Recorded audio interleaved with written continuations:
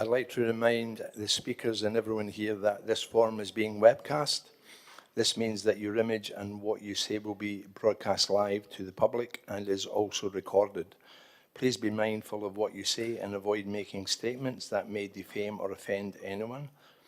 Council is not responsible for your actions. Please switch your mobile phones off or onto silent for the duration of the forum. I ask everyone here to remain seated while the forum is underway. We are holding this public forum today to hear from the community members who have registered to speak on items before the council meeting tonight. I ask that the community members be listened to in silence and with respect. Where the speakers are commenting on a document proposed to be exhibited for community submissions, I remind you that you must always make your submissions once the exhibition opens. Welcome to our community members that have joined us via webcast and in the public gallery for the 25th of August 2026 Central Coast Council Public Forum. I now declare the public forum open at 6:01. I will call each person to the lectern. I remind our community members registered to speak that your address to council is being live streamed and recorded, and you have each 3 minutes. Once your address to council has concluded, please remain at the podium as council may wish to ask you questions. I note the following people have requested to address council. And number one, Mr. Norman Harris. Would Norman please step up to the lectern? Thank you. Norman is speaking in item 3.1, rescission motion, rescind item 3.1, authority delegation standing committee, and Norman is speaking against.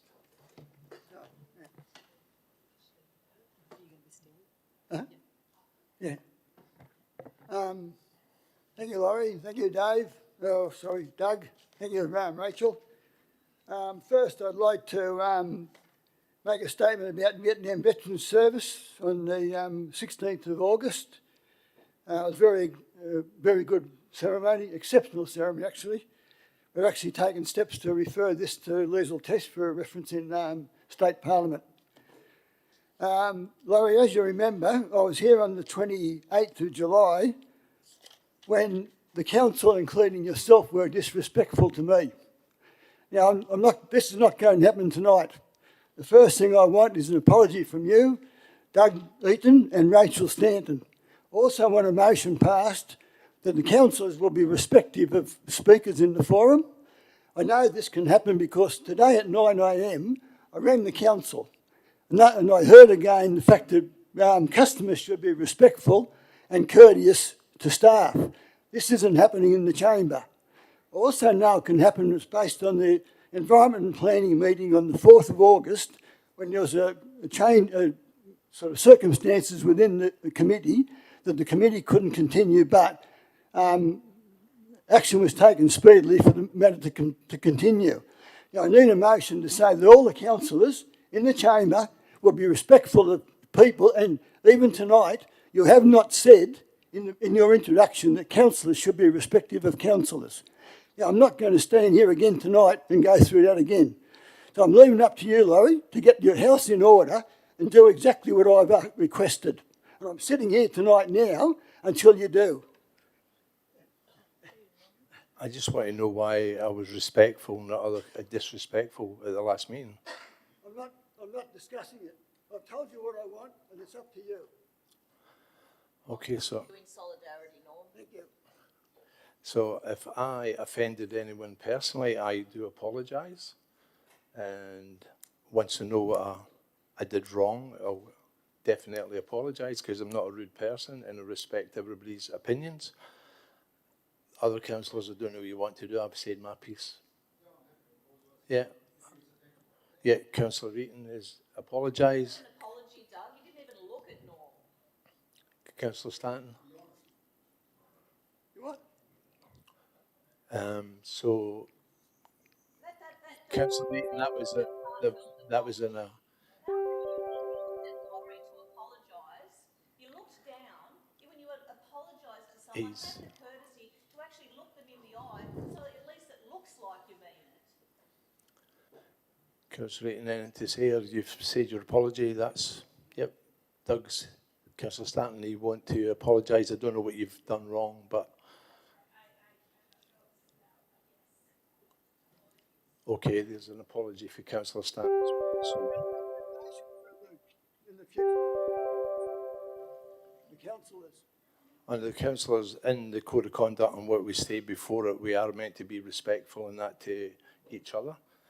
Generally, that is upheld, sometimes not. But in general, we are very respectful, I think. So, What do you think, Liz? so any other? Well, I'd like to hear from the other councillors. We've heard from the council in the division. What about the other councillors that have been in the minority for 2 years? Have any of you councillors anything to say?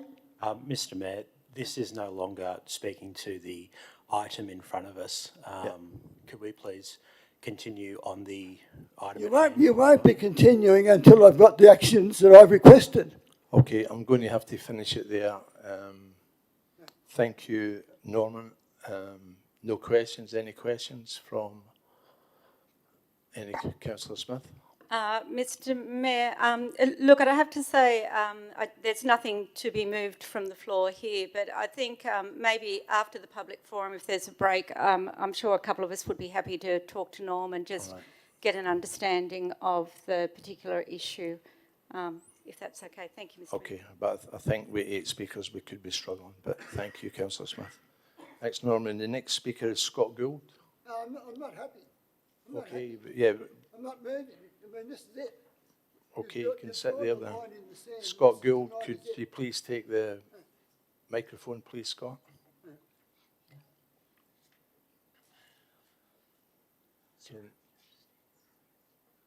Norman, could you please? Do you want me to talk like this, Mayor? No, not really, no. That's all right. All right, well, we're just going to have to cancel the public forum, I'm afraid, because, and then get the people out the floor, so. So if he's not going to move, Okay, well, you want a public forum and you want us to behave properly, well, you have to do the same thing and be respectful. Yeah, understood me. Could you please move, Norman, so Scott, the next speaker, is just stopping other people speaking. Thank you. thank you very much, because I believe this will be the last time I'll be speaking in the forum. Thank you, councillors. Thank you.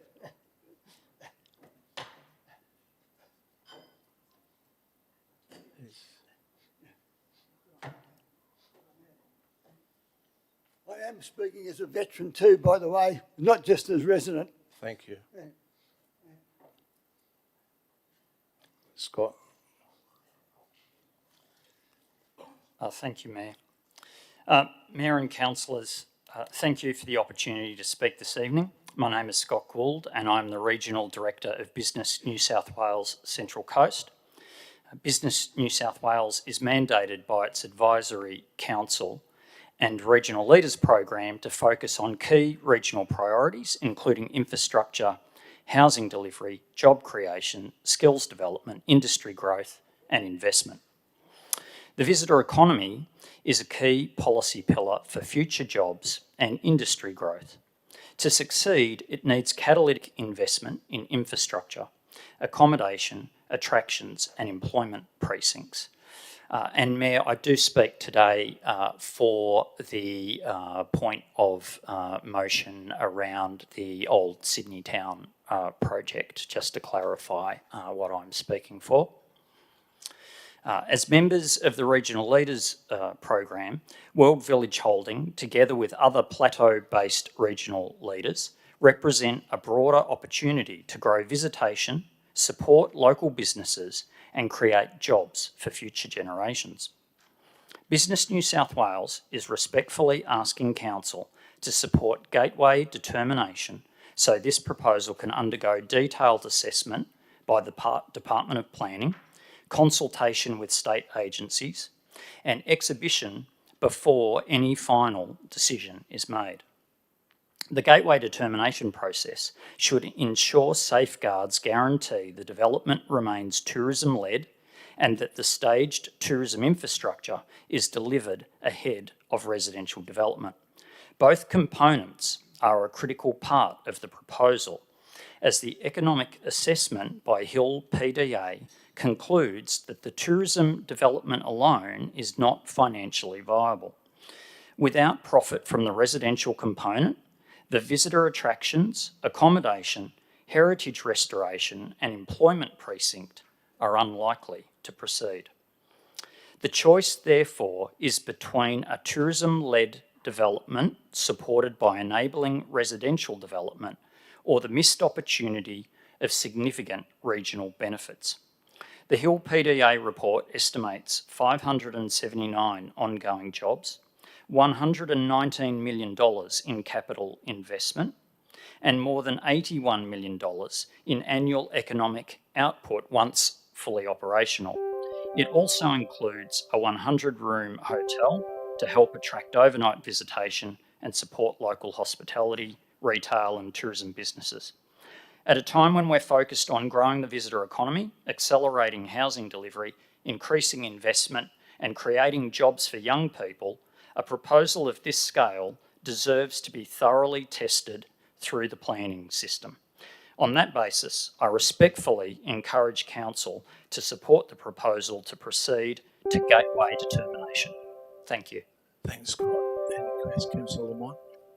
Thank you. Thank you, Mr. Gould. I was just wondering, like, you're here to advocate for councillors' votes, but I'm just wondering, do you actually take the opportunity to talk to the other side? Because obviously there is a fair bit of opposition.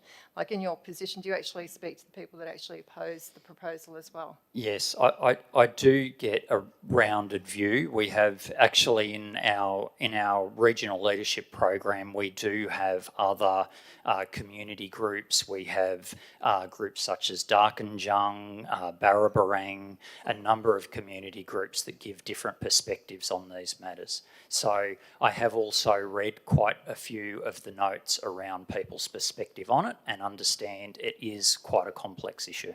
So how do you think the complexity should be dealt with? That's what I'm trying to find out. Like, if you're across all of it, how should that actually be dealt with? Well, that's why I'm encouraging it to go to gateway determination, and I think that's a nuanced point here. I'm not advocating directly for the project. I believe the project does warrant to go to that next level of gateway determination, so it can include other state agencies and go to full public consultation. Great, thank you. Councillor Castles. Yes, thank you, Mr. Gould. Yes, just I suppose a question for you in terms of the actual proposal that's clearly on the business paper tonight in regard to the Old Sydney Town area site.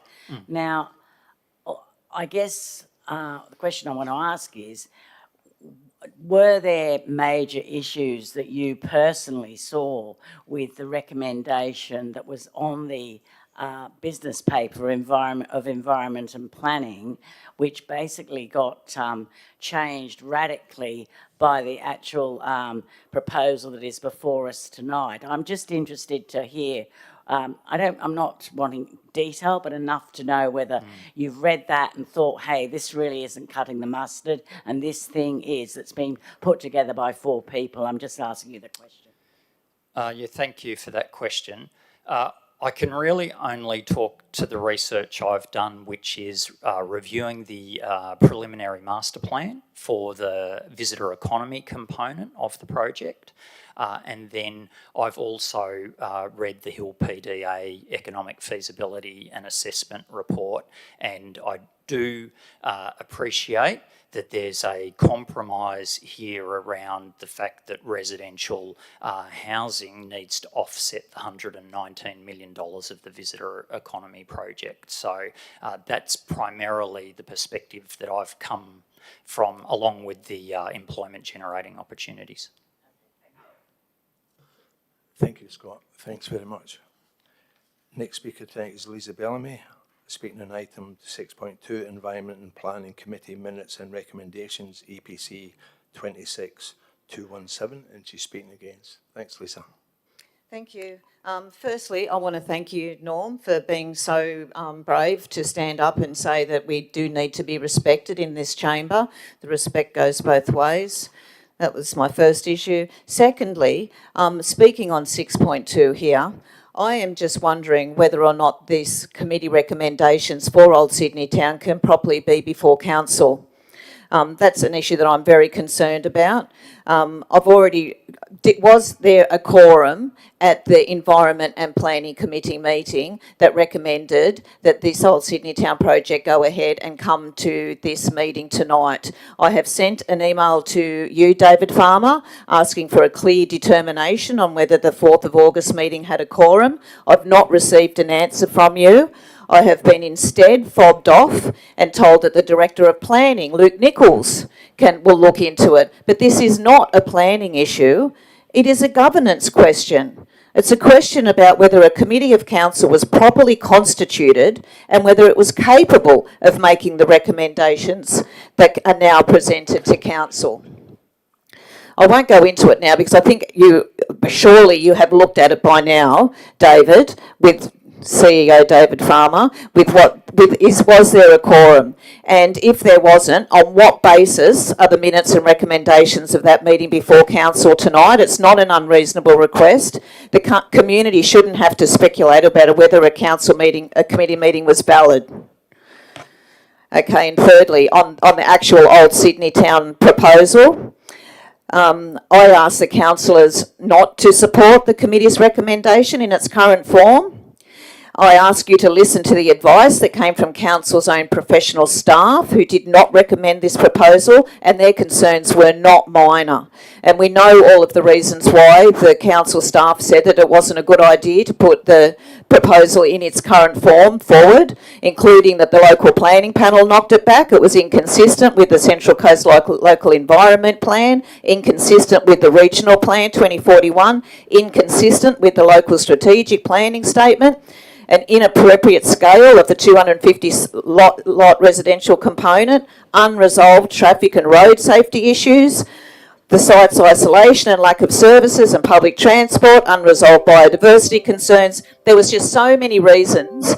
And I'm wondering if the council's own professional staff have identified this many unresolved strategic, environmental, and etc. reasons, then what is compelling? What is the compelling planning reason for council to support the proposal? Now, listening to the previous speaker about how we need this for our community and for our employment opportunities and whatnot, I 100% agree with this, but not in the form that it's in at the moment. And I believe that the tourism side of this should be done first before the residential lots go in, because I reckon once those residential lots go in, they won't be worrying about Old Sydney Town. Thanks, Lisa. Thank you. Thank you. Thanks, Lisa. Any questions for Lisa? Councillor Smith. Thank you, Mr. Mayor. Thank you, Lisa, for your speech. You're still the president of Carry On Progress Association? Yeah, that's correct. So do you have a flavour of what your members in the Progress Association? Yeah, absolutely. Overwhelmingly, the community is against the proposal in its current form. Is every council listening? Doug Eaton, you've already been spoken to about this. This is something that it's really concerning, not just for me, but if someone is speaking, you should be looking at them and actually trying to pretend that you're interested and not even laugh when I'm addressing you. This is the sort of thing we're talking about, Mayor, about how rude some of these people in these council chambers are when the public is speaking. I feel like I'm your bloody mother. Okay. Thank you, Lisa. So with the Carry On Progress Association, we do have actually a good idea about what the actual community want, and many of the community do say yes, they want more employment. They do want that, but that's something that can be addressed with a proposal in a different form. We're sort of thinking, like there's so many opportunities for that site that it would just be a crying shame just to put a hotel and housing on it and not actually take advantage of what could be there. And it's supposed to be a tourism and employment area, so let's do that. Let's do something like to look at heritage, education, school excursions, tourism. We could do a lot of things that still included accommodation and restaurants and whatnot, which would be helpful for the developer, but make them so that they're more appropriate for the area. Like if Old Sydney Town, remember how you used to walk down through that tunnel? You used to walk through the tunnel and it was all dark and you came out into a different world. And that's the sort of thing that we still think that could really be, that the community, that international visitors, we could really showcase something that we could do there. And but we don't want a whole heap of houses looking down with, I don't know, Bob washing his car with his bum crack showing while there's a reenactment going. It's not going to work. So we need to have another look at how it's going. Thanks, Lisa. Thank you very much. No other questions? Thank you. Next speaker on the agenda is Graham Hankin, item 6.2, Environment and Planning Committee Minutes and Recommendations, EPC 26216. So different from the one previous, which was 217. Thank you. Thank you, Mayor. Yes, I'm speaking in favour of this resolution, which adopts the recommendations of the Environment and Planning Committee in the below resolution, which is the Council amends the opening procedure for Tuggerah Lake to require mechanical intervention of the pilot channel at an actual level of 0.8 metre AHD for a 12-month trial. At first, on behalf of Tuggerah Lakes Care that I represent, I would like to express sincere thanks to councillors for the successful 2026 dredging program, along with the scraping of the berm and the excavation of the pilot channel. It was also very pleasing that it was a unanimous decision of some councillors to have the berm and the main channel of Tuggerah Lakes maintained in a flood-ready condition provides thousands of foreshore properties with a sense of security and an appreciation that Council recognises the importance of flood mitigation. This resolution for a trial to amend the Tuggerah Lakes opening procedure at 800 or 0.8 metres AHD is strongly supported by TLC. It is a necessary component to evaluate the impact of flood mitigation following the significantly changed entrance channel conditions that now exist. As intended, the 2026 dredging program has changed the way the water flows through the main channel. Compared with the previous heavily constricted entrance conditions that existed in 2024 and 2025, any previous interim management procedures, policies and computer modelling by Manly Hydraulics were based on entirely different entrance conditions and assumptions. The current dredge channel changes the hydraulics. A defined channel will significantly increase the velocity head. It's a technical term. The additional kinetic energy might enable the pilot channel to self-scour earlier. A self-scouring mechanism is a critical factor in widening and deepening the channel through the berm during the early stages of a flood. The current interim management procedures are governed by a predicted flood level of 1300 millimetres AHD, which is the classified moderate flood level at Long Jetty. This is 400 millimetres above the classified minor flood level. But this is the standard that we're trying to manage at the moment, and it's just far too high. The impact of a moderate flood should not be underestimated. Minor and moderate flood levels during the unprecedented 36-day flood in 2024 caused significant infrastructure and life-threatening social costs. This proposed 800 millimetres AHD pilot channel trial provides the possibility of reducing flood levels or at least reducing its duration. This pilot channel trial should not be considered separately from dredging and berm scraping programs, but instead be an integral part of a revised Tuggerah Lakes flood mitigation procedure. Flood level reductions can save millions and and these savings have been assessed as far back as 2014 in the Tuggerah Lakes Flood Risk Management Plan. The cost of this trial is significantly less as a result of the dredging, berm scraping and pilot channel work already undertaken this year. The cost to open the existing pilot channel is far less than the major work required when no pilot channel exists. It's possible that Graham, times, Yeah. and we're running way behind, so Okay. if you could just finish up. Okay. It's important to note that prior to the council going into administration, dredging was an in-house funded and ongoing responsibility. It is unfortunate that it now requires separate consideration from recurrent budget commitments. Tuggerah Lakes Care would hope that strategies can be developed in the near future in collaboration with the state government for ongoing funding of core responsibilities as recommended by the Tuggerah Lakes Expert Panel in 2020. Thank you. Thanks, Graham. Councillor Lamont. I'll make this, Graham, sorry, I'll make this quick because I know we're running out of time. You talked a lot about dredging. What sort of, have you got actual evidence or levels as to how much of a difference dredging has actually made to the lake level since we've done it? We've actually had two very similar rain events this year. One before dredging and the other one after dredging. Same amount of rain, and the lake level after dredging was about 50 mils lower. The lake level was 50 mils lower. We've got that documented. Okay, thank you. Councillor McGregor. Thank you, Mr. Mayor. Look, I thank the Speaker for coming to, pardon me, coming to talk to us. I can see that we're running out of time, so I don't actually have a question for the Speaker, but will we be able to do an extension for the public forum? So just foreshadow if we can do that, see here from the rest of them. Thank you. Thank you. Next speaker is Guy McKenna. Guy, would you like to come up? Guy is speaking on item 6.2 as well, Environment and Planning Committee. Minutes and recommendations are the same, EPC 26216.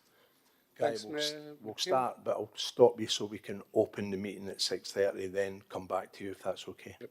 Thanks. Thanks, Mayor McKenna, councillors, council staff. Following on from Graham, I'm talking as a resident, local resident around the lake, and just in support of the reduction of the trigger level from 1.3 to 800 mils. Reducing the trigger will not impact council, shouldn't cost you very much at all, but it'll help thousands of residents, thousands. Should help slow, even reduce soaring insurance costs. When conveyed to insurers, we might be able to stop them rising so much. For example, one quote for our own annual home and contents insurance was almost $25,000. If you're a retiree, that's a huge amount of money. We managed to find one for $9,500 for ourselves. You know, it's still huge. Reducing that trigger level will be the most important thing that you've done other than dredging for a long time, and we've conveyed to insurance companies, hopefully they'll stop raising their prices, more homes will be able to be insured. A lot of houses are not getting insurance, they just can't afford it. And that in turn reduces property, saleability, prices, etc. We also noticed that when water stays high for longer, there is an increase of dead trees around the lake. So having that lower trigger level will certainly help the water go out quickly, help the actual natural environment as well. Personally, our road has water across it at 800 mils. So when that trigger level is enacted, we're already getting water on our road, which means you can't get in and out easily. 1.3 metres, the current level, means we have half a metre over the road, we can't get in or out. My 91-year-old mother, who can't be here today, is not happy when it's that level. She has to rely on boats to come and get her for medical appointments. Also reaches the lower levels of our house. So we believe reducing this trigger level doesn't cost much. It might mean occasionally opening that pilot channel a little bit more, but it certainly saves residents a lot.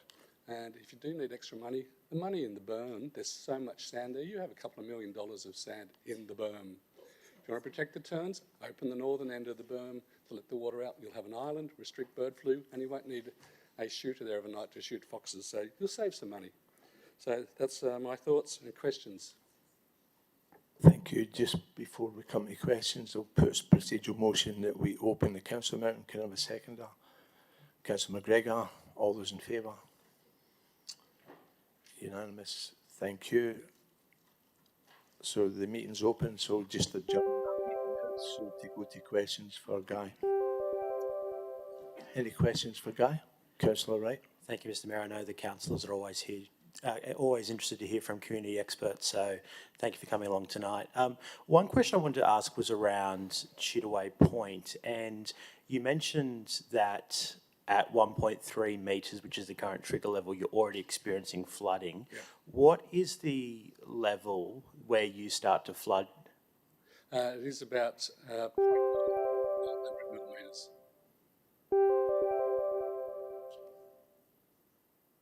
Any other questions? Any other questions for Guy? No. I'll just make one extra point. If you think that level's too low to allow for scouring, you're incorrect. Just go to the beach with the kids and dig a hole. You'll see it'll scour in just a few inches. So if you're saying 1.3 is needed to make it scour better, go back to physics. Thank you. Thanks, Guy. Next speaker is Janice Sutton, speaking on items 7.3 and 8.1, Australia Post payment option and notice of motion, Australia Post. But Janice, just because you're speaking on the same item, you've only got 3 minutes to speak. Thank you. Thanks. My name is Jan Sutton, and I'm the welfare officer in a combined Batto Bay Probus group. And I was asked by David Wenham to speak about the proposal to prevent residents from paying rates and water rates at our local post office. It's a digital divide between the haves and the have-nots. There are many elderly residents who live in this electorate, and I'm one of them, who have no access to or ability to pay online. Elderly residents choose to go to Bay Village, in particular that I'm talking about, where I go just about every day, because it is an important social interaction in their lives. For example, I pay most of my bills at the post office because I meet up there every day to meet up with friends, and it's convenient for me to do so, to pay bills and do general shopping. Social interaction is vitally important for the elderly, particularly for people like me who live on their own. How is the council going to save money? Elderly residents don't have direct debit, many of them. You would be amazed at the number of people that I talk to over there who don't have a key card, who don't have direct debit, who have no access to computers and have no idea how to do any of this. Some don't even have mobile phones. Do you know that? They have landline only. And some of them actually have the old books to go to their bank. So some don't drive and cannot do internet banking. Post office are a private business, so it's an attack on small businesses. How much is going to be saved, and what are the savings going to be used for? Very limited areas where we can go to pay bills, because I've looked that up, and we can't pay it at the library at Bay Village because I've asked them. So there are limited areas where we can go to actually pay them. Is there any, this seems to me, it takes away choice for very little reward. Extra cost if you've got to travel. A lot of older people, as you know, may not drive, or they have restrictions on how far they can drive, as you know. And everyone I speak to over there, I've had so many people come up to me and address me personally, because I'm relatively well known over there, and expressing their concerns about this. As you know, many elderly drivers also have restricted licences, as you know, as you're aware of this, so they can only legally drive short distances. So parking is a problem.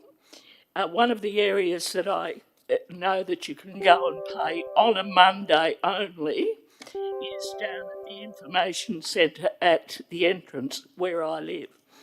So parking is a problem. It's becoming a major problem on the Central Coast, as you're well aware, because of the people coming up here all the time. So also, there's some comment made about the fact that Centrelink pensions or something. Well, most of my friends don't have a Centrelink pension. They are self-funded retirees and they don't have access to that. And because I have a bit of time, I would like to tell you that my late father was the Shire Clerk here. His name was Trev Callaghan, and I was one of the first librarians to actually work in the library here when it was opened up. And I'm a retired school teacher. Thank you, Janice. So I know the area very well. Thanks, and my Janice. last school was Carry On. Councillor Lamont. Okay, thank you for listening. Yeah, you've got a question. Thank you. Janice. Ms Sutton, thank you for that. I was just wondering, when did you first find out about the changes, and how did you find out about the changes? How did I find out And when? about the changes? Because I'm very good friends with the two people who work in the post office over at Bay Village. And that is how I found out. Many of the older people that I speak to don't even know this is happening until I tell them over there. They are not aware of it at all. And it's just an important social interaction for elderly people to be going meet up, you know. They know the blokes that work in the post office and all this sort of thing. So if you have elderly parents, you are well aware of this is an important function to have social interaction. It's not just about paying bills. Thank you for listening. Thank you. Thank you. Councillor Wright. Just one small question. One more question. And thank you again for coming here this evening. I can see you're very passionate about the topic. Given you obviously have spoken to residents within your group, and you mentioned that you've spoken to a lot of people about the post office situation, I'm interested to see from your perspective, where do your friends and family members currently pay, say, state government and federal government bills if they've got something like a driver's licence renewal, given you can't pay that at the post office? Is there another way that they do that? Yes. Well, they would go over to Tuggerah for that situation. I'm well aware of the fact, because I've read the notes before I came here on the last council meeting. Yeah. So I am aware of that. Is there a system in your mind where we could better marry those up, where you can all pay at one location instead of a different number of locations? For example, you mentioned being able to drive. Does that mean it might be better to pay council rates at other locations as well? Would that be more convenient for your local community? I think so, yes. Okay, thank you. Add extra areas where they can pay it. As you know, and I live at the entrance, we've lost our library there. We've lost a number of banks, and it's, you know, to me, it's just an accumulation of this loss of services, particularly for the elderly people. Thank you. Thanks, Janice. Thank you. The next speaker is Joy Smith. Would Joy come up, please? Joy speaking on items 7.3 and 8.1 as well, Australian Post payment option and notice of motion, Australia Post local post offices, and she's speaking for. And again, you've got 3 minutes, Joy. Thank you. Tonight I'm addressing the issue of equity, accessibility and basic community respect, how our residents are permitted to pay their council rates. Following my own research, I wrote directly to local councils right across New South Wales to ask a simple question: can your residents pay their rates over the counter at Australia Post?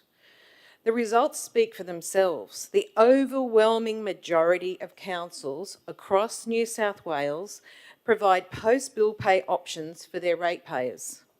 Out of 128 councils in this state, dozens upon dozens, from regional shires to major metropolitan councils like Randwick, Blacktown, Penrith and Tweed, make sure their residents can walk into a local post office and pay their bills. Since council's amalgamation, options for local residents have continuously shrunk. It wasn't just administrative borders that changed. Service options for everyday people have been systematically reduced.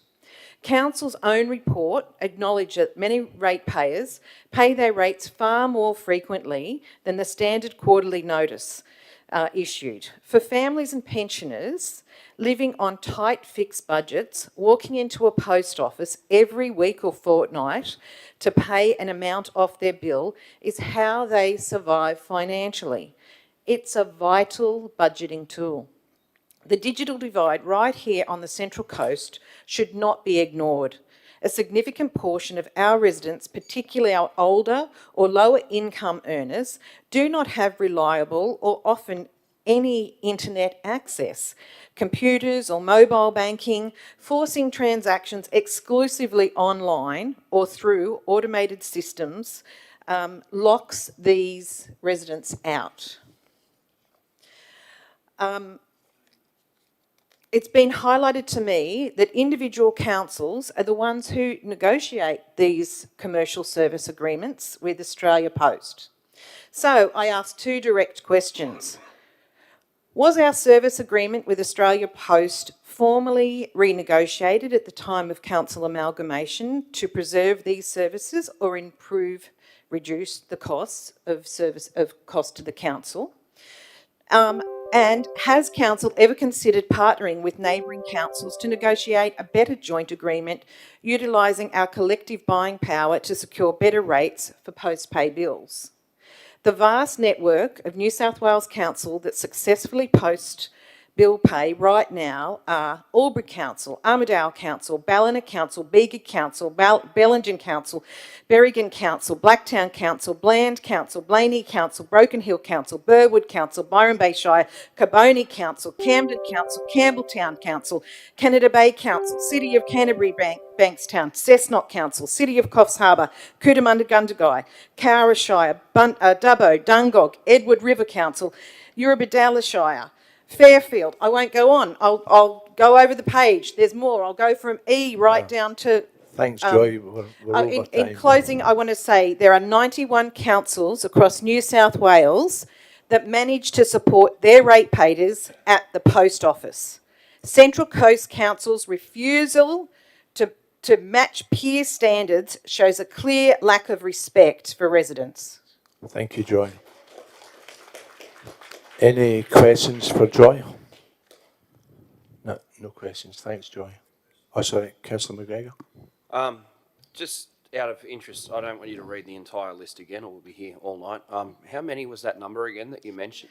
91 councils out of 128 all allow their ratepayers to pay their rates via the post office.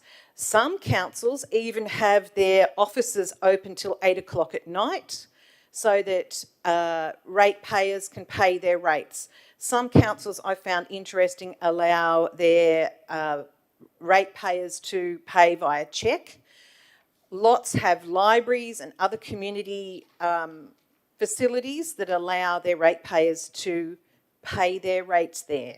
And I find it astounding that Central Coast Council has not actually been able to negotiate a better deal for the council to allow ratepayers to be able to do that.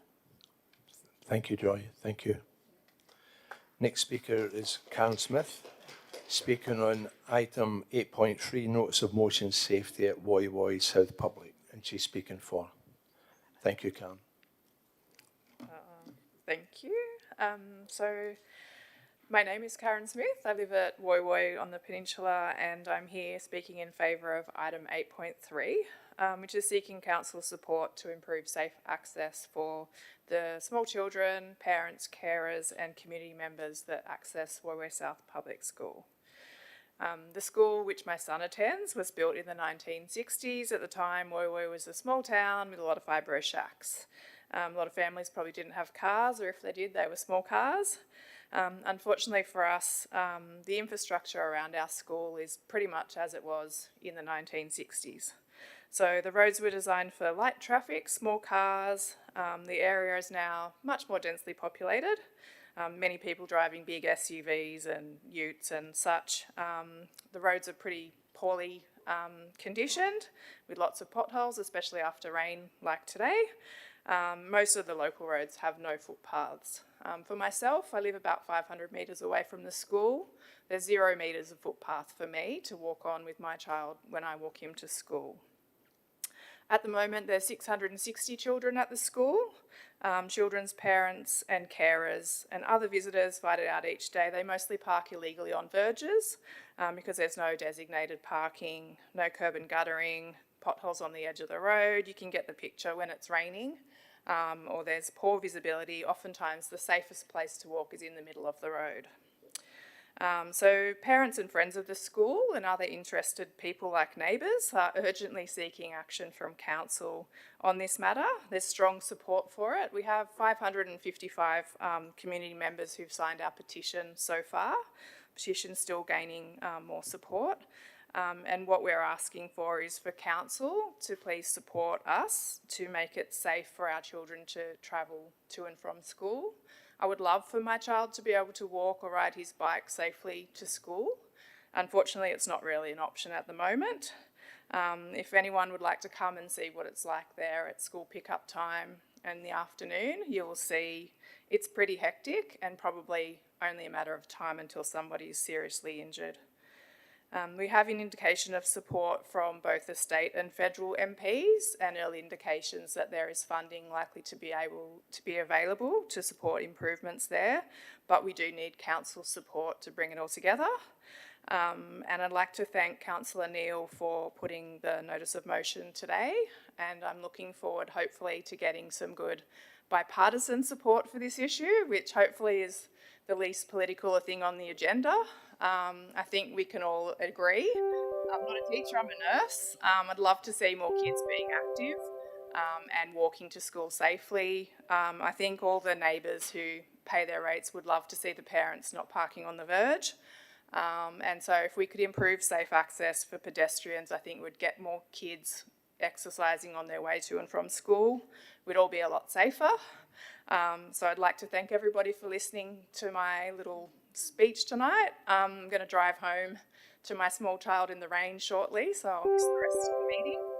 But I'm very hopeful that you'll all see a way to support this motion tonight, and thank you. Thanks, Karen. Does anyone have Councillor Neal. Thank you, Mr. Mayor.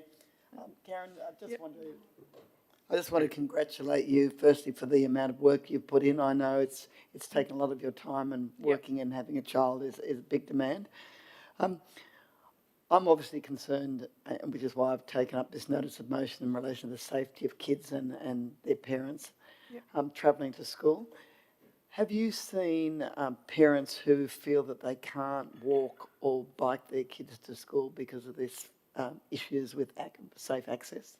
Yeah, I mean, I certainly have, and I think especially the parents that might have a school-age child and some younger children, like you have a baby, a toddler and a school-age child, you're certainly not going to try and walk down the road with them, with school bags, and also for the parents, there are a number of early childhood education centres within walking distance of the school, and for parents that might do a drop-off to the daycare and then a drop-off to the school because there's no preschool at Woy South School.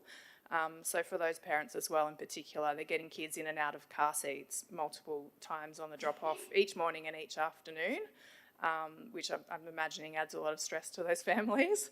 But yeah, I think there's not many kids that are riding bikes to school that I can see. I would say majority of kids are not taking buses because they live, in close proximity to the school. I would say majority of kids are getting driven to and from school, majority of the time, which is not what we want from a health perspective. And as a nurse, like with an obesity crisis, be great to see more kids exercising in the way that we all probably did when we were younger, but it needs to be made safe. So, thank you so much. Yeah. No, thanks, Karen. Thanks very much. I would just like to close the public forum at 6:49. Thank you. The speakers can all leave now. Thank you very much. And I'd just like to put a procedural motion. Can I have a seconder to open back up the council meeting? Councillor Moorland, all those in favour? Unanimous. Thank you.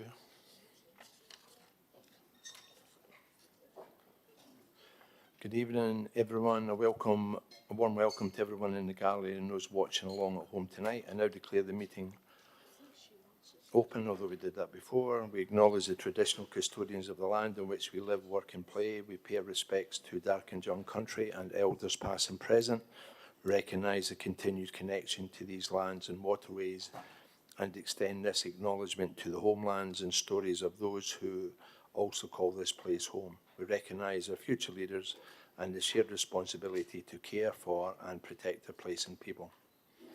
Please turn your mobile phone off or switch to silent. In the event of an emergency, wait for instructions from council staff or security guards. If we need to evacuate, council has 2 emergency muster points, one on the footpath of the Grand Hotel at the front of the building and the other at Frank Balance Park to the rear of the building. If you experience a medical emergency, please alert security or council officers for assistance. Please be advised that this meeting is audio-visually recorded, webcast live and archived on the Council's website. In accordance with Council's Code of Meeting Practice, filming and photography are not permitted. Anyone observed filming the meeting may be asked to leave. Members of the public in the gallery are asked to be respectful at all times to each other and to the councillors in the chamber. In accordance with the Code of Meeting Practice, any disruptive behaviour will not be tolerated. Councillors are reminded that they have been elected to represent our community and are tasked with making decisions and solving problems. Please keep the debate respectful according to Council's Code of Conduct and avoid making statements that might defame or offend. Councillors in the chamber are reminded that under the microphone trial, multiple microphones may be live simultaneously. Please turn your microphone on before speaking and off again when you have finished addressing council to allow the speaker queue to progress. Audio clarity is significantly improved when speakers speak directly into the microphone rather than addressing the room or looking away. So it's a trial tonight, so let's try and do it. The line will still be who's speaking first, and if there are going to be any questions, do that at the end of when the speaker's finished, please. Item 1.5, disclosures of interest. I will now ask each councillor to disclose any conflict of interest they may have in the items on tonight's agenda. Firstly, myself, I can confirm that I do not have any conflicts. Councillor Mullen. Mr Mayor, I'll make a declaration in regards to item 7.5, the Art House Auditorium air conditioning replacement. For transparency, I know I'm a council appointed director of the Art House. I've received advice that this does not create a pecuniary or non-pecuniary conflict of interest, as no private or personal interest exists. I'm declaring the interest as a matter of good probity practice and will participate in debate and will be voting on the item. Thanks, Councillor Milne. Councillor Daniels. Nothing to declare, Mr Mayor. Councillor McGregor.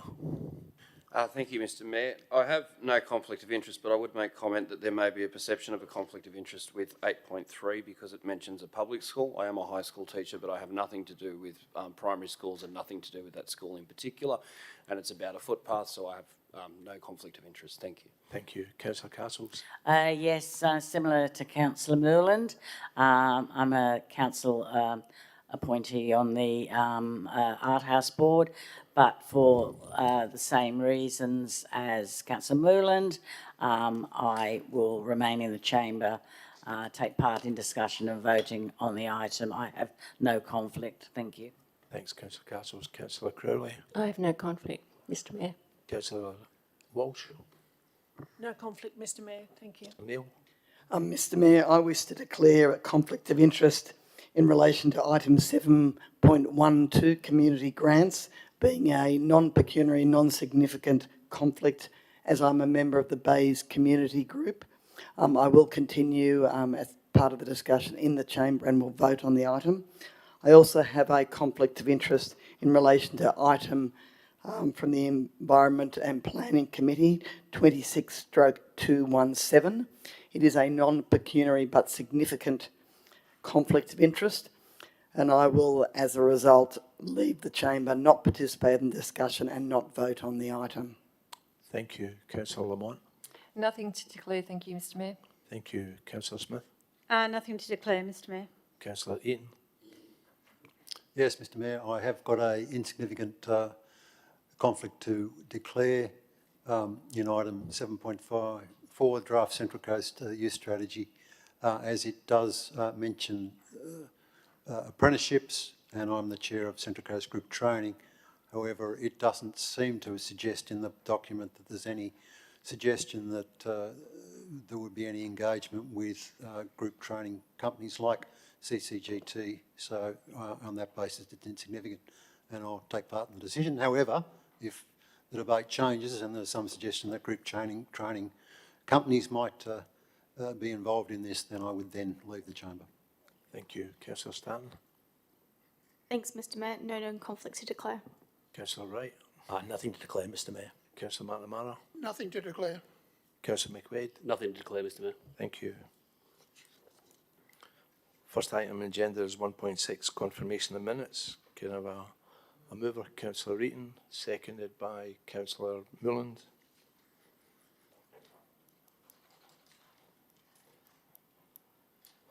Any discussion? No. All those in favour? Unanimous. Thank you. Item 1.7, items resolved by exception. Council intends to deal with multiple items of business on the agenda together by the way of single resolution, except for items dealing with financial matters, matters that the council wish to speak on, the minutes of the standing committees, the notice and notice of motion, which will be dealt with separately. I'll now call the numbers and titles of each item that have not yet been starred by councillors. These items only will not be debated and will be moved by exception. Item 7.7, Aboriginal Advisory Committee updated terms of reference for adoption. 7.9, Local Government Asset Valuation Discussion Paper response for submission. 7.10, Council Resolutions Action Status Update. And 7.11, Council Expenses and Facilities, July 2025 to June. Mr Mayor, I was seeking to move an amendment in relation to 7.11. Yep.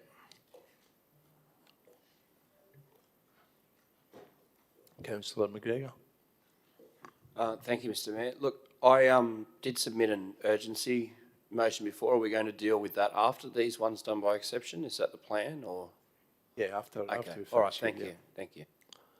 So, Councillor Neil, you want 7.11 to... Yep, so 7.7, 7.9, 7.10 will be moved by exception. 7.11 will be discussed.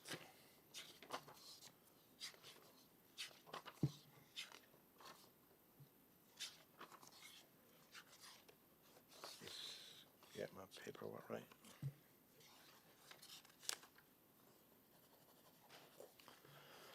All right, Councillor McGregor. Sorry? Okay. Seconded by Councillor Wright. All those in favour? Unanimous, thank you. Councillor McGregor. Thank you, Mr Mayor. Look, I submitted an urgency motion around the shark net issue and Terry the Seal at Terrigal. And the reason for urgency is simply that a decision has to be made on this before our next council meeting happens. Yeah. So that's why the matter is urgent, and I would request that we commit it to the meeting now. Thank you. Can I have a second, Dan?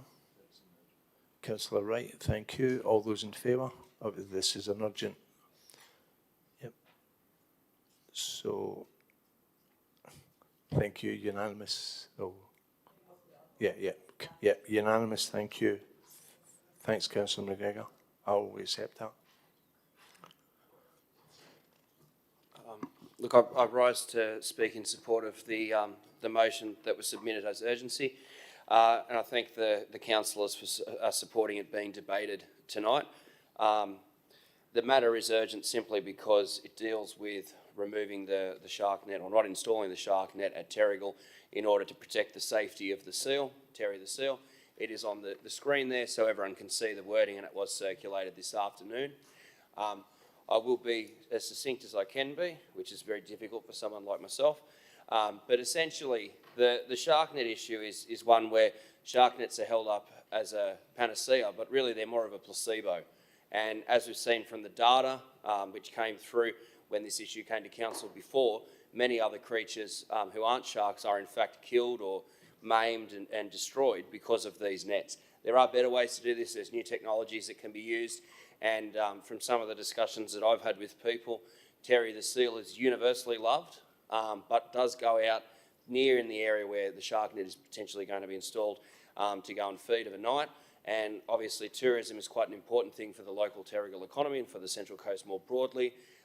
So councillors, I would request that you support this motion, and in effect, if you're looking at what it is there, we're writing to David Harris and Tara Moriarty, so Minister for Central Coast and the responsible Minister for the shark nets, asking that we not commence the installation of the shark net at Terrigal Beach on the 1st of September, as it potentially can kill either sea life or the seal itself. So that's why I'm asking you to support it tonight. Thank you.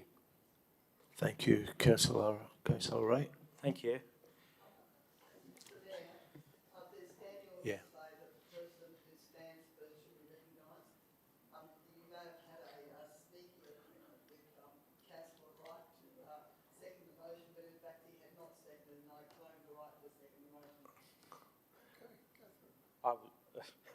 Okay, thank you.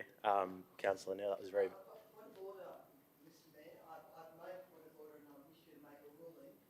Okay.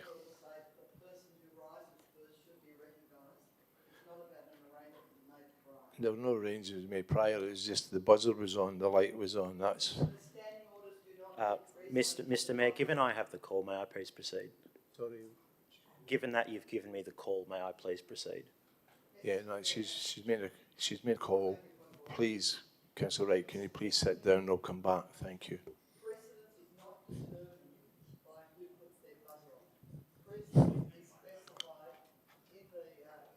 Can you put...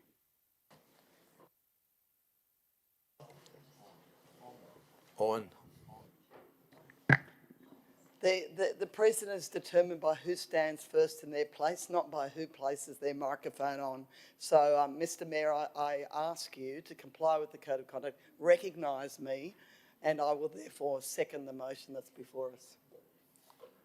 Thank you, Councillor Neal. Would you like to speak? Yes, Mr Mayor. I second the motion, and I thank Councillor McGregor for raising such an important issue.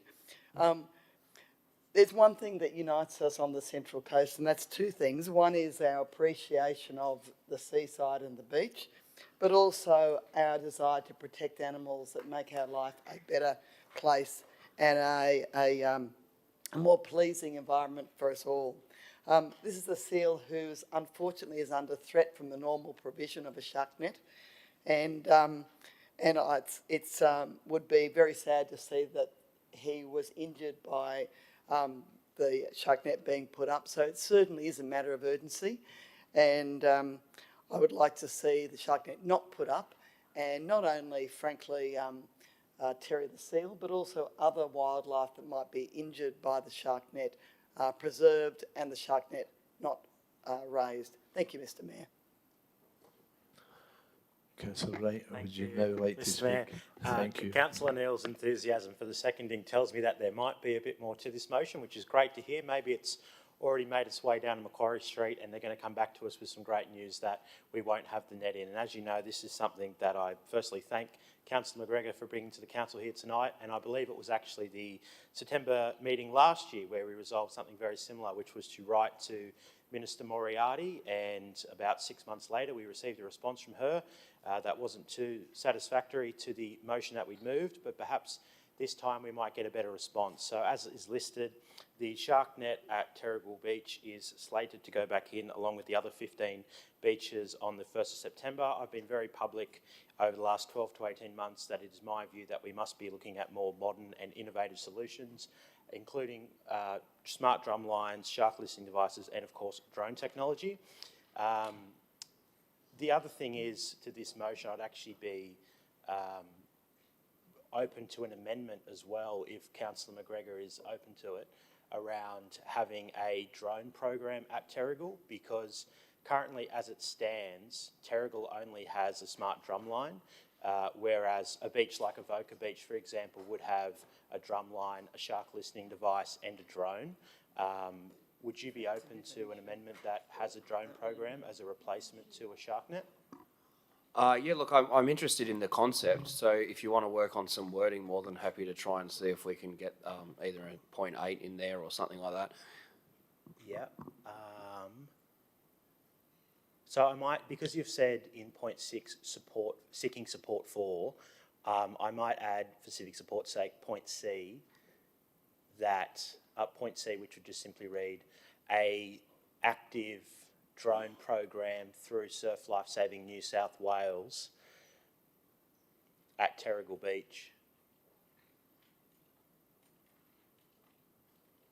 Because I think as well, as I've always said, if you're going to take out the net, you want to provide that maximum comfort to the community that there are modern alternatives in place. In fact, I'd even be prepared to go a step further and say consider an active drone program and shark listening device at Terrigal Beach. Currently, we only have 3 shark listening stations on the Central Coast. And if you did have a shark listening station at Terrigal, because it can hear, I think it's 500 metres from the receiver, you could actually cover Wambrel and probably even north of Oka as well. So that you'd probably get maximum protection between the one that's at Avoca and the one at Terrigal to cover north of Oka.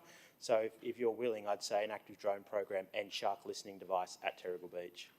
But otherwise, very happy with this motion. I think it's good that we're showing bipartisanship on important issues like these, and we're only a matter of weeks away from the beach season. And I know, having spoken to Surf Lifesaving New South Wales, that they are keen to see a drone program at Terrigal Beach. They've done some stakeholder mapping on that.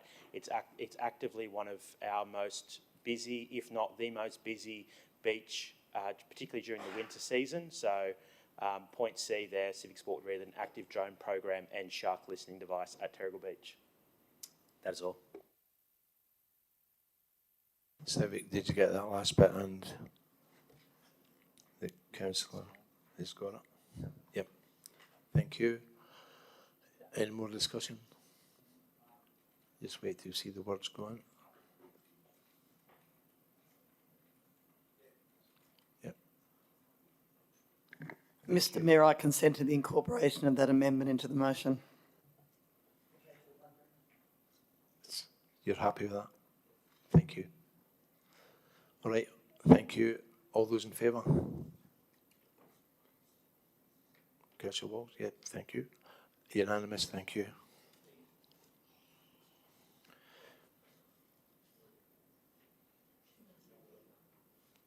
Sorry. I'll redo the count.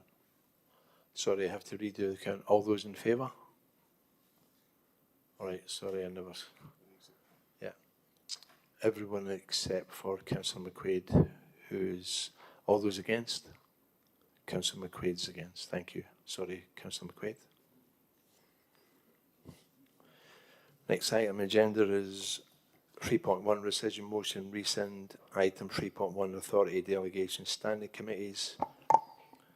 Councillors, this item relates to the rescission motion regarding the delegation of functions to the standing committees. I note there is also a related report at item 7.2. Should the rescission motion be carried, Council can later decide whether it wishes to proceed with the consideration of item 7.2. Turning to the rescission motion before us, it relates to item 3.1, authority delegation standing committees, from the council meeting held on the 28th of July 2026. The motion has been signed by Councillor Smith, Walsh and McGregor. Firstly, we have to consider the rescission. Councillor Smith, will you be moving this motion? Yes, Mr Mayor. And the seconder, Councillor Walsh.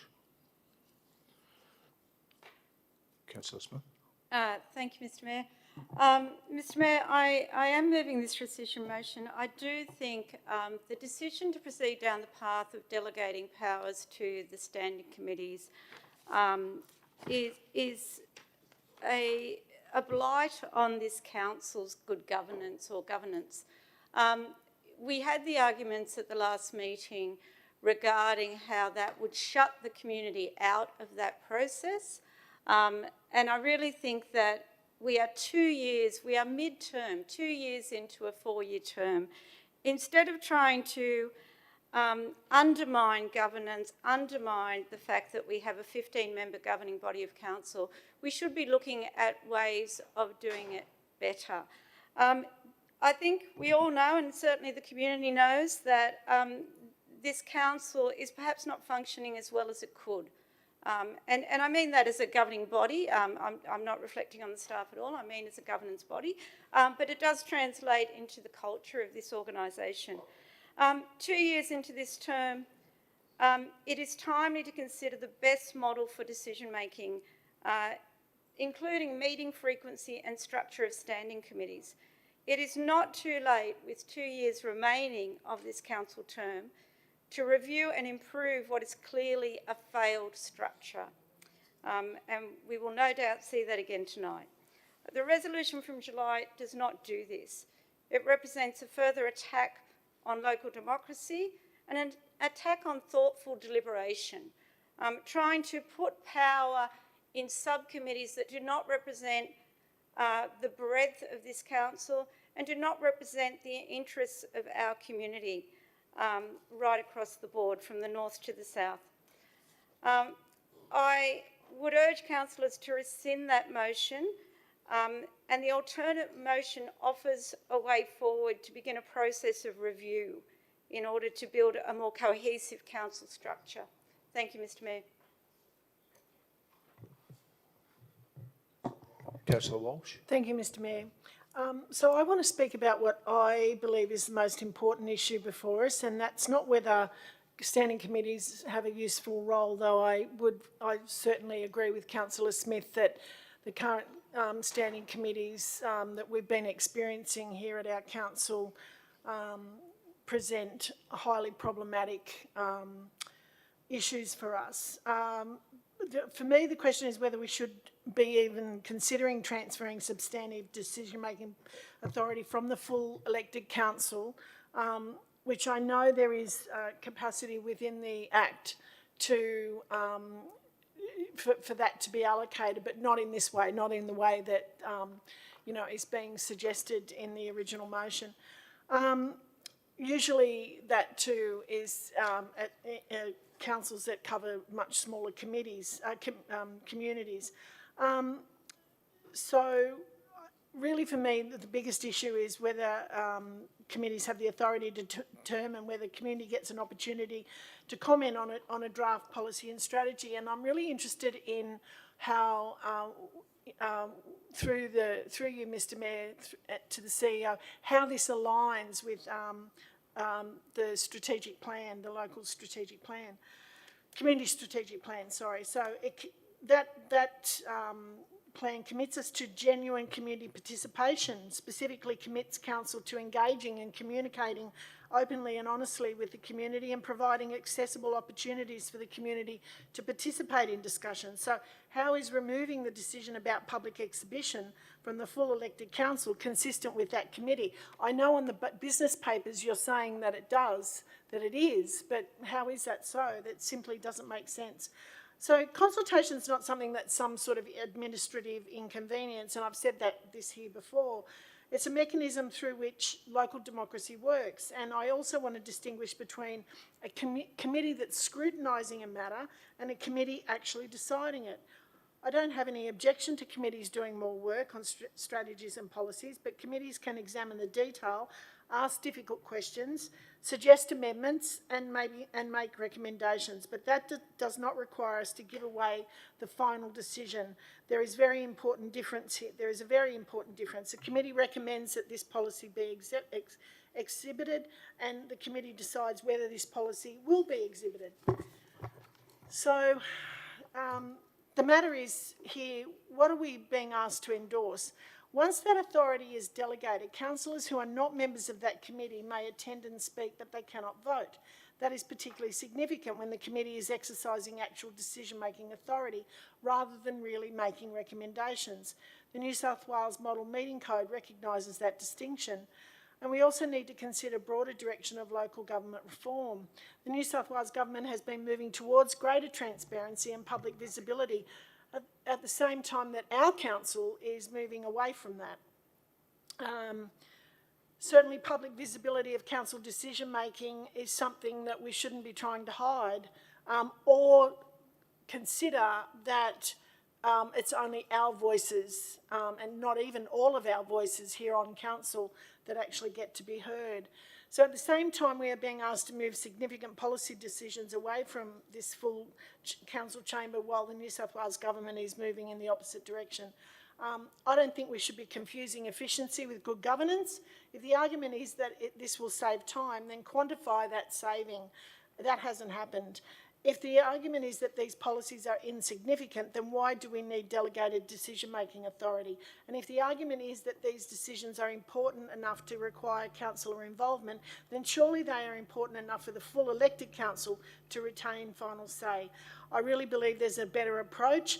I really believe that at the halfway point of this term, this council is at a bit of a tipping point. Clearly, anybody who can read knows we're not particularly popular in the community in terms of how we have been proceeding in terms of process. I think that's a real shame, and I'd prefer to not be having to worry about that. But retaining final decision-making for full council, particularly where the decision concerns whether the community should be given an opportunity to comment, is really essential.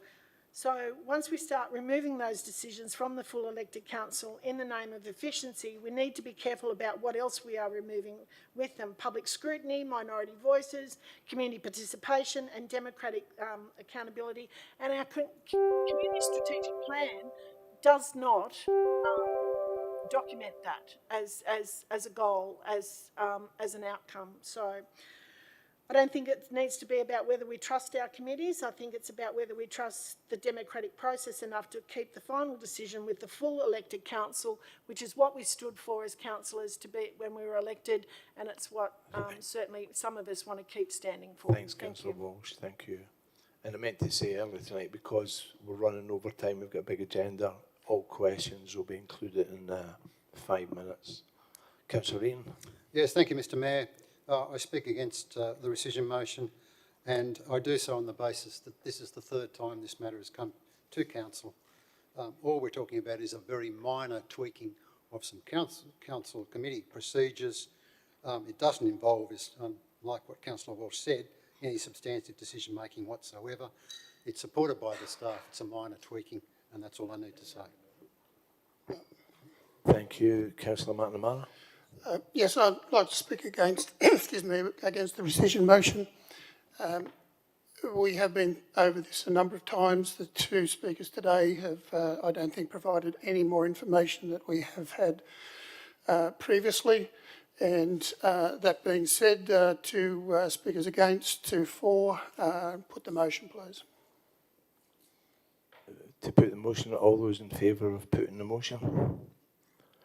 Councillor McKenna, Councillor Moulin, Councillor Daniels, Councillor Eaton, Councillor Stanton, Councillor Wright, Councillor McNamara, Councillor McQuaid. Against? Councillor McGregor, Councillor Castles, Councillor Crowley, Councillor Walsh, Councillor Neal, Councillor Lamont, Councillor Smith. I declare the rescission motion lost. Thank you.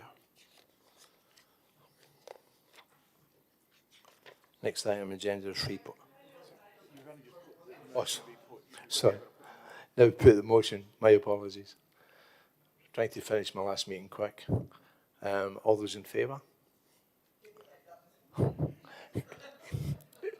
Councillor McGregor, Councillor Castles, Councillor Crowley, Councillor Walsh, Councillor Neal, Councillor Lamont, Councillor Smith. And against? Councillor McKenna, Councillor Moulin, Councillor Daniels, Councillor Eaton, Councillor Stanton, Councillor Wright, Councillor McNamara, Councillor McQuaid. The rescission motion is lost. Next item, agenda 3.2, rescission motion, rescind item 6.1, Gosford Coming Alive 2040 for endorsement. Councillors have had a rescission motion submitted on an item from the 28th of July 2026 council meeting. Item 6.1, Gosford Coming Alive 2040. The rescission motion is signed by Councillors Walsh, McGregor and Castles. Firstly, we have to consider the rescission. Councillor Walsh, will you be moving this motion, and do you have a seconder? Yes, thank you. Moving the rescission, I have a seconder. Have you got a seconder, Councillor Lamont? Thank you.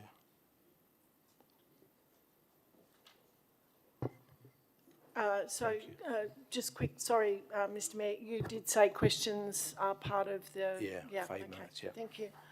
I will ask one or two questions. If staff can identify what specific commitments council is making by endorsing Gosford Coming Alive 2040 tonight, including what actions are funded, which are unfunded aspirations, and what measurable outcomes council will be held accountable for delivering. Through you, Mr Mayor, to the CEO. Thank you.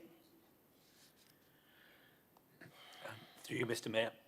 So, Councillor, the document Gosford Alive outlines a range of specific projects. Those projects are ones that we are working on or are in the process of progressing, and the way they'll be built into Council's program is through the operational plan and the business planning activities.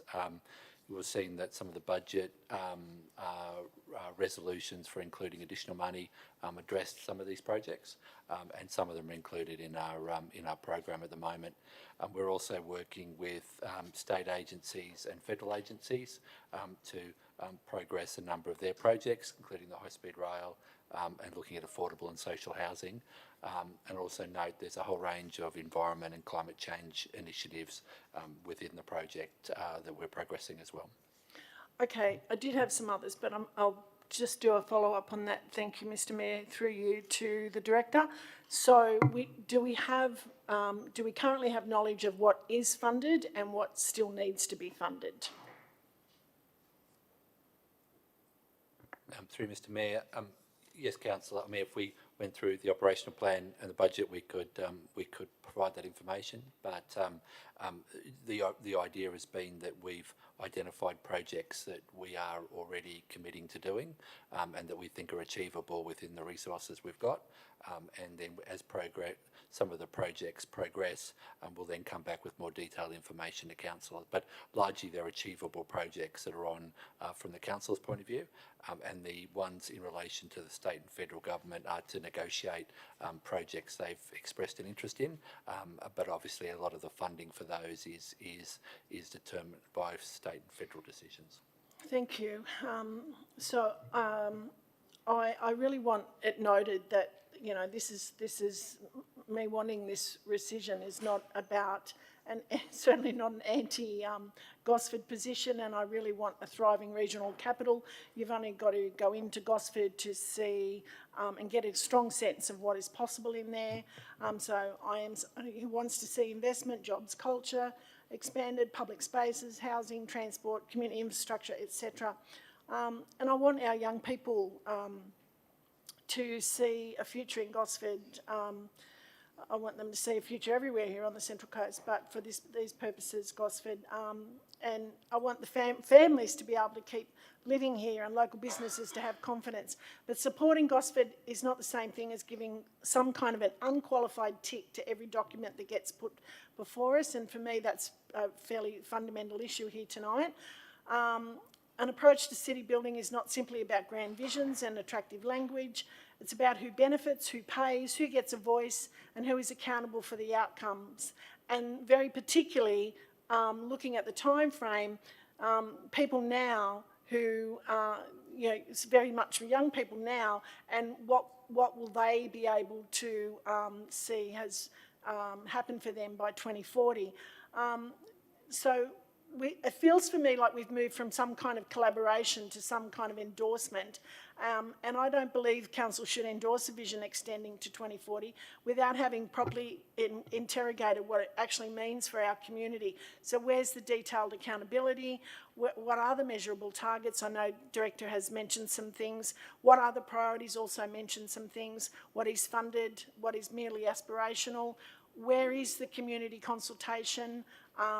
You know, things sound somewhat impressive and the promises seem somewhat exciting, but when it comes to making these decisions about housing affordability, public transport, community facilities, green space, infrastructure, public investment, suddenly the community discovers that the vision was never properly matched with a delivery plan, and that's what's concerning me, a delivery plan. So I don't want that kind of half done, half in the mix sort of approach for Gosford. And I want a vision that really puts people at the centre of revitalisation.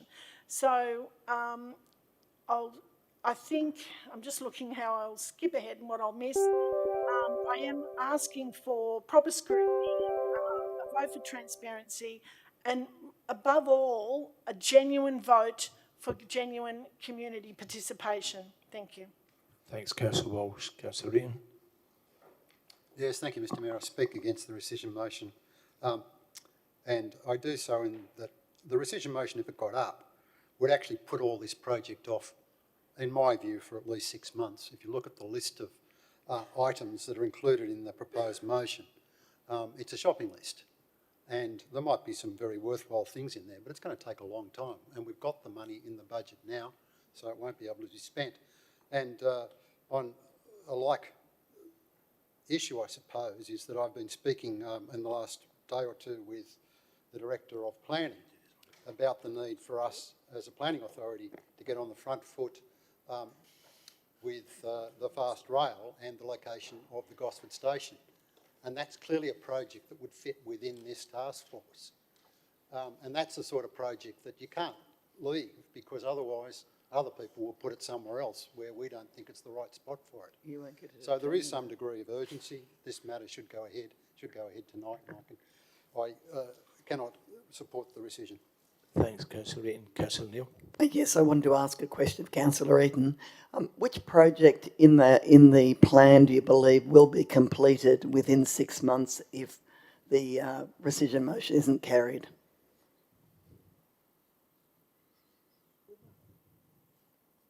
I'm off again. Sorry. Well, a whole heap of stuff won't be completed. We've got $200,000 is my recollection in the budget for this year. So you're not going to get the work done in this year. You'll be putting everything back. I might just clarify the question, because I'm saying... I was trying to answer your question, Councillor Neal. Your question, you've got to let me answer. Please. I'm asking which of the projects contained in the plan before us will be completed within 6 months if the rescission motion is not carried.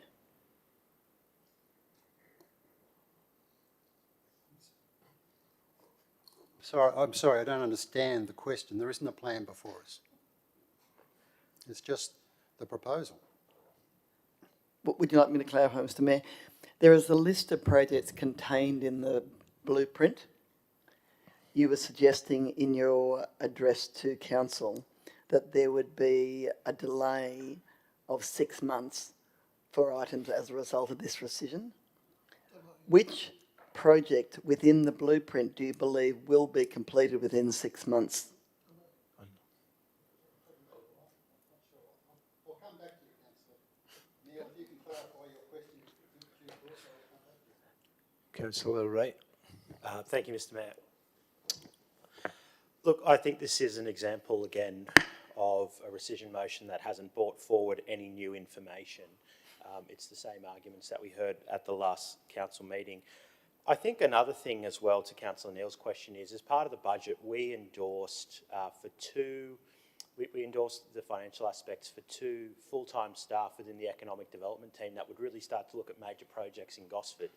And that would be one example of how things would be delayed if we weren't to proceed with this vision tonight. And I've spoken to political people across the aisle who are very supportive of this vision for Gosford, and I think it contains a lot of good information. It contains a lot of projects that are already underway.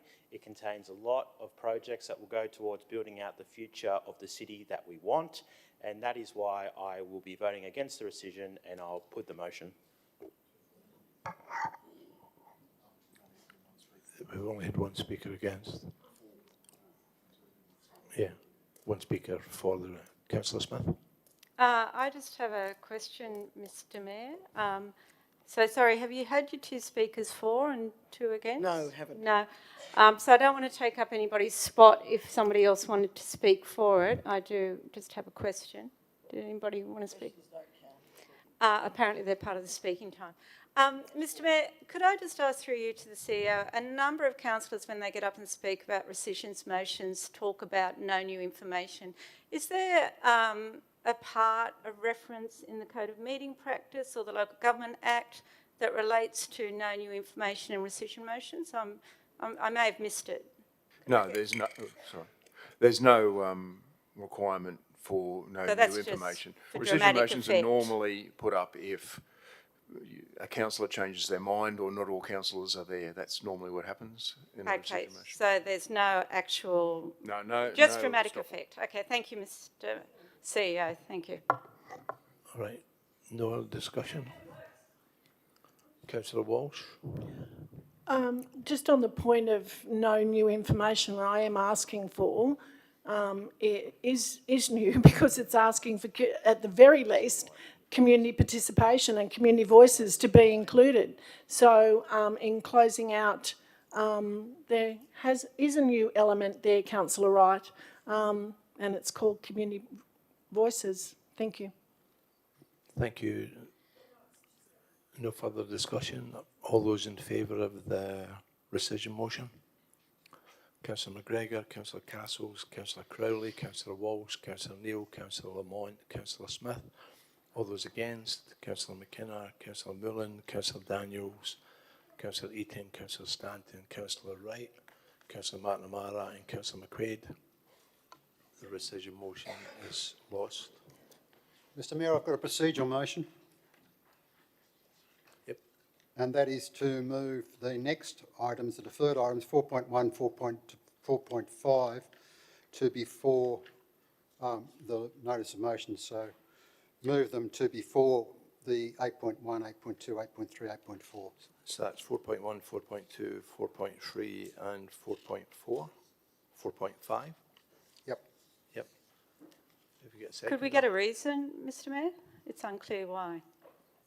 I think the rest of the business of council, the reports and the like, are more important. That's all. So you got a seconder? Got a seconder? Councillor McNamara. All those in favour of moving the 4 notice of motion from the last meeting back? Councillor McKenna, Councillor Mullen, Councillor Daniels, Councillor Eaton, Councillor Stanton, Councillor Wright, Councillor McNamara, Councillor McQuaid. Against? Councillor McGregor, Councillor Castles, Councillor Crowley, Councillor Walsh, Councillor Neal, Councillor Lamont, Councillor Smith. Motion's carried, so they'll be moved to in front of the ones at the back. They'll be done first.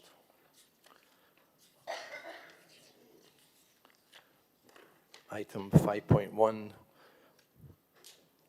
2025-26 financial. Sorry, so were all of item 4? The 5 notices of motion for the last meet, from the last meeting.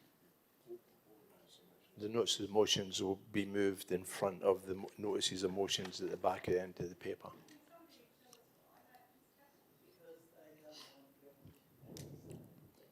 No, it's not. We'll get through them if we stop talking. So we've made the decision, it's done. Yeah, we voted for it. Mr Mayor, can I Move on speak to business. 5.1, 2025-26 financial year draft unaudited financial accounts. Councillor Wright. Thank you, Mr Mayor. Happy to move the staff recommendation on item 5.1. Can I have a seconder? Please be heard in silence, Councillor Smith. Can I have a seconder? Councillor McQuaid. Okay, thank you. So happy to move the staff recommendation on this. Obviously, you know, we are quite a large council, so it's a significant budget that we adopt each year, and it's good to see it going through that audit phase. And I think it shows the community as well. The budget's not something that we tick off in June and we don't think about again. And then, well, that's what I'm saying. It's going to audit. If you could listen, Councillor Neal. Yeah, can we keep the snide comments just so we can get through this business? It was just an ease of clarification. Thank you. Yeah, as I said, Councillor Neal, I can explain the budget process to you if you like. Oh, so thank you. We Thank you. We adopt the budget in June. It goes through the auditing process, and it's a 3-month process that the staff go through with the Wonderful. internal and the external auditors, and we're progressing through that process now and happy to move the staff recommendation. Mr Mayor, I'd like to speak on this item. Yes, Councillor.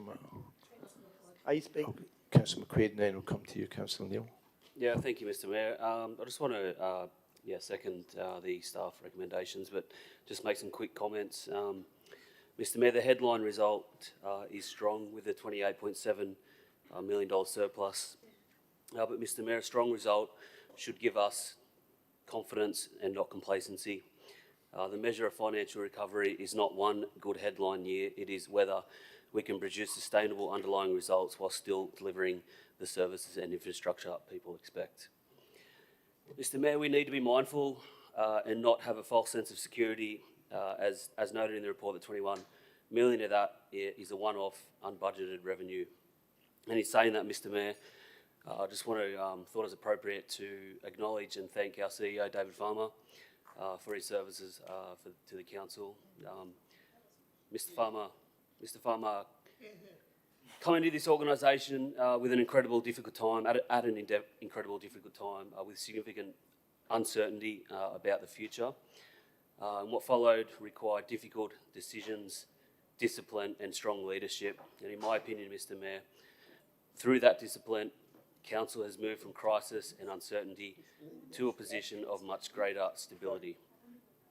Mr Mayor, this is an important legacy and one, in my opinion, that deserves to be recognised. So thank you, CEO, Mr David Farmer. Thank you for your leadership, your professionalism and your service to the coast. I think in the balance of time, your tenure and financial expertise will be remembered in a positive light. And I wish you and your family every success. Thank you. Councillor Neal. Mr Mayor, I don't disagree with much of what's been said by Councillor McWade, but we do have to note that this is not audited and that the large part of the additional funds that appear to have come to light are in fact a prepayment of FAGs, so largely no, much as we budgeted, which is a good thing. We are in a good financial position. We do have invested funds of inching up there towards $1 billion, and we have little debt, as we've been reminded many times. And we have a situation where we're in surplus, though a small amount. These challenges will continue as time passes, as we've acknowledged many times in this chamber and also in the Government Association. Local government is under severe financial challenges and threats. FAGs have not grown for some time. We're lucky enough to see a decision agreed to by the federal government for a compact for the 5 years to increase funding back to the 1% of GDP that it was previously through FAGs. And I think this is going to be an important thing, not only for this council, but also for many other councils who are facing incredible challenges over the years to come. But I have to say I'm somewhat disappointed by the fact that the procedural games were played to ensure that the motions on notice deferred from the last meeting, largely from what might be seen as the opposition, the 7, was not dealt with by a procedural motion when those largely brought forward by the Conservative coalition were dealt with. Now, this sort of unfairness and procedural game playing is some of the reasons... Mr Mayor, this isn't speaking to the current motion. Can you please ask the councillor to speak to the motion on the screen? Please, Councillor Neal, some of the reasons why we don't actually get to properly and respectfully debate issues. Because these sort of games create a bad taste in people's mouth, and not only in ours. This is a concern of the whole community. So I urge you in the future, debate has to take place. You may not agree with me, and many times I will not agree with you. But Mr Mayor, Councillor Neal still not speaking to the motion. Can you I'd like to raise talk a to the point of motion, please, Councillor Thank you, Neal. Mr Mayor. Thank you, Councillor Neal. The accounts are yet to be audited. I'm expecting there'll be little variation from the balance sheet and profit and loss that we've seen already. So I do congratulate our staff. I do congratulate in particular our Corporate Services Director, and also echo the sentiments expressed by Councillor McWade in thanking the CEO for his leadership and our financial sustainability achieved over the period of 2 years that we have been here. Thank you. Any other discussion? No. All those in favour?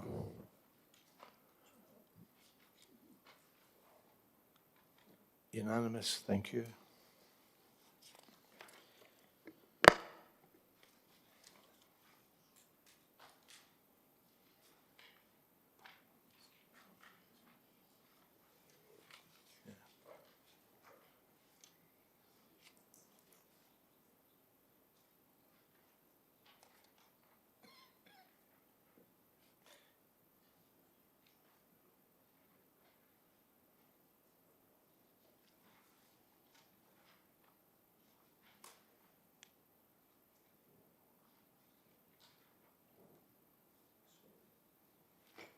Item 5.2, monthly investment report, June 2026, update in July 2026.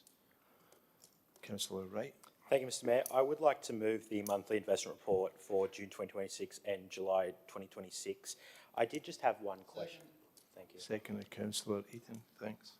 I did just have one question about it, and that is the significant drop in the value of the investment portfolio. From my analysis of it, it's dropped by about $50,000, which is quite significant. 50 million, sorry, which is quite a significant amount. And I realise, having looked at the numbers, that it's largely due to some of those investments maturing. I just wanted to see if that was because that some of that capital was spent, or if there's a plan to reinvest that money. Thank you, Councillor. You will see that in the table for July that the cash is not there, and that's part of the reason why that there's a significant difference. And the reason for that is that we're still working through those end-of-year processes to determine that level, and we will have that information to you at the next council meeting. It's included in the notes if you read them. Thank you. Councillor Lamont. Thank you. I just have a couple of questions about the restrictions now that we're at the end of the year. Just some of the transfers. The Crown Land transfer of $9 million. I was just wondering through you, Mr. Mayor, if someone could explain that one.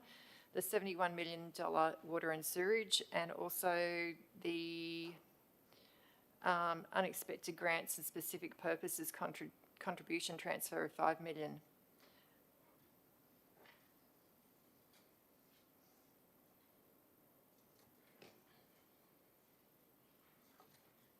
Sorry, I'm just pulling up the details. That's okay.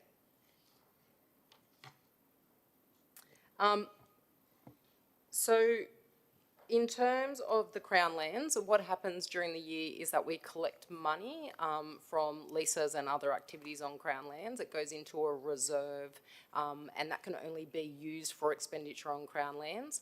And towards the end of the year, we review all of the expenditure on Crown lands that hasn't already been directly attributed, and attribute those costs to that expenditure. So, for example, mowing and other items, and that's where that comes from.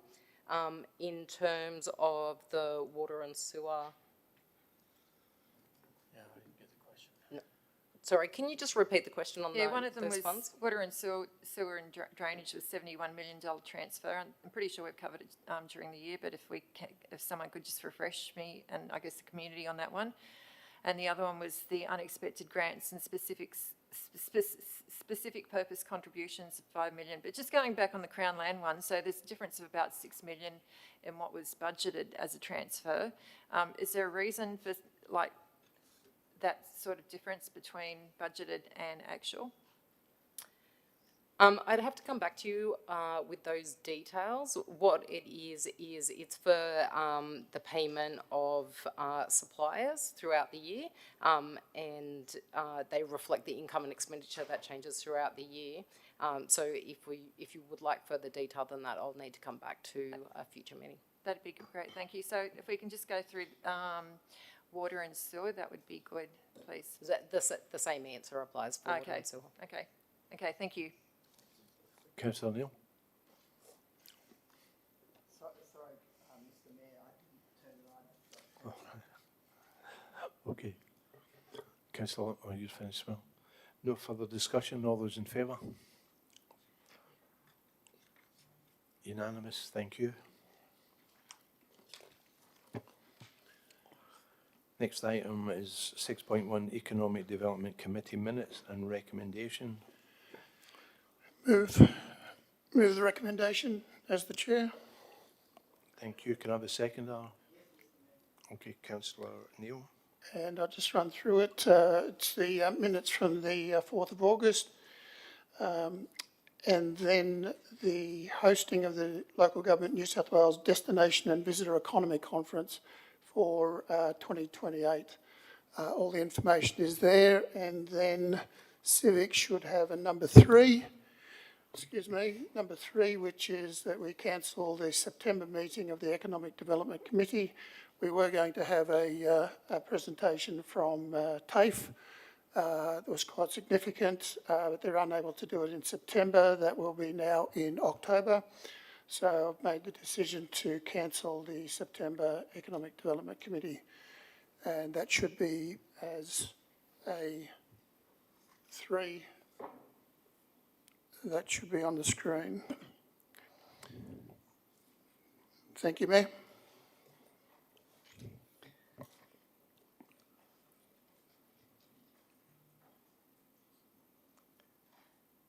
Mr Mayor, shall I commence? Yeah, you finished, Councillor McNamara? Yep, Councillor Neal. In seconding the recommendations, I would like to particularly note the fact that we are hosting the Destination and Visitor Economy Conference. It is a bit of a coup, and I do wish to congratulate the Director on having achieved this. We are an area that relies very much on our tourism. In every conference that we have here, we remind people what a fantastic place we are, and it means that more people will come here in the future. So again, well done, and I formally second the recommendations before us. Thanks, Councillor Neal. Councillor McNamara. Thank you, but just to clarify, we have put in an expression of interest. So I hope it all turns out good. I'm optimistic. And you're optimistic, okay, but just to clarify. Thank you. So we're all fine, yep, notes. Okay, all those in favour? Unanimous, thank you. Item 6.2, Environment and Planning Committee minutes and recommendations. Councillor Eaton, are you moving? And yes, thank you, Mr Mayor. Councillor I'm just moving item 1, which is the minutes Second. to start with. So it's just item 1, the minutes. Yeah, Councillor Stanton, seconder. I have an amendment, Mr Mayor. Oh, you've got an amendment. Can I have a seconder for? I'll second that first. I've got an amendment all right. too. Yeah, Councillor Stanton. So, did you want to open on anything? No? No. We're just on the minutes. Yeah. Councillor Smith. Mr Mayor, I just sent it through to the civic support, so I'll just see if they received it. So I only sent it a few minutes ago.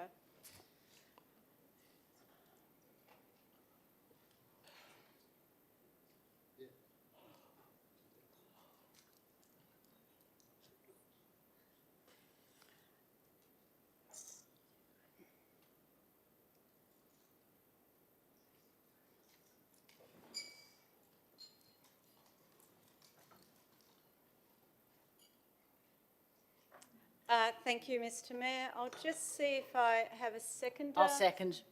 Councillor Castles. I will just read that out if the staff could just zoom in a little bit for me, please. Sorry, I know you're busy doing other things.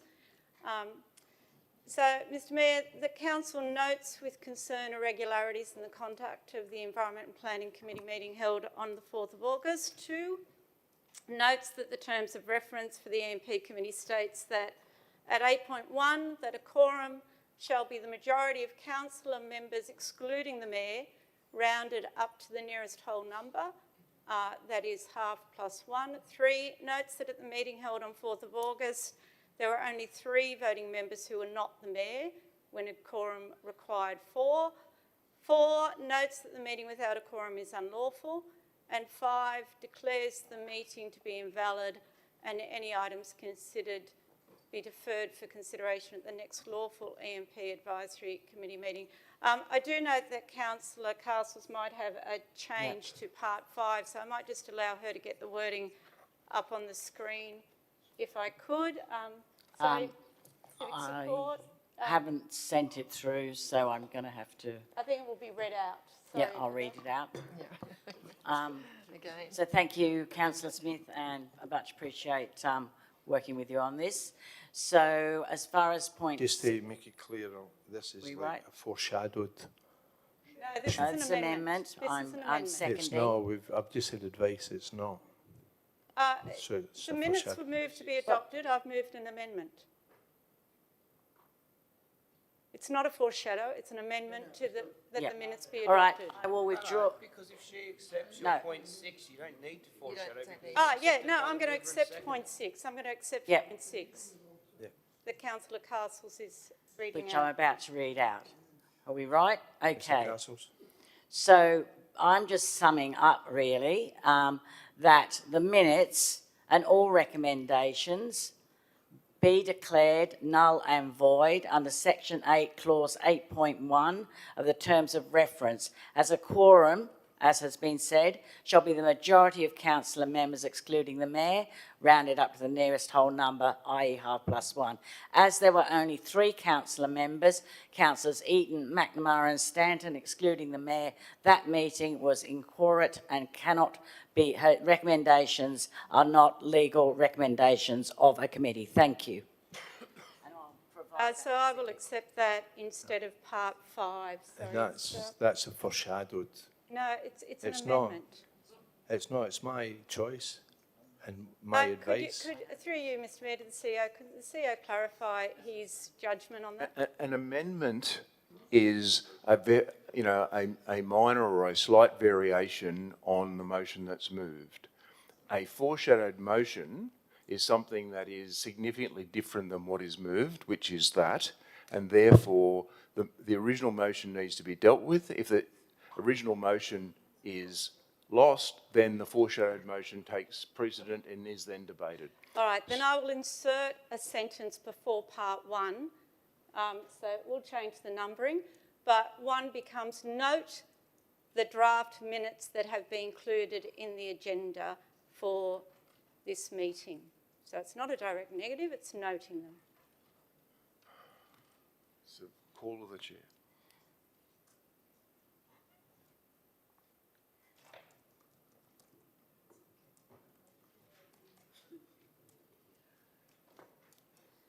I'll accept that as an amendment.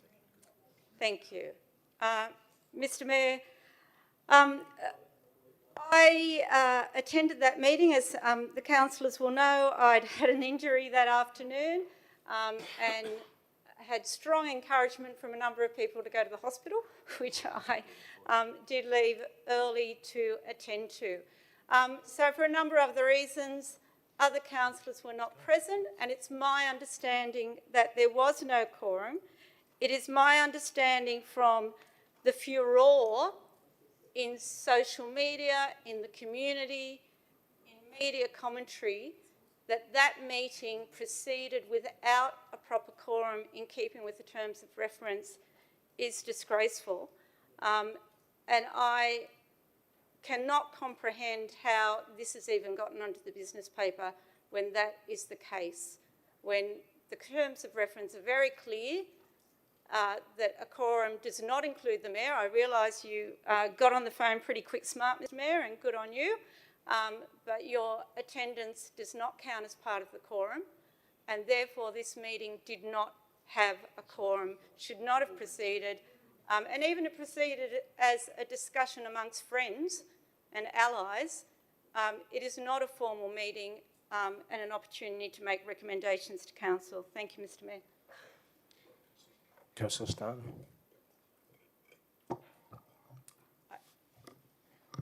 Thanks, Mr Mayor. I would like to speak against the amendment and for the motion, which I will also put forward an amendment for, if the amendment on the floor right now does not succeed, so that will depend. I can accept the amendment into the motion. But we currently have an amendment on the floor. That's okay.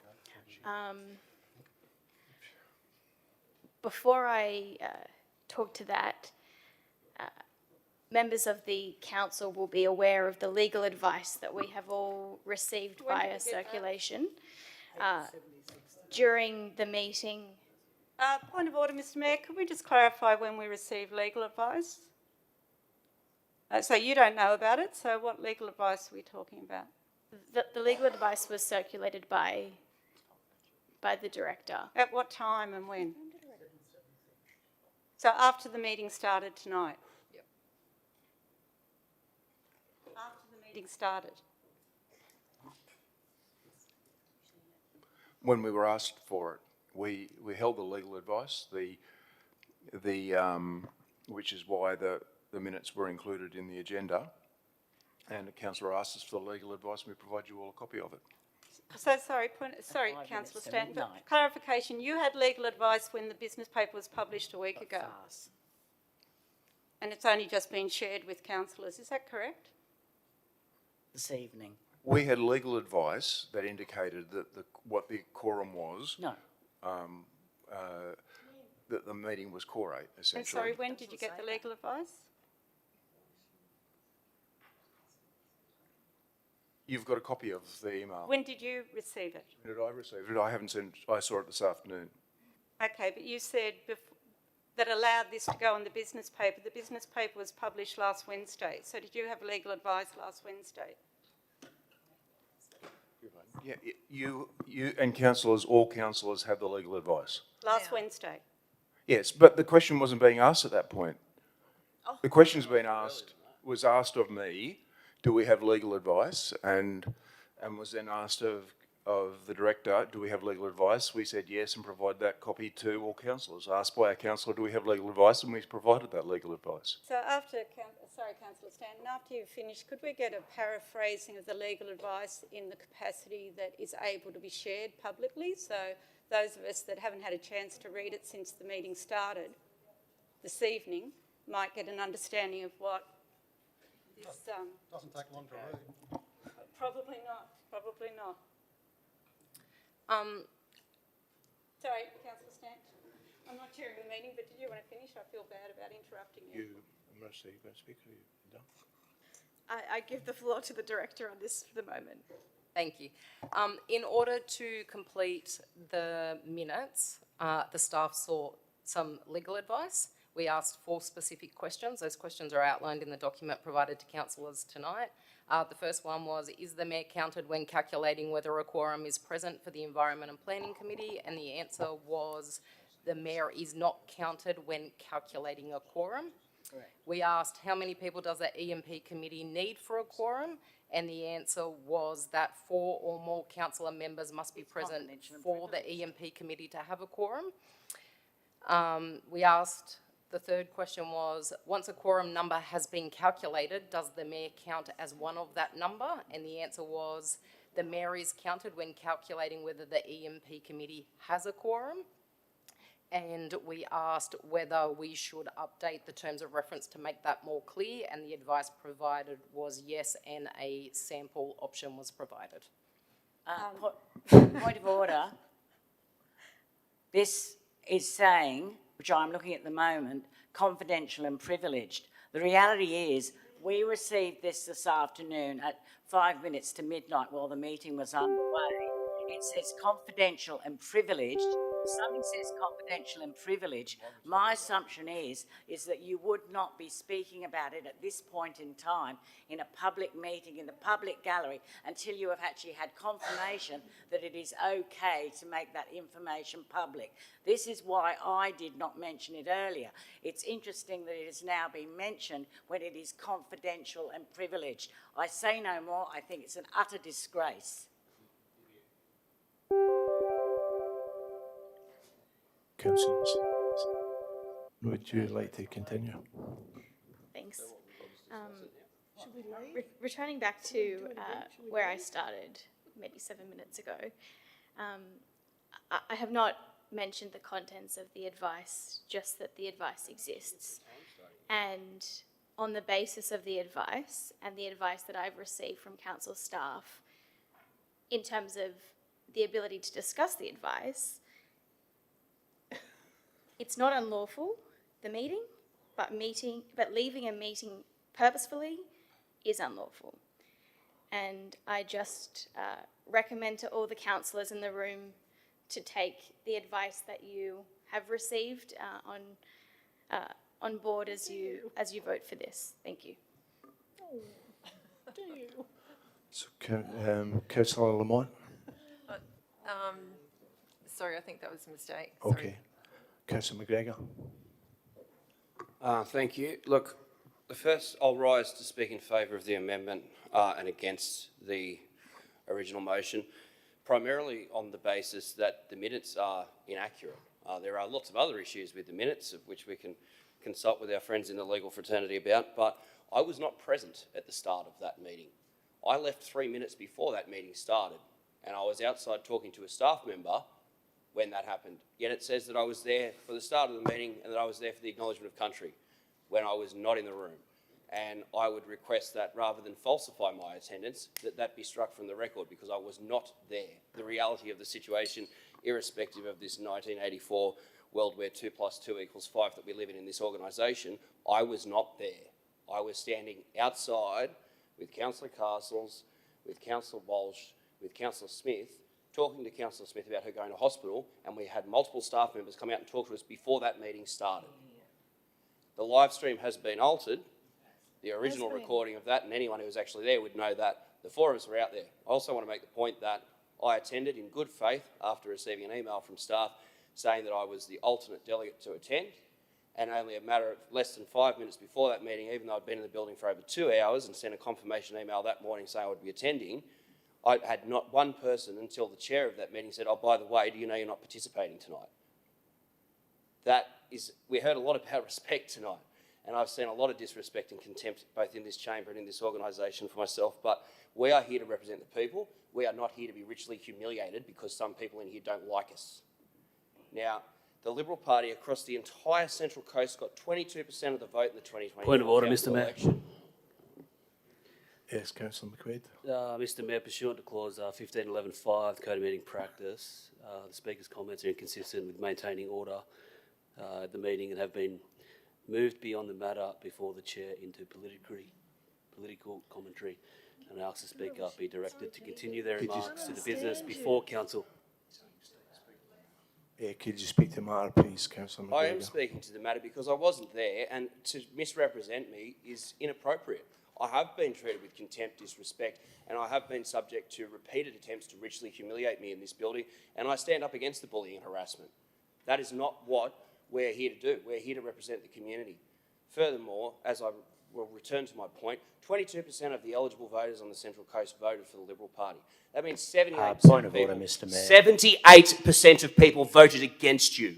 Point of And order, you Mr. have Mayor. no, That's, you have no Councillor ability. McGregor, it's nothing to do with this discussion here. It has, That's my ruling. Please continue. It has everything to do with the decision, because you're talking about a minority group of 4 people making significant decisions when there's legal complications around Point it, of order, there's Mr. legal Mayor, conjecture, again. and they have no ability to do so, both on the basis of having the consent Point of of order, the people Mr. they Moore, represent. again, Mr. Mayor.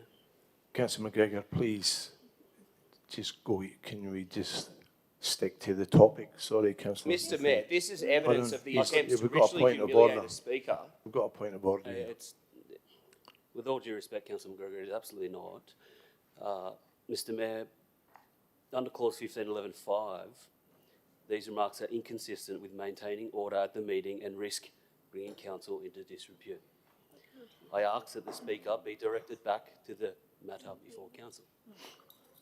And I just say again, Mr. Mayor, I'm talking about 15.11.5. inappropriate treatment of councillors. I'm talking about being bullied and harassed, and this is what I'm subject to. And for the new CEO who's coming in soon watching that, this is the kind of stuff you'll have to deal with. It's unbecoming and it's inappropriate. You don't have the consent to make the decisions. You don't have the legal authority to do it. And the way that this has been conducted is emblematic of the issues around the practices and procedures which are occurring in this place. They do not reflect well on the organisation, and they reflect the way that this organisation has been hijacked by a minority grouping who do not represent the views of the majority of people on the Central Coast. 78% of people voted against you because they didn't want you to do stuff like this. Point of and order, 78% Mr Mayor. of people Can you should please not ask the be. Speaker to return to the question? Yeah, Councillor McGregor, it's the last time I'm going to say it. Please stick to it. You don't need to go on what happened in elections. That's nothing to do with what's in front of us. There is no Thank you. consent, okay? I am repeatedly being cut off and being stymied here because people don't like the substance of my argument, and it's got nothing to do with the points of points that are being made here. They have no substance. Now, 78% of people oppose this kind of agenda. This is not the way that you should do things. This is not the way that the majority of people on the Central Coast want things to occur. This is not something that they want to occur. Furthermore, look at the way that we've just described, the way that the minutes are inaccurate, and I can't even stand in front of you and say I wasn't at a meeting without being cut off, without having people talk over the top of me, and without being treated with contempt and disrespect, and again being subject to the kind of bullying and harassment which has been ongoing for 2 years for myself and other people here. Just because you don't agree with someone doesn't mean you get to treat them with contempt. Obviously, I've lost several minutes of my time to the interjections, and that's not reflected in the clock. So I'd ask if I could actually finish in silence and actually conclude my argument. 30 seconds. If you ask someone if a quorum excludes the mayor, would they suggest that that means including? The legal advice, which we're still debatable about whether we can even talk about, there's only one set of it, but it says excluding the mayor. The term excluding is a very simple term. It does not mean the opposite.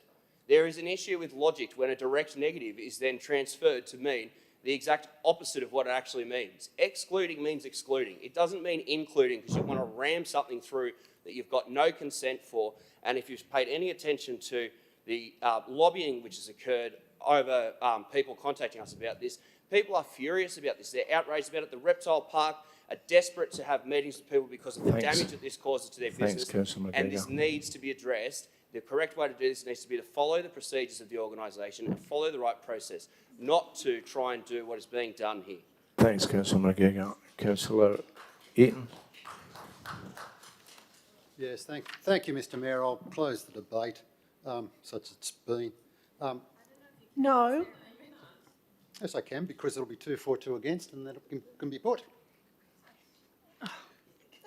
We've got... Yes, but I haven't finished speaking yet. This is still on the amendment, and we've got Councillor Walsh. Yeah. I'm still speaking. Councillor Walsh is still... Yeah. You're speaking to the amendment at the moment. I'm speaking against the amendment and in favour of the motion, yes, right, Mr Mayor.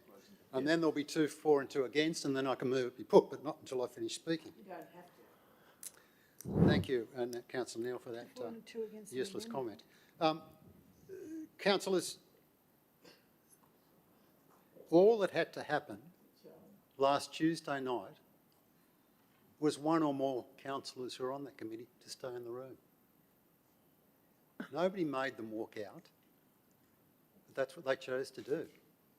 So yes, so the meeting could continue, the Mayor was invited to attend and he did.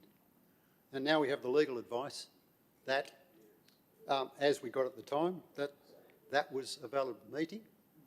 At the time, obviously I was the chair.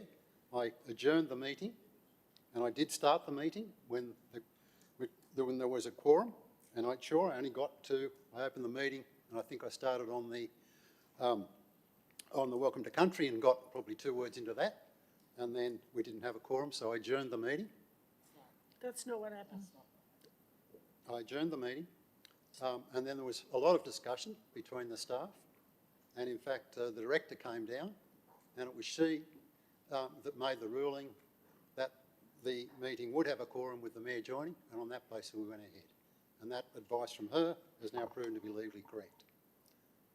So I repeat, nobody made you leave the meeting. You decided to leave the meeting, and we're now...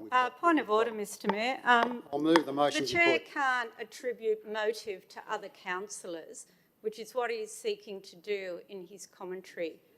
It's not his judgment call about other councillors, whether they leave a meeting or not. So that he can't attribute motive to another councillor. Thanks, Councillor Smith. And while I've got the floor, this legal advice retrospectively seeking to change the terms of reference on council advice is disgraceful. Point of order, Mr Mayor. Councillor Eaton's asked for the motion to be put. As Deputy Chair of the EMP Committee, I am actually demanding to speak. Well, the motion's been put, but you can close. Mr Mayor, I will be speaking. At 7:06, the Chair adjourned the meeting because there was no quorum. I want staff to identify the precise provision in the committee's terms of reference that allowed the Mayor's subsequent attendance to restore quorum, given that the terms of reference expressly exclude the Mayor from the calculation of quorum. I have some other questions too. Can that be answered, please? On you go. Oh, no, sorry. Thanks, Councillor Walsh. In the Code of Meeting Practice at item 6.12 on page 10, a meeting of council must be adjourned if a quorum is not present. And then there's a number of points, including at the commencement of the meeting with a number of apologies, which was not the case at the EMP committee, or within half an hour after the time designated for the holding of the meeting, or at any time during the meeting. In either case, the meeting must be adjourned to a time and date fixed. What this means is that there is an adjournment if a quorum is not present, that there's half an hour in which to seek to have a quorum. The quorum was made before that 30 minutes was up, and therefore the meeting recommenced. Thank you, Director. So at 7:15, the Mayor joined the meeting, and apparently the meeting resumed. At this point, I believe the council had a very serious procedural question that needed to be answered. The committee's terms of reference provided that quorum is calculated by the reference of majority of councillors expressly excluding the Mayor. So what changed between 7:06 and 7:15?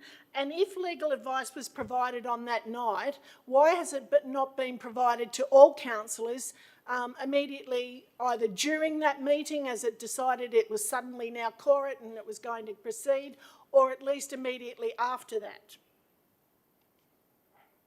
I understand the Mayor has voting rights, but certainly the terms of reference make it really clear that he doesn't make up quorum.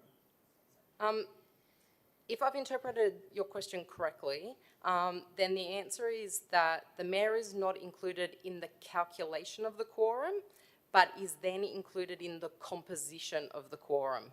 And that's the piece that I interpreted on the night, so that we did not receive legal advice on the night. That was the interpretation of both the code and the terms of reference based on my professional experience. Later, as a result of questions asked by councillors, I decided to seek legal advice to ensure that the minutes were actioned appropriately. And that's why we didn't have the legal advice on the night, but also I didn't provide them to the councillors until the councillors asked for that legal advice. I'd got the legal advice expressly to draft the minutes correctly, but also there were a number of questions from councillors and members of the public that legal advice was then used to inform, and so that advice was provided to councillors in the response to questions received from councillors. So I'm going to ask what time that was received, because the minutes tell us that at 7:31, the chairperson again adjourned the meeting, this time to obtain advice from the Director of Corporate Services, the advice you're probably referring to confirm that the meeting met quorum. So even after the Mayor had joined remotely, there was apparently sufficient uncertainty about quorum that the meeting had to stop again and obtain advice. I therefore believe councillors are entitled to know what that advice actually said, and we should have known that night. As I stated, that advice came from me, not from any external legal person. That advice was not provided to either the existing members of that committee on the night, let alone the next day, and yet somehow tonight we've received belatedly, extremely belatedly, legal advice that says suddenly now the Mayor does make quorum. Surely you can see our problem here with this. All I can say in response to that was that I attended the meeting and the members of the meeting that were present were provided with that advice. How disrespectful that the other members Councillor, you of the don't need to meeting raise your were voice. The not. speaker's Okay, I'll working finish quite now, well. but I want it on the record how disrespectful. Councillor Lamont, Mr Mayor, Councillor Eaton closed debate. this is an amendment. This is not Councillor Eaton's motion. He moved that the motion be put. Wait to finish. It's not his motion, The amendment. it's an amendment. And he moved that it be put. Yeah. So we'll get finished. Councillor Lamont. Or you can. Councillor McGregor. Look, I'd like to foreshadow in the event that this is lost that I'll be moving a procedural motion to recommit the minutes as they are inaccurate. Okay, no problem. Right, all those. Councillor Smith's amendment. All those in favour? Councillor McGregor, Councillor Castles, Councillor Crowley, Councillor Walsh, Councillor Neal, Councillor Lamont, Councillor Smith. All those against? Councillor McKenna, Councillor Mullen, Councillor Daniels, Councillor Eaton, Councillor Stanton, Councillor Wright, Councillor McNamara, Councillor McQuaid. The amendment's lost. All those in favour of Councillor Eaton's motion? Point of order. And so have I. Okay. Have you? Sorry, give us a sec. Give us a second. Explain what it is. Councillor McGregor will come to you. Thank you. As I foreshadowed when I spoke previously, I had a variation which I believe is being accepted into the initial motion, which just confirms the minutes, but also confirms that in accordance with the legal advice received, without sharing the confidential nature, the meeting was conducted in accordance with the terms of reference and the code of meeting practice, and that a valid quorum was present. And again, this is in accordance with the legal advice. Point of order, Mr Mayor. My interpretation of the legal advice as provided doesn't state that it was conducted in accordance with the terms of reference. It's a retrospective move to amend the terms of reference to make it fit. So It is not true to say that the meeting was conducted in accordance with the terms of reference. It's actually recommending to fit the council's position. I assume that's potentially the council staff's position, that those terms of reference be amended to fit it. Thank you, Councillor Smith. So, Mr Mayor, I'm accepting that into the motion, so that Right. Okay, thanks, Councillor. So there was a point of order, so I guess I can just Yeah. respond. Councillor Stanton. I don't believe that the terms of reference are being amended currently in this meeting, retrospectively or anything.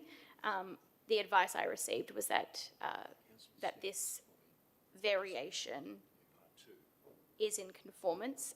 Maybe the director, through the mayor, could confirm whether this particular proposal that I have put forward is acceptable, or if a variation of that is required. Thank you.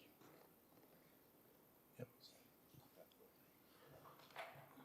Okay, Councillor. Can I just ask a question? Because I'm a little bit confused with what we're voting on and everything. So I actually have an amendment on one of the items Well, that the are... amendments have now been voted on. We're on the Only vote. voting on receiving the minutes. The recommendations will be considered at a later date if we can So- get through this. So the individual items... Run, don't walk. This is David. only receiving the minutes. Okay, thank you. Run, don't walk, David. Yeah.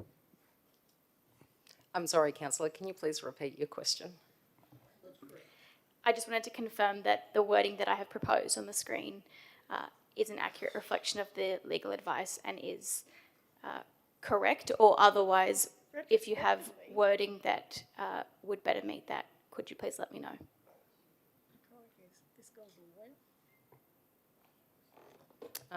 I have interpreted the legal advice in the same way, and I believe that whilst there is a recommendation to amend the terms of reference, it's for improved clarity rather than to change them. And I'm not proposing to amend them at this moment.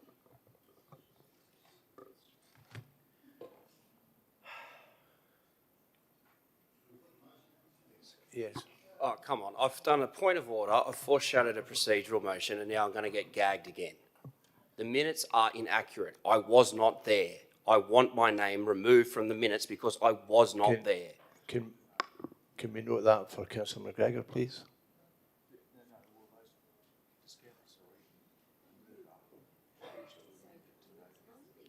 Yeah. Are you happy with that, Councillor? No. No. All right, look, I'm going to rise to speak against this. Not only do you not get to talk, not only do you not get to move motions, but now, not only are your words misrepresented, your actions misrepresented, but when you're not even there, the official record of the meeting shows you as being there. What are we dealing with here? I mean, come on.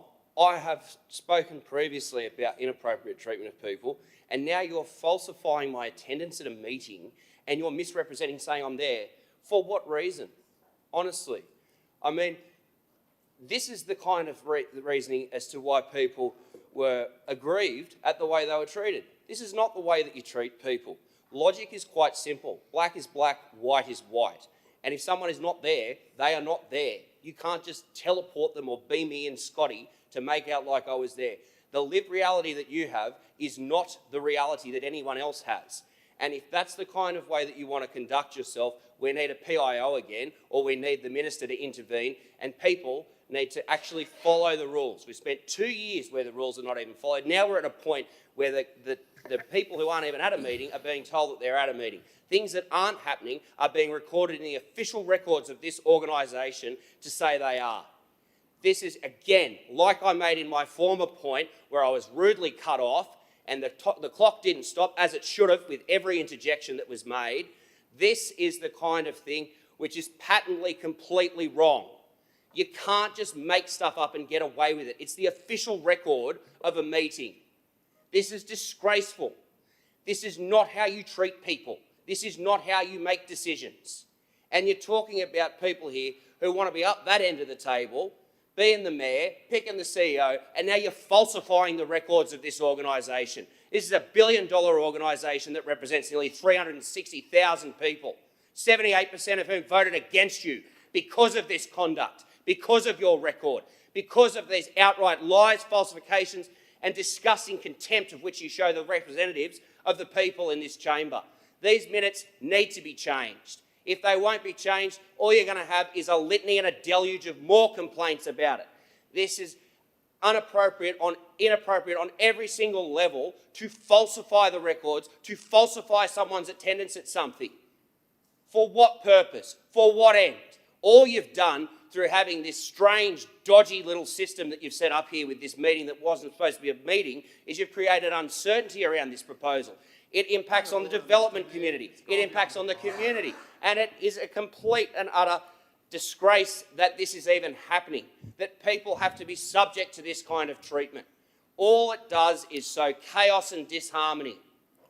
And this is the forward-facing, public face of this organisation. Unbelievable. You've got people who are wanting to apply for the job here to take on the CEO role, and they're going to be looking at this going, I've got 8 people who want me to falsify legal documents so that they can feel better about themselves. You are making something with a change, you're refusing to make a change here which reflects reality. You're falsifying the minutes, you're falsifying the official record of the meeting. There's no other way to describe it.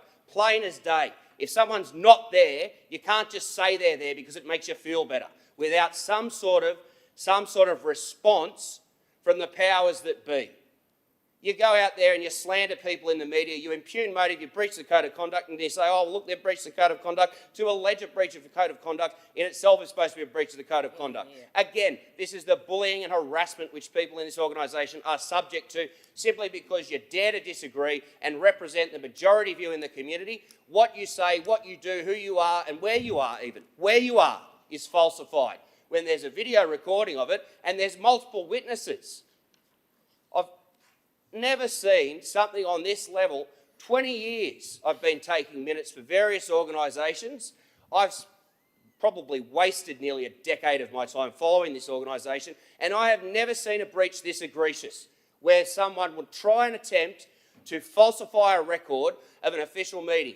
You've got people who are in the forum here talking about $190 million worth of investment, which you jeopardised through your conduct, which you jeopardised through the way that you make decisions. We had people go through the Institute of Directors, Company Directors course. That's not the governance model that they train you in.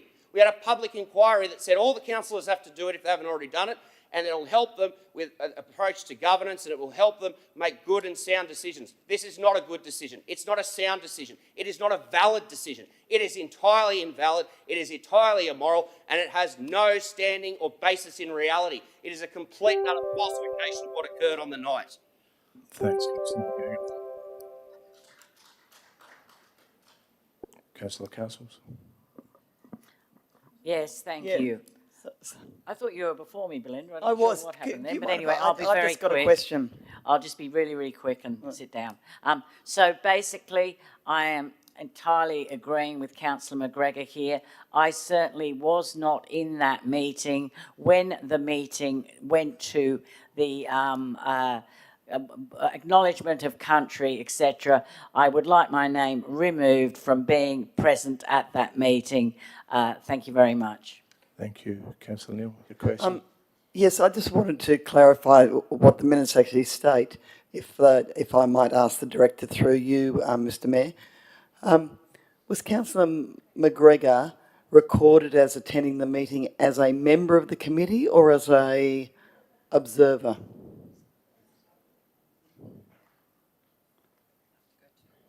Through you, Mr Mayor, as an observer, councillor, not as a member. Thank you. He wasn't there. All right, we're over the 30-minute threshold, so I'll put the motion. Councillor Eaton, Councillor Stanton. Councillor Eaton accepted the amendment. The variation. I completely appreciate what the councillor is saying. If it's an inaccurate record, it needs to be amended. Of course, none of the councillors were involved in drafting the minutes. That was a civic duty by staff. But in the context of this, I wonder whether we should just lay this on the table to confirm the record and check the timestamps as to whether councillors were there before or after the meeting was opened. Yes. It's been doctored. I think that's a very good idea. I think we need to take the heat out of this discussion. So, So we've It's been amended. They've been... a procedural motion to lay this on the table. and maybe if we take a break at some point, the staff might be able to check on that, and we can come back to this in a bit. Yeah. Like I said, run, David, run. Don't walk, run. So you want Okay, to do- well, why don't we keep 1 and 2 and then have a point 3 of confirm the timings of councillors attending and leaving the meeting? Mr Mayor, I think in light of the fact that we're laying on the table to reduce the heat and clarify the issues, it would be worthwhile to leave the entire matter on the table. I think we're going to have the re-debate again if you try and do that, and I'm not think it's desirable. Okay, let's lay on the table. I think we should confirm this as it is, and we'll pick this back up, and we've got some more information. We've still got a lot to go through in this item. This is just for this motion. Second, laying on the table. All those in favour? Laying it on the table. Councillor Moreland. I know what time I left that meeting. I know that I've been misrepresented. Councillor Moreland, Councillor Daniels, Councillor Neal, Councillor Eaton, Councillor Stanton, Councillor Wright, Councillor McNamara, Councillor McQuaid. Against? Councillor McKenna, Councillor McGregor, Councillor Castles, Councillor Crowley, Councillor Walsh, Councillor Lamont, Councillor Smith. What you? Oh, you're abstaining. All right. I lost count of my vote there. And you voted against it. So, laying on the table again, Councillor Mullen, Councillor Daniels, Is this all in Councillor favour? Neil, Councillor Eaton, Councillor Stanton, Councillor Wright, Councillor McNamara and Councillor McNamara. It's carried. Thank you. On the table. No, I agree. I think we need to clarify. CEFRM. Next item agenda is CEFRM 2622. Councillor Stanton. Thanks, Mr. Mayor. I would like to move this next item in isolation, as I believe each item will be done separately. This is CFRM 2622, which is that the council publicly exhibit the draft flood policy for a second time before adoption. I have an amendment, if I can get it up, if you want to have a look. I think we need a seconder. Yeah. Yeah, Councillor Eaton, second. Thank you.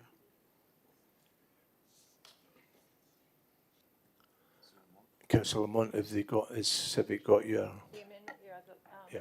civic support, if you could please bring up the one for, I think it's 2624.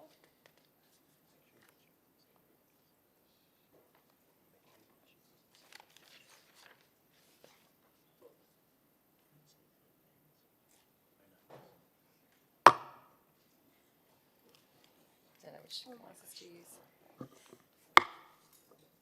This isn't the right item, Councillor. Is this the one to? No. Okay, This is sorry about just that. the- Yep, Is this is this- the next one, sorry. Okay. Next one. Sorry, that's the next one. No debate. There's Councillor Walsh. You got questions for this? No? Oh, I didn't realise. All right. 2622. All those in favour? Councillor We're doing It's 2622, which is exhibiting the draft flood policy for a second time prior to considering its adoption. So all those in favour? All apart from Councillor McQuaid's out the room. So, thank you. Carried. Next item is 2624. CFRM. Councillor Stanton. Thank you. I would like to move now CFRM 2624, which is that council amends the opening procedure for Tuggerah Lake to require mechanical intervention of the pilot channel at an actual level of 0.8 AHD for a 12-month trial. Seconded by Councillor Eaton. And I have an amendment for this one. Councillor Lamont's got an amendment. You want to speak first, Councillor Stanton? Thank you.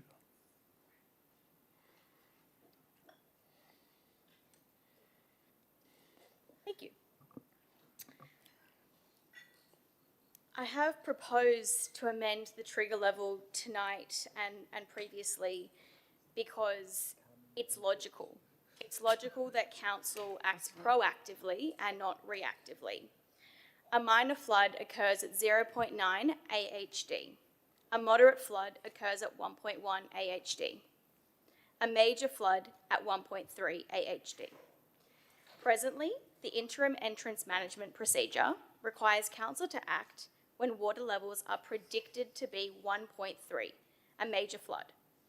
And if, and only if, that prediction is there, then council will open the pilot channel.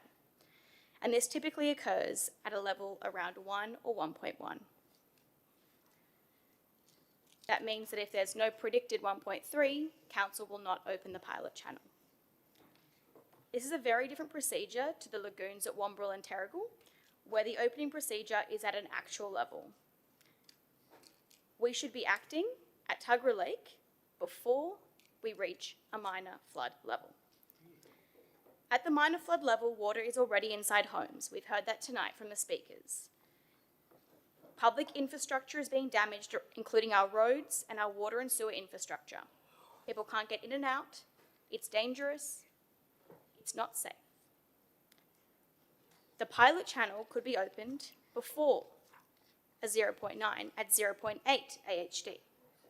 This is something that the community has heavily advocated for over many years, And Tuggerah Lakes Care has also shown support for this tonight and in the past. In 2024, Council did open the pilot channel at this level, and the flow was established. I've also been in contact with independent experts and engineers. If we excavate a narrow pilot channel, this would enable the best chance for self-scouring. Again, this is a proposal for a 12-month trial. This is to see. Council will be reviewing. We will be seeing, can this be done? Does this work? Does this actually help? That is the trial nature. 0.8 is before a minor flood level. It will save homes, it will save people, it will save infrastructure. There are thousands of people around the lake that are calling for this. It's a 12-month trial. Thank you. Thanks, Councillor Stanton. Councillor Lamont, would you want to put your amendment? See if I can put my amendment up, please.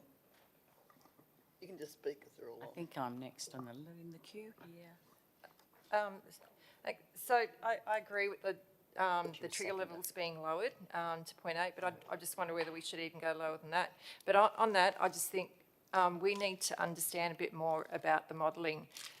Beginning of this year, I actually asked through a council request if we could actually have MHL provide us with a session on how they actually work out the modelling and maybe actually look at different levels instead of what we have, like the 0.1 and the 0.3. At that time, we were told that, or I was told that there wasn't a budget to actually get MHL explain to us how they do the modelling.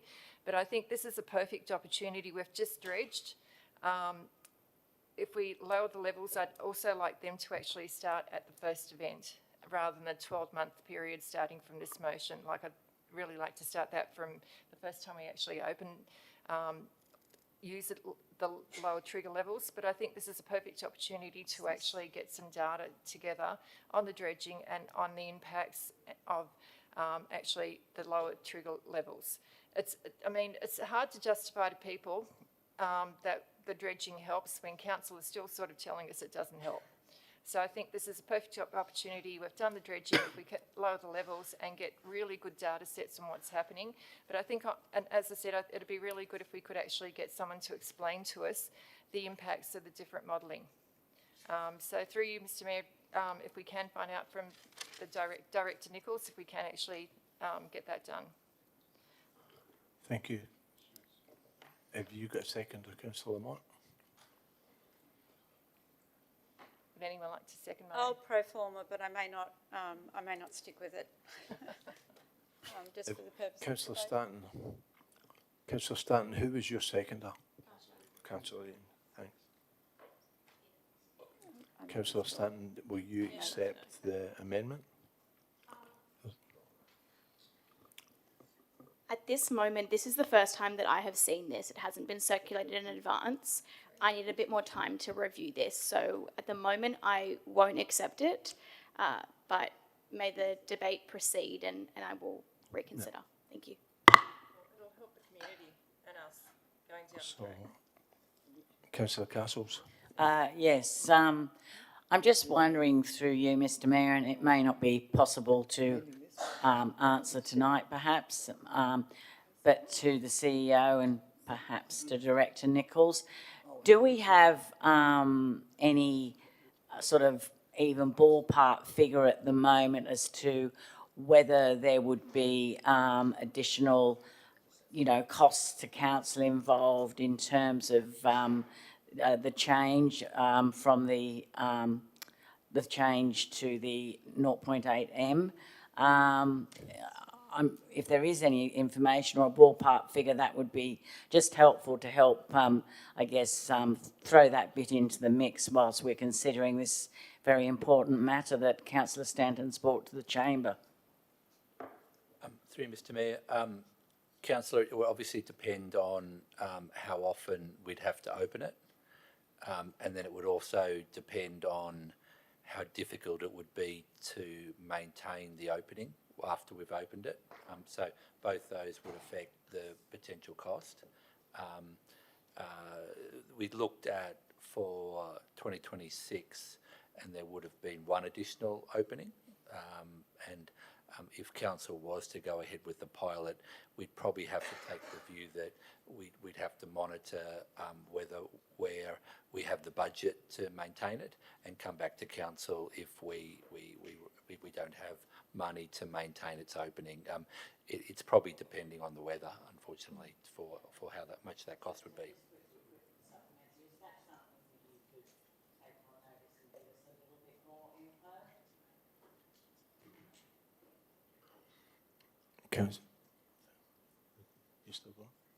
We can provide a little bit more information, but obviously the issue is if the pilot channel keeps on filling up and you keep on trying, you could spend a lot of money if you do it on multiple nights. So that's the challenge, is where if that flood stays at that level. But we've had a dry period, so we're not opening anywhere near as much as we were in the last few years. Councillor. I just have one more question. Oh, sorry, Jane. I think a few of us are here. Councillor Neil. Do you want to ask a question before I start? Yeah, just one further question.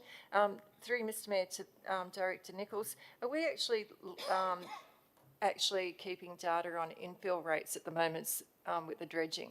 Like, we're checking out the hydrology with the pilot channel and everything, or even in the entrance channel, like since the dredging? Through Mr Mayor, so councillor, the way we'll do it is we'll be doing surveys of the channel before the next dredging program. So we'll have an assessment of how much we took out, how much the channel was established, and then before we target the next dredging program, we'll know how much of that was filled in with additional sand. So it is something we are looking at, but it's probably something that we'll finalise in another sort of 6 months or so to see what's happened.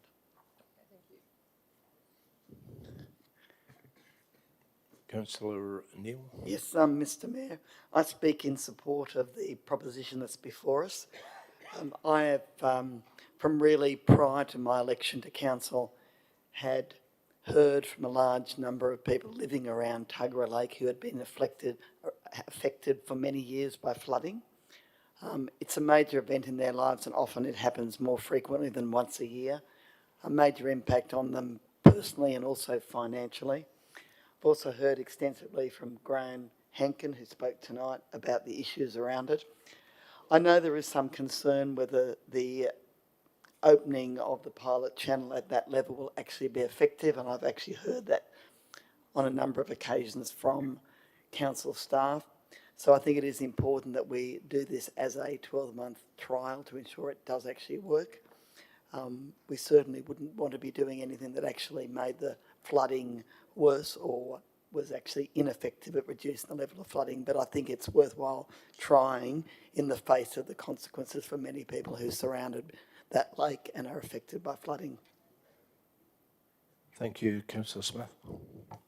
Thank you, Mr Mayor. Through you, I assume to the Director, I have some questions. Mr Nichols, I think this was discussed at the last Coast and... Sorry, councillors, do you mind? I'm just trying to... I think, Mr Nichols, this was discussed at the last Coast Estuary and Floodplain Risk Management Committee. The minutes, we don't... I did try and look back to the minutes, and there isn't any information about that discussion. So you might just...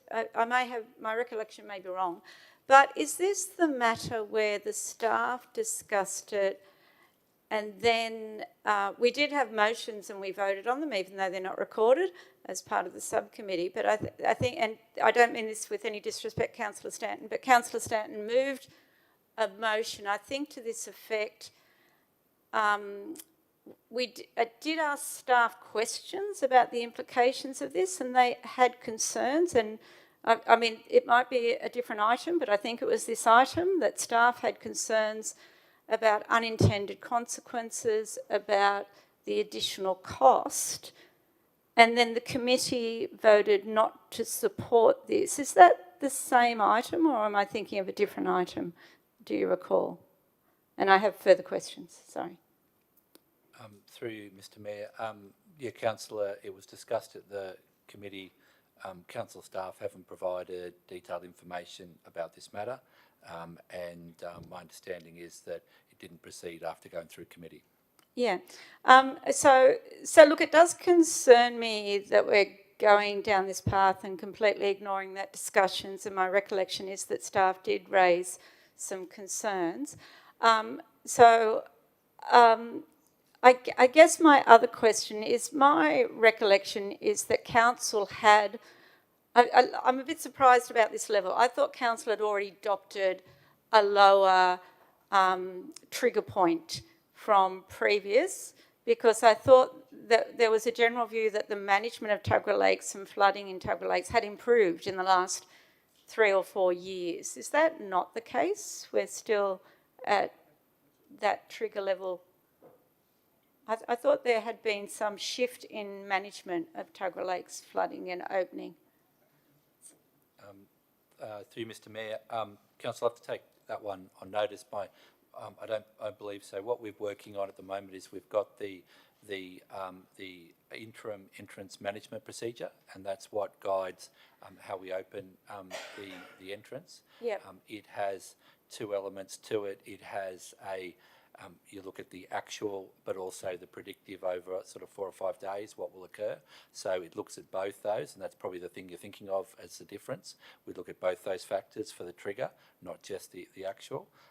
And what's happening at the moment is we're working on the Tuggerah Lakes Coastal Management Program, and that'll come back with a revised opening management strategy to be formalised sometime in 2027. So Okay. that's all we've been able to provide so far. But there'll be more information in 2027 coming about the impacts of heights and things like that. Okay, I'm wondering if what I'm actually thinking is management of the sandy part of the berm. Is that what changed, that it made it easier for it to open up? There's a couple of things that have happened. Is one, there's been a sort of a notch dug in the berm to make the pilot channel less, for want of a better word, and an earlier intervention when you can see that the level is going to rise. A pilot channel is ineffective if there's not enough hydraulic force inside the lake to push the water out. Otherwise, it will just fill up again. So you can dig the hole and it doesn't fill up. So what has happened in the last, say, 5 or 6 years, certainly since I've been here, is while you have an intervention level, you do it on the predicted intervention level as rain's coming into the catchment. So you're actually digging the pilot channel at a lower level because you anticipate in the next certain number of hours that level will get high enough, you'll have enough hydraulic power, and then the pilot channel will be able to be sustained. Okay, sorry, my last point then is I would like to get a further report on this. I'm sorry to do that. I know people just want to make a decision and go ahead with it. But I do note again, hate that code of meeting practice, but it does say if there's a cost that needs to be identified or deferred for a report to come back, identifying where that additional cost will be borne. So I'm just wondering whether the mover of the motion or the amendment would consider just requesting further information to come back to the next meeting. I know that's a short turnaround time, but I don't feel comfortable just approving this without understanding some of those things that have just been discussed in answering those questions. And I understand that the cost is also difficult to predict because it depends on rainfall and all of that. But I do think it is in our code, the current code, that we should have identified what that funding might be, or an estimate of that funding and where it would come from. So I'm just wondering if the mover of the motion or the amendment might consider, and question to the staff whether it would be possible to get a more informed report to the next meeting. Is that possible? Through you to the CEO or the Director? Through you, Mr. Mayor, it'll be up to councillors if you wanted to request further information, councillor. It's in the hands of the meeting, not... Okay, but that turnaround time is doable to some degree. Yep. Okay. People Councillor can Lamont, burn midnight oil and get that report. Okay, thank you. Councillor Lamont, would you accept that in your amendment? Yes. Councillor Stanton, would you accept that in your motion? Just requesting a further report to the next motion. So that's a no. That's a no. Okay, thank you. Councillor Lamont has indicated she would accept that, so if we could we amend your amendment, change your amendment? Is it? Well, you never know, there might be, well, again, my question is about the code of meeting practice. It does state that if there's not a funding source identified, it needs to be deferred for a further report. Could I get a ruling on that through? You're not necessarily you're incurring more expenditure than you would. Yep. But you're not necessarily incurring more money in this budget. There is a budget for this activity. Obviously, if we have a wet year and we're intervening more, it's going to be more, we're going to go exceed budget. But at this point in time, we don't know whether we will. So I'd argue that at this point in time, there's no certainty that it will exceed budget. All right. Thank you. Thanks. Receive a further report. Thanks. Councillor Eaton. Yes, thank you, Mr Mayor. I speak in favour of the motion as the seconder. And just to take up that last point, I did in fact speak... And against the amendment. Thank you, Councillor Smith. I did speak to the Director last week about this issue, whether we needed to identify a funding source, and he was comfortable at that time that there was enough money within the basic dredging budget that would cover this process. So that point is covered off on. And can I just commend Councillor Stanton for putting this motion up. She's been the leader, I think, in this chamber on dredging issues for the entrance. And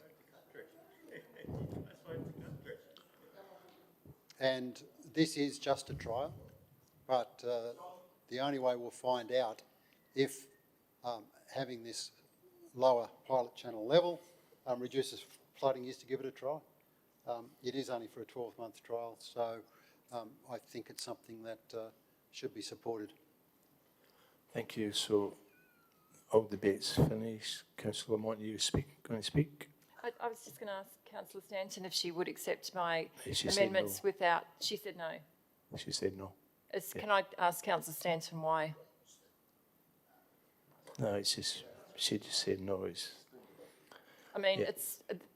the amendments actually help the community. They will help, further measures that we take towards flooding. She's not wanting to answer, so just moving on. All those in favour of Councillor Lamont's amendment? Councillor McGregor, Councillor Castles, Councillor Crowley, Councillor Walsh, Councillor Neal, Councillor Lamont, Councillor Smith. All those against? Councillor McKenna, Councillor Mullen, Councillor Daniels, Councillor Eaton, Councillor Stanton, Councillor Wright, Councillor McNamara, Councillor McQuaid. The amendment's lost. All those in favour of the motion? Councillor Stanton. Can we get the motion up on the screen? You haven't changed it since the notice paper, have you? No, it's just the original. Just making sure. Just making sure. The motion's as written in the business paper. Yeah. So all those in favour of Councillor Stanton's motion? Councillor McKenna, Councillor Mullen, Councillor Daniels, Councillor... Hang on, Mr Mayor. The motion that's before us is not what's on the notice paper. Is it?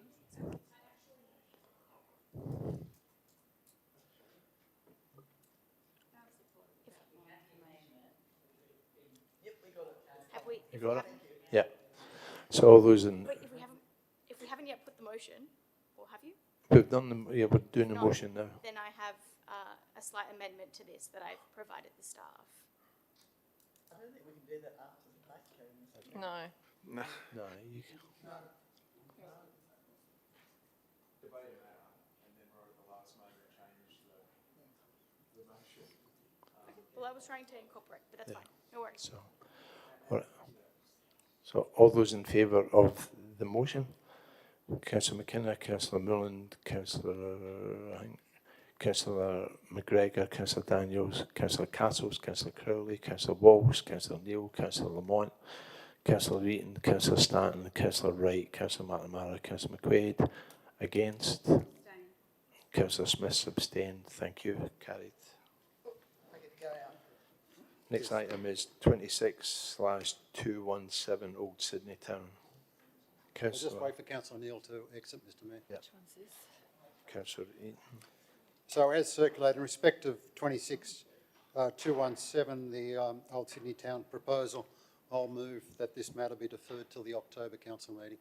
Have you got a seconder? Councillor McNamara. Yes, I will. I just had to get that. As I think all councillors know, we've all received correspondence from the reptile park, and some of us have gone and visited the reptile park and had discussions with them. They have some unresolved issues that they're actually fairly confident they can work through within the next few weeks, or at the most 6 to 8 weeks. They're actually generally supportive of the proposal, but certainly still have some issues that they want to resolve with them. And before this matter comes back to council, I think it behoves us to listen to them and to give them the chance to try and work out their issues. Yep. So this is a big Councillor deferral. Right. Lamont. I actually wasn't, but I might as well use the time. I just want to thank Councillor Eaton for turning up to my hearing and supporting Warren Hughes.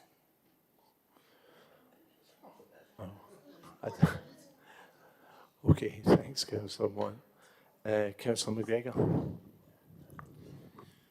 Thank you, Mr Mayor. Look, I rise to speak against the deferral.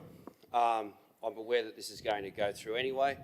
Process, procedure, following the legal requirements is a bit of an issue for some, but not others. I'd like to speak in favour of what the original staff recommendation was, which was evidence-based. It was done by professional experts, and it was consistent with 50 years of public planning policy, protecting heritage, the local environment, and the suitability for the constraints of that site. The community have not been consulted on this. The original staff recommendation, which, as I said, was evidence-based, put forward by experts, was completely hijacked and put through with a direct negative in a meeting which is highly contentious as to the questioning the validity of the status of that, and we now also have the issue of the falsified minutes of that meeting. So I don't believe we should be deferring this. I believe we should actually be supporting our staff in going along and supporting their professional opinion.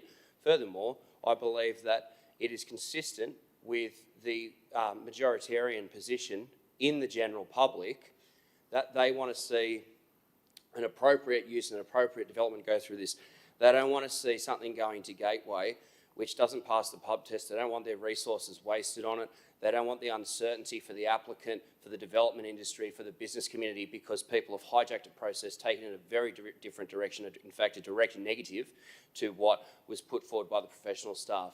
Because when it comes to this going to a panel, when it comes to it going to DPI, when it comes to professionals assessing it, they're going to do it on an evidence basis, not a political basis. They're not going to be doing it on the basis of field opinions. They're going to be doing it on rock hard evidence.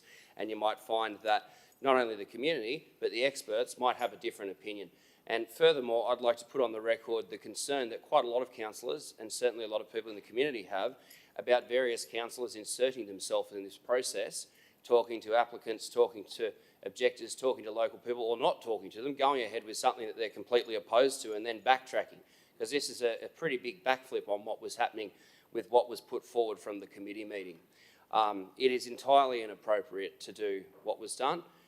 This is a delaying tactic to try and get something over the line, which realistically we all know is a dog with fleas, doesn't pass the evidence-based test, doesn't get through the professional staff, but it does get through with four Liberal councillors. Somehow a different set of logic is applied. Well, as I said before, that's why 78% of voters voted against you across the Central Coast. There is no mandate. Point of order, this. Mr Mayor. I There's can no keep going consent. all night. Mr Mayor, point of order. Thanks, Councillor McGregor. I think we know where you're going with this. You say the same thing every time. Look, the point is that there's no consent. There's no mandate for this. There's no evidence for this. This is a tiny minority hijacking a really essential, important piece of our local history and a really important piece of our coast, and just taking it in a direction that, for whatever reason, for whatever merit they have identified, to take the proposal down that direction. And it flies in the face of what the experts say.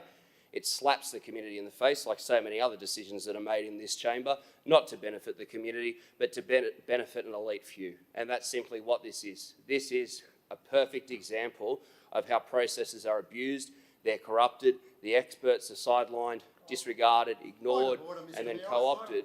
I've had enough of this. Yeah, point of order, is- and your time's finished. He is Councillor. bringing 1 this, minute 20 on there. he's bringing this I was going off place, here, sorry. these councillors and the staff particularly into disrepute. I invite you to make an order. Yeah, He can, please, Councillor McGregor, stick to the agenda. You don't need to have a go at. I'm not having a go at anyone. You're To having the a go contrary, at a few people, so you've done it all night. So can you please just speak to the motion and My move forward? time has not stopped. I've lost 40 seconds here through the rude interruptions and interjections. You've got and an extra misrepresentation of 50 what I'm doing. seconds there. I'm supporting the original staff recommendation. I'm supporting the expert opinion of our staff, and I'm supporting all the work and the due diligence that they have put into this proposal when they recommended it for rejection. You can't, well, I guess you can in your world, but if you're supporting someone, you're not opposing them, you're actually supporting them. Now, I agree with their determination, as does, in my view and in many others' view, the vast majority of people that live there, the vast majority of stakeholders, the businesses that are in the area. What was attempted to be done through that Environment and Planning Committee does have a huge impact on the local businesses, it does have a huge impact on the community, and it is a direct negative to what was put forward by the expert opinion of the staff, which I support. I support their work, I support their conclusions. They are valid, they are real, and I believe they'll be reflected when this goes to Gateway. More problems have been created than were necessary because of an abusive process, procedure, and people, a small elite minority, taking this in one direction, away from what the community want, what the experts want. All you're doing is costing more money, creating more pain, and creating more chaos and confusion. And that's what continually happens with this kind of behaviour. I speak against the deferral and in favour of the original staff recommendation. Thank you, Councillor McGregor. Councillor Wright. Thank you, Mr Mayor. I am supportive of the deferral, and I have to say I'm mixed on this because, on one hand, as you know, very pro-housing. We have a housing crisis here on the Central Coast that I'm particularly continuing to advocate for solving. But I'm not entirely sold on whether this development is the right fit. I, along with a few other councillors, went to the site. Actually, it was good to see Councillor Neal, who's not here, from the Labor Party, actually attend that alongside a few others. And I think it's an interesting proposal, and I think there's a lot of excitement in the community around what Old Sydney Town could be. And there's certainly that support for the tourism and benefit. I don't think anyone doubts that. I think the matter of contention comes around the housing element, and I can understand the for and against that. Again, you're bolstering housing supply, but two, you're putting it in an area that council had previously earmarked not to have housing that side of the M1. The issue is, you can't have, on one hand, you can't have the tourism benefit without something that's going to fund that, and that's economics, and that's how things work. So I'm unsure how we can progress something like Old Sydney Town without something like housing to support that. So I'm mixed on that. I think also the location has some issues with things like its proximity to the industrial area, for example. The smells from some of those industrial buildings, the noise as well, with many of those businesses operating 24 hours a day. So I still have some concerns around that as well. And I think what this does is, apart from just let the reptile park as a current tenant talk through some of those concerns, is I think it allows us to have some more community consultation as well. I think it's a big issue. While it might not be in my ward, I think it's an issue that is actually of great significance to the Central Coast. I think, as Mr Gould said from Business New South Wales earlier this evening, the economic benefits would be quite significant as well. I don't doubt that. And I'm wondering whether there's a way that we can sort of come to a consensus around how we can have the tourism benefit, how we can also sort of have, you know, the broader economics stacking up behind it. I don't think the jury's out yet on how that might work. So I think there's definitely still some pieces to work through. The other thing which I think has been a bit overlooked by the councillors and the community as well is that, and it's something that I always think about and then realise, as I think speaking to Councillor Stanton on, is we're actually only looking at the rezoning here. We're not looking at the DA. There's been some grand plans proposed by that site. Those plans are public.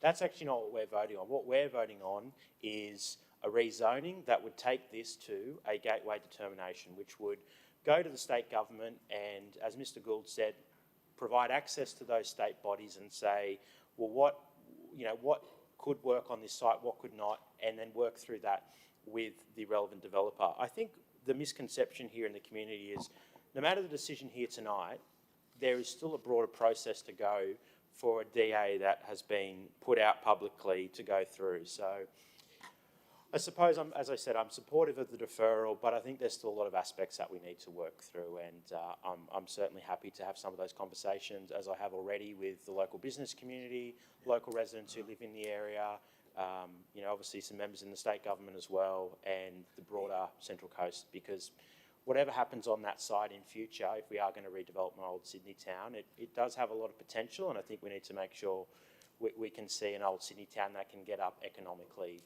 while acknowledging a range of challenges in terms of the location and some of those aspects surrounding it as well. So thank you. Councillor Smith. Thank you, Mr Mayor. Well, for the sake of being able to talk to it, say that I'm opposed to this. I'm certainly opposed to the proposal. It's been around for a very long time. At no point has it shown any strategic merit. It's gone against key principles and planning instruments on the Central Coast. It is not worthy of support, and it is disturbing that council wants to prolong and entertain this longer. I think the community is deeply concerned about this. They're deeply concerned about probity in our decision making around this, and I have concerns about that. I think this should be rejected outright. Council should not be entertaining this. It needs to go through a separate process. Council is not a consent authority, or this group of councillors are not a consent authority. I do have a question though. My recollection, and I know Councillor Wright, sorry, Councillor Wright, mental blank. Councillor Wright mentioned that some people met with the Reptile Park, and I was not able to attend. I'm not sure I was aware of it, but I do hope that there is another opportunity to go and meet with representatives of the Reptile Park. Unfortunately, I can't get to Plotty's birthday either. But I was also aware of a site visit that we got an email. Did that email come from staff through you to the CEO? Did we get an email from staff about a site visit? Through Mr Mayor, yes, Councillor, we set up a site visit that council staff held on the site on the Saturday before. Okay, how much notice did we get of that? I imagine earlier in the week, Councillor. Yeah. I think it was 24 hours. Is that right, or was it? Yeah, it was 1 day's notice. I'm just look. I don't want to dig too deeply on that, but that is. I'm sure there are reasons for that, but it is really impossible for councillors to. You know, unless maybe some council, I'm not going to speculate. It's impossible for a number of councillors to drop everything and attend a site visit on a Saturday with 24 hours notice. So I am concerned about these site visits that some are organised. I know I'm veering off to a different topic, so I won't go too far about that. But maybe at some point we might consider how we can do site visits better. I think there was another one that had a little bit of notice, maybe a bit more. The ambulance thing, which I couldn't get to. And then there's a resolution from council some months ago about a site visit at Lake Haven Cinema that I don't think has been organised yet. Thank you, Mr Mayor. Thank you. Councillor Castles. Yes, I'd just like to ask a couple of questions, if that's okay. The first thing I wanted to ask is, with this particular proposal, like, how did it actually end up on the EMP agenda? Was it, I mean, did someone find out about it? Who suggested it? How did it end up there in the first place? I'm a bit sort of interested about how that might have happened. Not I'm saying that there's anything wrong with that, but just how it got there, because I do find sometimes, you know, when you have a committee, and obviously, you know, I'm chair of the Community and Culture Committee, usually there aren't sort of big kind of surprises in terms of let's sort of completely throw the baby out with the bathwater with the staff recommendation, for example. So the secondary part of my question is, why was the recommendation basically for refusal? Yeah, and yet apparently that's been basically ignored. Can anybody shed any light on this for me, please? Hopefully I can help you, councillor. What happens is applicants can lodge planning proposals. They then go through a number of phases of working with council staff as they prepare their proposal, and they get feedback. And then when it's needs to be made for a decision about whether it'll progress, then there's a report that needs to be adopted by council before it can proceed. What happens after that is that it needs state government approval, which is the gateway process. Yep, I understand and that. that's how a draft, what would be an LEP amendment or a zoning amendment, would go on exhibition, and people would be able to comment and provide feedback on a draft amendment. But at this stage, this is really reasonably early in the process. There's a proposal lodged, and we're seeking council's views on whether it should proceed to the next step. Okay, thank you. And the second question that I asked, which was in terms of, that was there particular rationale as to why the staff recommendation was refuse, and which then got sort of ignored, basically. If you can give me any insight into that, that would be helpful. Ultimately, that's the decision of the elected group. Staff present a recommendation, and the elected group make decisions. Councillor McGregor. Question, if I may, if I can try and perhaps rephrase Councillor Castle's question.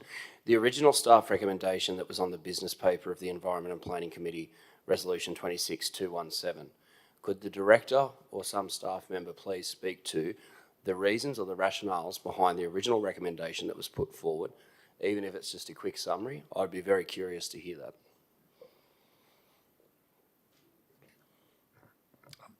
Through Mr. Mayor, there's nothing quick in planning proposal land, councillor. What would, if you have to go back to the resolution because it's quite extensive, but what happens in the resolution when there's a recommendation to refuse something, the reasons are outlined within the resolution, and I think there was about sort of 10 different issues that were identified as being concerned, which would have been the basis for a refusal of the planning proposal. Yeah, I completely understand, and I accept the answer. It's just, especially when you say there was 10 reasons for refusal, I'm just wondering if we could maybe reflect on what those 10 reasons are. Because 10's a somewhat significant number to some. Yeah, through councillors, I'd have to refer you back to the report. I think there's 9 actually, councillor, but yeah, they're quite extensive. If you go back to the EP committee report, you'll be able to see them listed there. Yep. Councillor Smith. Sorry, just a question, Mr. Mayor, through you to the CEO. Mr. Farmer, can you clarify? I thought there was a change in protocols or procedures or rules, and I don't know whether it's the minister or that if a council goes against a staff recommendation in relation to a planning matter, are you aware of a change in the, I want to say law, but it might just be rules, that there's a new protocol? Yeah, I think I'll be accurate on this. I can probably help you with that, councillor. So, when at the committee, when the committee resolved to to recommend to progress the application, in that recommendation, the councillors need to identify the reasons, and there are reasons that were identified on the night by the councillors about why they wanted to progress it. So if you look into the actual the recommendation from the committee, it has to identify the reasons why council is proposing to progress it. Sorry, and that's something that's been introduced by the minister, or I thought there was something at a higher level that had happened, and I'm not inferring anything by this, but I thought it had come from, like an ICAC inquiry or something about councils making planning decisions. Yes, through Mr Mayor. Yeah, councillors, it's been common for a while for DA decisions and also planning proposal decisions. Thank you. Councillor Milland. Just quickly, Mr Mayor, I know we're running late. Further to Councillor Wright's discussion a little bit earlier, I'll be supporting the 2-month deferral, but it's greater than just incorporating the feedback from the reptile park. There were 3 councillors there with me, 2 councillors and myself yesterday to hear about their concerns about this development. And obviously I took that on board. I'm sure my fellow councillors did as well. But after receiving 50 plus emails today, there's a real commitment about Old Sydney Town moving forward. I want some more time to do my own due diligence on this as well. I read the staff report. Unfortunately, I couldn't attend the committee meeting to hear what happened at that committee. I want to make sure we make a decision that's a good one. At the end of the day, this was supposed to be about Old Sydney Town and a tourism development. It wasn't primarily about a housing development. So I'll be asking for more information over the next 8 weeks to help form my decision moving forward. So again, I echo Councillor Wright's discussion in regards to numerous concerns, but I encourage councillors to read those 50 plus emails today. There's some good points raised, but the primary point was everybody wants some type of tourism development. We need to make sure we deliver something that's in the best interest of this council, but also our community. Thank you. All right. All those in favour to defer for 2 months? Councillor McKenna, Councillor Mullen, Councillor Daniels, Councillor Eaton, Councillor Stanton, Councillor Wright, Councillor McNamara, Councillor McQuaid. All those against? Councillor McGregor, Councillor Castles, Councillor Crowley, Councillor Walsh, Councillor Lamont, Councillor Smith. And I thought that was Jane coming in, but it wasn't. So the motion's been carried to defer for 2 months. Next item, Mr Mayor, is 26218, the draft Tuggerah Lakes flood study, and I'll just move the committee recommendation in respect of that. Is somebody going for Councillor Neil? Thank you.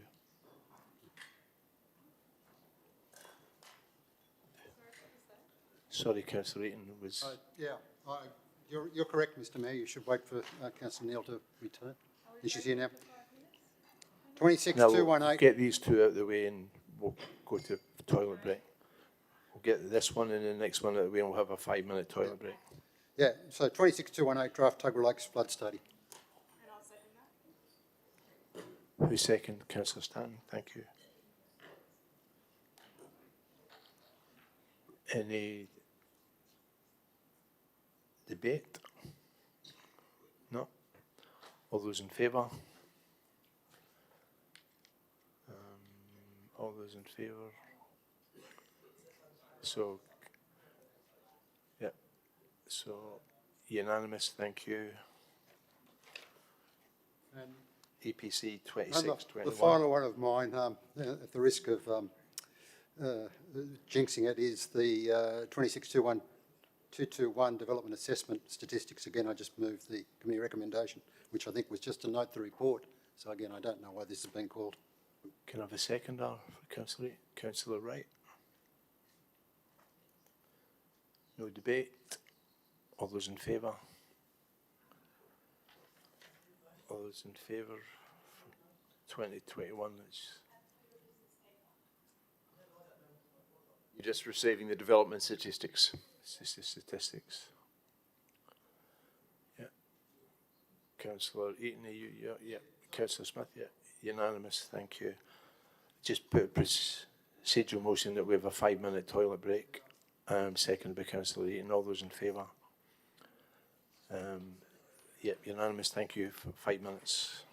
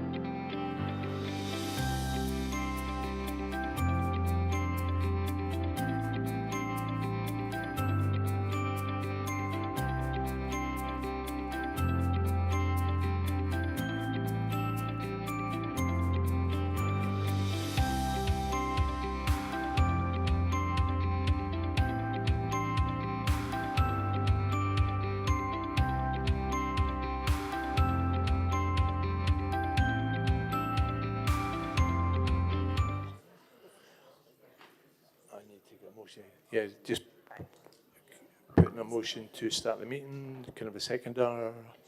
Councillor Walsh. All those in favour? And Councillor Eaton, thank you. All those in favour? Unanimous. Next item is 6.3, Infrastructure and Assets Committee Minutes and Recommendations. Councillor Stenton. Thank you, Mr. Mayor. Welcome back, everybody. I would like to move the staff recommendation as it appears on the screen. Do I have a seconder? Any takers? Seconded by Councillor Eaton. The recommendation on the screen. Thank you.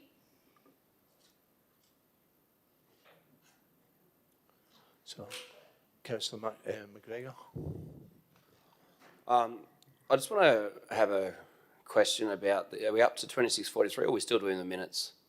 No, we're on to 6.3, doing 1 and 2. So I'll come up with a question for 2643 if I can. Can we just be clear, where the motion before you at the moment is the entire minutes and the recommendations? Is that correct? Yes, Mr. CEO, just to be clear that I had 0 requests from my email to pull any item out. And as such, I am moving the full recommendation as it appears on the screen that happened at the last Infrastructure and Assets Committee meeting. Councillor McGregor. All right, well then I'll ask the question then. In regards to 2643, the Apex Park public toilets, what's on the screen there, it says that the council seeks input from the broader community and local stakeholders regarding the demolition. Could I get a response as to what that input would look like? How's that consultation, if it is indeed consultation occurring? Could I please get some explanation of that process, please? Through you, Mr. Mayor, Councillor McGregor, likely to be a letterbox drop to the local area at this stage and any other interested stakeholders. And when you say letterbox dropped, is that so that they can put in a submission to council on this particular item? Through you, Mr. Mayor, yes. So is that just going to go to ask at Central Coast, or is there going to be a specific person or address for them to speak to about that? I'd have to get back the details in relation to the specifics on that. Okay. We can't vote for this. Look, I was originally intending to vote for this, but that response does not really fill me with enough confidence to do that. Now, the Apex Park public toilets are something that you would think that probably not too many people are interested in, given that in the report it says only about 50 people a day go there. However, as a ward councillor, that's something that certainly a lot of stakeholders and a lot of constituents in the ward have already contacted me about, and stakeholders that are very important have great concern over this. I also note that there was some commentary or discussion around how this proposal may have come from overtures from the business chamber and then through a private school to pay for it or something of that nature. I don't want to be verbaled on the specifics of that, and I'm happy to be corrected. But it seemed that the process for that was quite strange compared to what would normally occur. Now, when the stakeholders and the constituents have contacted me with concern about this, they've talked about the importance of this site in particular for people who live in the area who walk around there. There's a lot of residential housing, high-density housing in that area, but furthermore, tradespeople and people who are driving their cars through the area. There is a limit. There is a limited amount of public toilets on the western side there. In Wyong, you've only got the ones at the park, which is over that way, and there's also the other ones on, I think it's, I can't remember the exact, is it Pannonia Road or whatever it is, that are being talked about being taken out as well. So I do have great concern, particularly when we're saying we're going to do a few letterbox drops, that it's not actually really going to consult the kind of people who are really engaged with this, who are really using it. I also have interest and concern in regards to whether it's a disabled facility in terms of like the MLAC key and things like that, because I know that people are quite sensitive about those sort of facilities. It's also, if I recall correctly, there's a drainage reserve or the like in that area. I'm curious about how that gets impacted by that. And with this, with the current wording with it is, I really just simply don't feel comfortable supporting it, given the lobbying that I've had, particularly from the people who have approached me about this with some concern, wanting more information and clarification around that. So if we were going to go through a community consultation process where there was going to be, a public meeting, say a month or so for people to write submissions in, put it up on the website and have some sort of specialist engagement there, well then that to me would be the kind of process that I would expect it has to go. And that's what the majority of people want. Well, that's fine. We can do that. I can live with that. We can adapt to it. But if it's going to be a proposal decided through minimal consultation with maybe a few people or a few different stakeholders, then that does not satiate me enough to support this decision. And I can't in all good faith go back to the people who have asked me about this and say that I've put my hand up for it and voted for it and I had complete agreement with it, because I do need to have that certainty and that assurity that there will be an actual community consultation process where we are having, as I said, a specialised address or place where people can write their things up, put it into the website, just like we do with so many other things. That lack of community consultation does concern me greatly. Thank you. Thanks, Councillor McGregor. Councillor Smith. Thank you, Mr Mayor. I'm sorry I wasn't alert enough to separating these items out, but I won't try and do that now. I'll just speak to all of them. Mr Mayor, I will just speak to each one individually. The public toilets, so I'm on the Infrastructure and Assets Committee, and so I was part of that discussion. I suppose, it will be interesting to see that community consultations. I do have concerns about this. My bigger concern is that that there are other sectors of our community that want to see some changes to toilet facilities in their area, and they're not being afforded the same courtesy, I suppose, of considering their requests, and what would result in a change to the public toilet strategy if we go down this path, and yet we aren't willing to consider other groups' needs. So that is mangrove? I didn't want to say it out loud, but thank you, Councillor Neal. The second point, the walking, wheeling and cycling strategy, I really want to commend the staff on this. I think I do have a, hesitation, but I want to say that I think the staff have done a really fantastic job on that strategy. It's one that is of great interest to our community. I think they got lots of feedback. People are very interested in seeing the cycleways, the walkways, and the great incorporation of wheeling as a feature of this strategy, I think is really welcome and appropriate and valued by our community. My disappointment, and I flagged this at the committee, is that a lot of the feedback, although the strategy references shade and seating, and a lot of the feedback from community was about those environmental features, the strategy indicates doing an audit of drinking fountains, but there wasn't a willingness to at the same time do an audit of shade and seating. So it's disappointing that that is not translated into action. I appreciate it says consider seating and shade cover, but we're going that extra step with drinking fountains, and yet we won't go that extra step with shade and seating. And lastly, the Central Coast Leagues Club Park. Again, I do value the work that staff have done on this. We had a really good presentation on that. I guess I didn't particularly like any of the options. I know the staff have done their best on that and provided good, valid reasons. My disappointment or my concern is that we're dealing with that in isolation, and I did ask the question, and my sense of the response is that we don't have that bigger strategy for that open space area. I would love to see us have a really good, solid strategy about how these places are made livable, how there's greening. I highlighted some issues with that space about being super hot.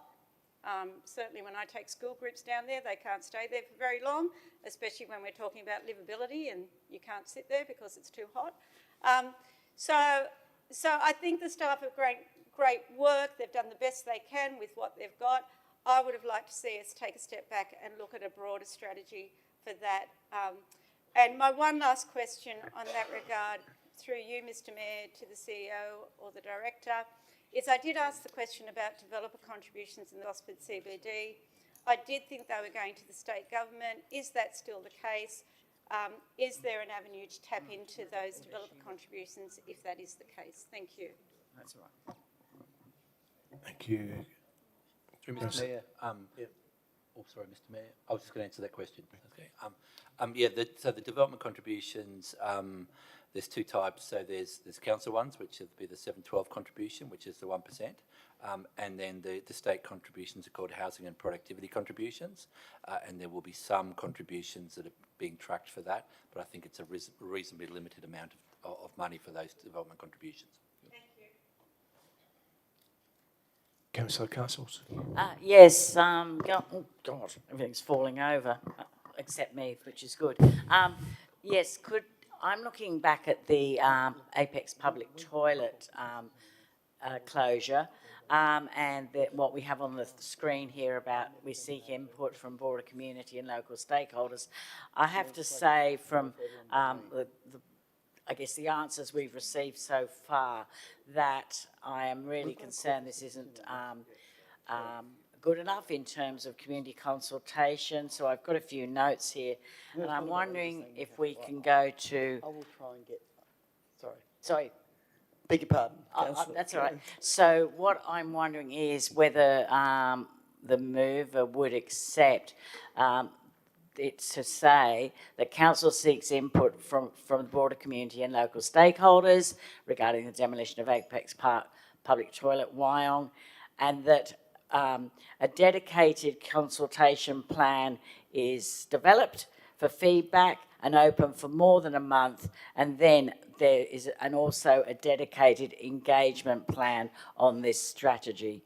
So that's what I would be seeking. I'm happy to come over to civic support and write so they can take this down from my phone, or I'll read it out to them then if they haven't got it in. But I'd be really, really happy if that could be accepted, because which just simply isn't quite adequate the way it stands at the moment. It's certainly not what I thought it meant when it said broader community consultation. I was expecting something a lot more than what letterbox drops in letterboxes around the street. Thank you. Councillor Stanton, will you accept that? What Councillor Castles was asking if you'd accept. Sorry, can I, before I... Yeah, you can speak, yeah. Thanks, Councillor Castles. We did have kind of a lengthy conversation at our discussion at our infrastructure and assets meeting about this, which is kind of where we landed on that wording. My understanding is that there was an extensive consultation period as part of the public toilet strategy in the past 12 to 24 months, which included this toilet block. Can I get some advice from the Director regarding consultation on this again, I guess? Through you, Mr Mayor, to Councillor Stanton and Councillor Castles and Councillor McGregor, it will be going through Your Voice, Our Coast. So once we get the okay, a consultation plan will be developed in-house to undertake the works. Is that as part of the existing one, or only as a result of Councillor Castles' amendment? As part of the existing proposal. No. So you can add those points if you want to. That's what will happen. Sorry. So you can add those points if you want to, but that's what will happen. It won't. The project will go to our engagement team, and they will develop an engagement plan, and they will deploy an engagement plan. And what does the engagement plan look like? Okay, we'll leave it then if it's going on consultation publicly. Yeah. So what's your feedback? Yes. Are you accepting? As the Director has confirmed that the current motion will still go on public consultation on Your Voice, Our Coast, I believe that is already covered in the original. All right. Thank you. Go on, talk. Councillor Castles. No one else has got a light on. Put it. to that just very, very quickly. I think it would be really useful to have that mentioned in there in a bit more detail because, already we've heard tonight that apparently it was going to be letterbox drops, but now, which is great, it's going to go in Your Voice Our Coast. The engagement team is going to be working on it. I do think we should try and make that much clearer and even though it might be sort of stating the obvious, sometimes if you don't state the obvious, stuff gets missed, I've noticed. And that's not just here, that's in life in general. So I would really urge that we have more detail in there. Thank you. I'll move that way. As an amendment, you got a seconder for the amendment, Councillor McGregor? Okay, no debate, let's move it.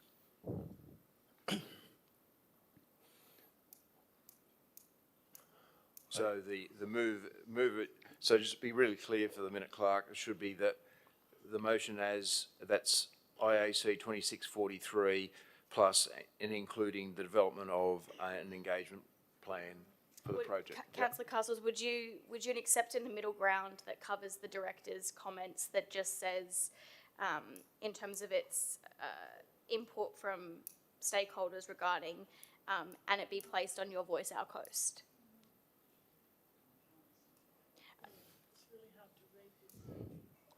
Could you please make that a bit bigger? Yeah.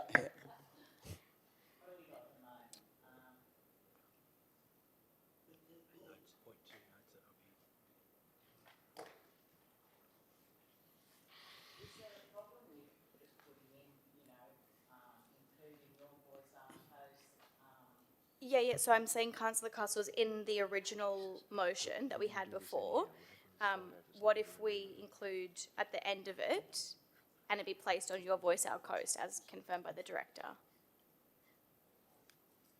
Still keeping all of this in, correct? No, going back to the motion, the recommendation from the committee, which you were at, and then the last bit, and it be placed on Your Voice Our Coast. Yeah. Okay. Right, so you can put it. So it's when it goes in Your Voice Our Coast, that's when we do the usual things, is it? Where something goes in there, it's on public exhibition. Yeah, it goes on public exhibition. An opportunity to comment for a certain period of time. It gets advertised on social media, whatever. This is the process, a standard process that will be followed. Yeah. The Your Coast, if we get a consultation process, it goes to our consultation team. They develop a specialist consultation plan. Depends on whether it's an intensive, expensive one or it's a small localised one. That might include going on Your Coast, our voice. It might mean also dedicated letterbox drops around there, a range of things. But it depends on the specific thing. But they will have a specific plan done for it. Every piece of consultation, every time council says but something be put on exhibition, our team develop a plan for it. Okay. Look, I think I'm happy to accept that because obviously we'll be able to, in a sense, monitor that or keep an eye on it anyway, and I'm sure we'll be told when it's going in Your Voice Our Coast, so I'm happy to leave it at that so that we are more clear about what this community sort of input's going to be. Thank you. Councillor Neal. Yes, I'd like to speak in favour of the motion and in favour of the amendment which has now been incorporated in the motion. This was debated at the Infrastructure Committee, which I participated in, and it is a variation to the toilet strategy. And I suppose, in my view, the toilet strategy is a good document and the consultation took place when it was first adopted, but we should have some flexibility to deal with varying circumstances and additional community issues. We are not here making the decision to demolish the toilet, and that was the proposition that initially came to the Infrastructure Committee, but we are taking the step of consulting with the community to ensure that it's consistent with what their aspirations and views are. At this stage, we've only received input from the Chamber of Commerce, and I understand indirectly through the school, which is going to fund the proposed demolition. So I think it is very important that the broader community have a say. I think this proposition to have a full consultation on this matter is important, and I'm glad that we have ironed out the uncertainty and ensured that that will take place. Thanks, Councillor Neil. So Councillor Stanton's accepted the changes, so we're all good. Put the motion. All those in favour? I'll go through the names. Councillor McKenna, Councillor Moulin, Councillor Daniels, Councillor McGregor, Councillor Castles, Councillor Crowley, Councillor Walsh, Councillor Neil, Councillor Eaton, Councillor Stanton, Councillor Wright, Councillor McNamara, Councillor McQuaid. Against, Councillor Smith, and abstaining is Councillor Lamont. Thank you. Next item on the agenda is Finance Committee minutes and recommendations. Councillor Wright. Thank you, Mr. Mayor. I did note, just looking at the agenda now, that I know that Councillor Smith, I think it was Councillor Lamont, asked to have item 26/45 removed from the minutes. Given that there is not a recommendation on it, would both councillors be happy to do what we did on the last motion, and just because it's the only one that's being pulled from the block, have the block motion in full? You can then ask questions about it, and if you want to move an amendment, we can do what we just did then, and you can speak to it there. Well, okay, I'll move the block motion as is, and then if any council wants to ask questions, they can. And then because there's only one that seems to be of contention, if you have an amendment, you can then move it to the block motion.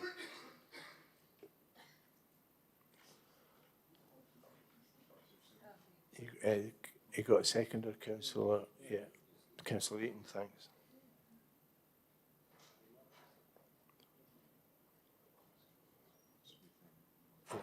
Councillor Smith? Oh, sorry, it is the motion up on the screen, isn't it? Mr. Mayor, I just wanted to make note about the Water and Sewer Security of Critical Infrastructure Annual Report. And I wanted to thank the staff for the professional development session. I know there were only a couple of councillors there, but I specifically requested it, and I would like to say how much I appreciated that session. I thought it was incredibly useful. I thought it was incredibly important. I would hope that each year we have that opportunity to walk through that document. I won't try and put it in a motion, but I just hope that goes without saying. So thank you very much for that. Thank you, Councillor Smith. Councillor Lamont?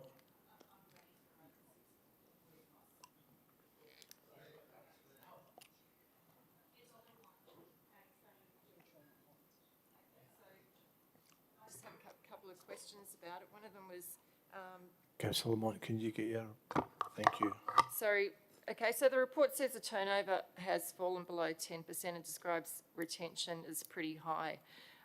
Is it actually possible to get number of employees who resigned or otherwise left council for each of the last 5 years by directorate? Like, I just think it'd be handy to know, like, how each directorate's going with staff turnover and staff retention and all of that. Is that possible? Yeah. Yeah, we can provide that.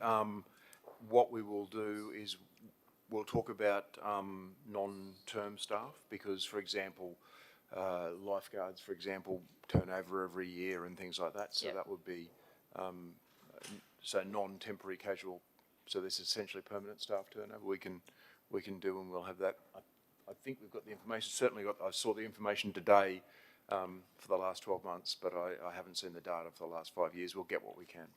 Okay, and the only other question that I had, it talks, this is going back to long-term financial plan where we're looking at reducing expenditure by 11.1 million by 2031-32.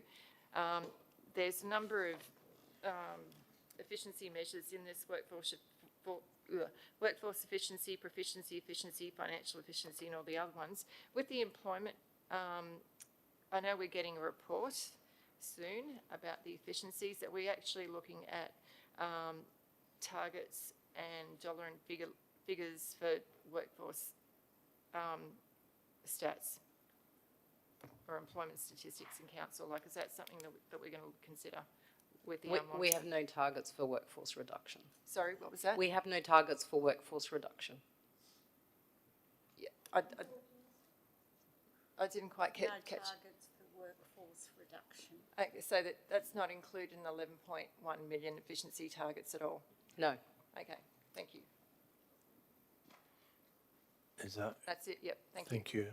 Councillor McGregor. Thank you, Mr Mayor. Look, my question's around the time. So we're nearing 10 o'clock. There was some discussion that we may finish at 10 o'clock. Is there anything which is time critical that you need a procedural motion to bring forward? We've got a few reports that we need to do, so we're going to need to do a half an hour extension. Okay, that's fine. I just would like to foreshadow if we can identify what they are, and then I'm happy to move that we bring the time critical things forward and deal with them first. After we resolve this report, this committee. If we could deal with, go deal through with the this. staff reports and we'll see how quickly we go through them. Obviously 7.1, 7.5, 7.6, and 7.12 are important, but I think we might be able to get close to being near them. So why don't we just... Okay, so I'll foreshadow at the conclusion of this debate to move a procedural motion that we extend for 30 minutes to 10:30, and then do 7.1, 7.5, 7.6 and 7.12. Look, I've spent enough time in this chamber after 10 p.m. I'd like to just try and do what we have to do. I know that it's an intentional tactic to ignore We've got some people that we has to be disagree done. with. So, all right, all those, a seconder for councillor. No, we've got to deal with the time. Deal with the time issue because it's been raised. Yeah, it's been raised. And it's a procedural motion. So Yeah, it is. councillor Castle seconder. All those in favour? For a 30-minute extension, unanimous, thank you. And now back on to the Governance and Finance Committee. It's ready to go. Yeah. So this one's, yeah. So 6.4. Yeah, 6.4, we're all ready to go. All those in favour? 6.4. 6.4. All those in favour? Yeah, 6.4. Councillor Neil, is your hand up? Okay, thank you, unanimous, thanks. So we go to 7.1. 7.1, Health Infrastructure, New South Wales Ambulance Projects, Berkeley Vale, sale of land. I'll move the recommendation, Mr Mayor. Thank you. In too second, late. Councillor Milland. I have a slight amendment for Councillor that item. Do you want, shall I do that now or? Yeah, do it now. Okay, just a very slight amendment. This is the health infrastructure, the ambulance project, sale of land. At point 4, if we could have it up on the board here, I did send this to Civic, but it's literally 5 words. At point 4 of the motion on the screen, which I can't see properly because it's extremely small. Hang on a sec, we'll just get it a bit bigger. That's okay. Where it says delegates authority to the Chief Executive Officer to execute a contract for sale of the land and goes into those details, I just want what's been just put up there now by Civic Support, which is after the word government, for the specific purpose of construction of an ambulance station. I move that amendment. I'm happy to accept that as the mover. Thanks, Councillor Eaton.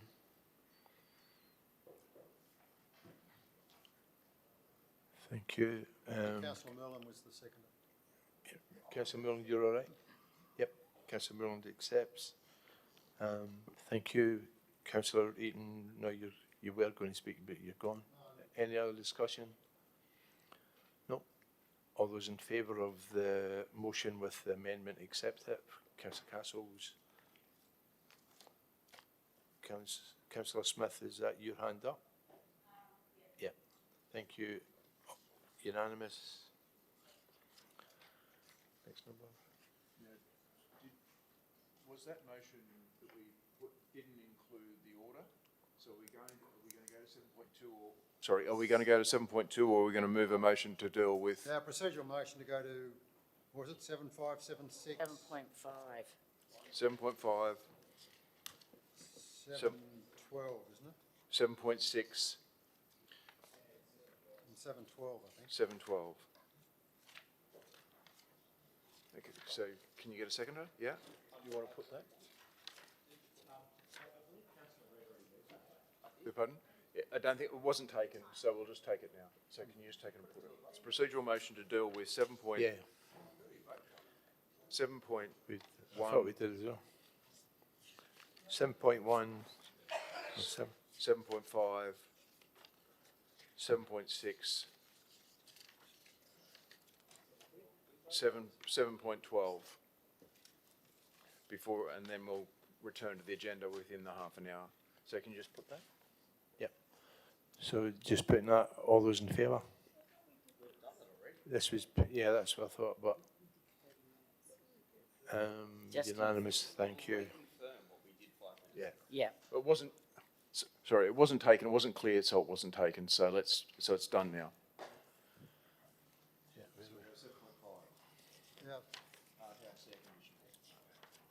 7.5. I'm going to move the staff recommendation. Second by Councillor Milland. Mr Mayor, I have an amendment. Yep. Which Councillor I've sent Castle. to Civic Support. Perhaps they could bring it up. The amendment, which I did send to, pretty sure I sent it to all councillors. If I haven't, I apologise because I meant to. This amendment actually replaces item 1 and item 2. Have we got the, oh, here we go. And this, the amendment is now on the screen, which is 1, note, no, well, you can read it. Notes an additional budget of the 544805 is being requested for the auditorium air conditioning replacement, Art House 1, and supports the budget, this budget allocation. But 2, seeks a report to the September council meeting on how this could be funded by transferring funds from projects other than project 27594 building and landscape renewals, Carry On Education and Care Centre, so that the additional budget for this project can be considered for approval at the September ordinary meeting of council. I move that way. Councillor Smith, second. Yeah, I'll talk to it. Yes, if I could just speak to it. Look, I'm fully in support of this matter, obviously, but I really do think that having a report on where perhaps funds could come from, I am concerned, and I have read the report in full, so I am aware of the sort of intricacies around the Carry On Education and Care, and the fact that you know, perhaps a bit of it can be delayed, etc. However, I am concerned that we are just, again, it appears to me, sort of focusing on an early education and care service, like we did with the, you know, let's bung it all up to 10%, rather than looking at a little bit more detailed about the funds. Now, we may find at the September meeting that there is only one option, and that is the Carry On Education and Care Centre. However, I think council deserves a little bit more information on what some other options, or at least 1 or 2 options, could be in terms of these funds. And so that is why I've decided to put this motion before you all in the interests of good governance and ensuring that we're being very mindful about where we're transferring funds from when we are actually moving them about to completely different types of projects. Thank you. Thanks, Councillor Castles. Councillor Walsh. Thank you, Mr Mayor. I'd like to ask some questions, I think relevant to either the original motion or the amendment.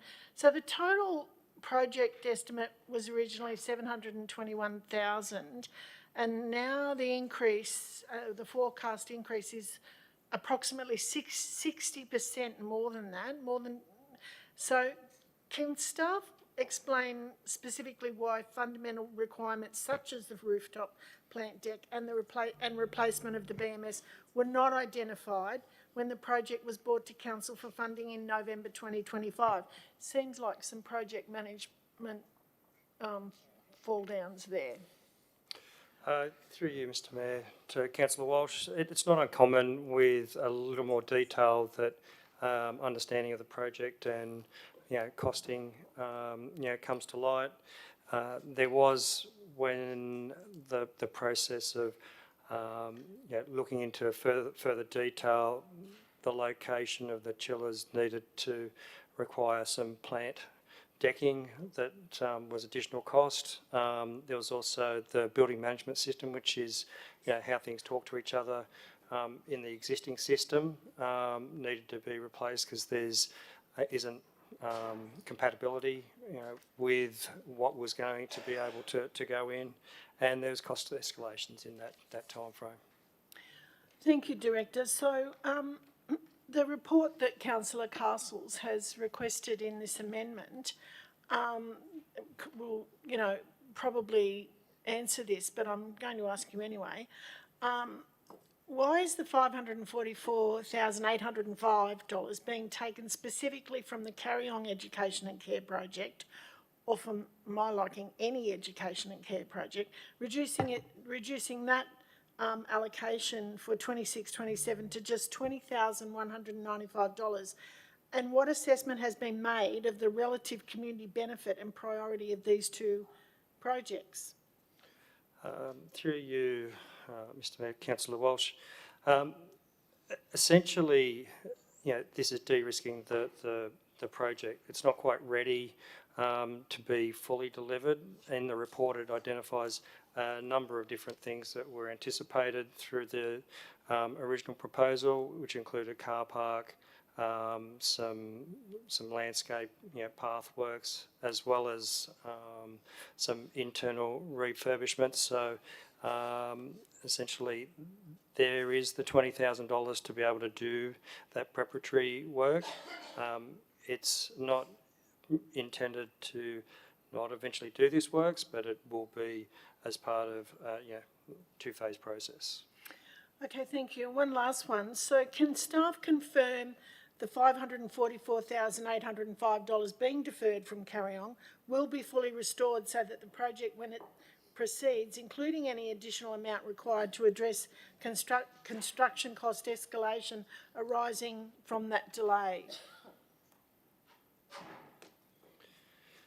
Through you, Mr Mayor, Councillor Walsh, there's currently no intention not to do that. I can never guarantee things may come up in the investigation that we are not aware of, and Council may make other decisions.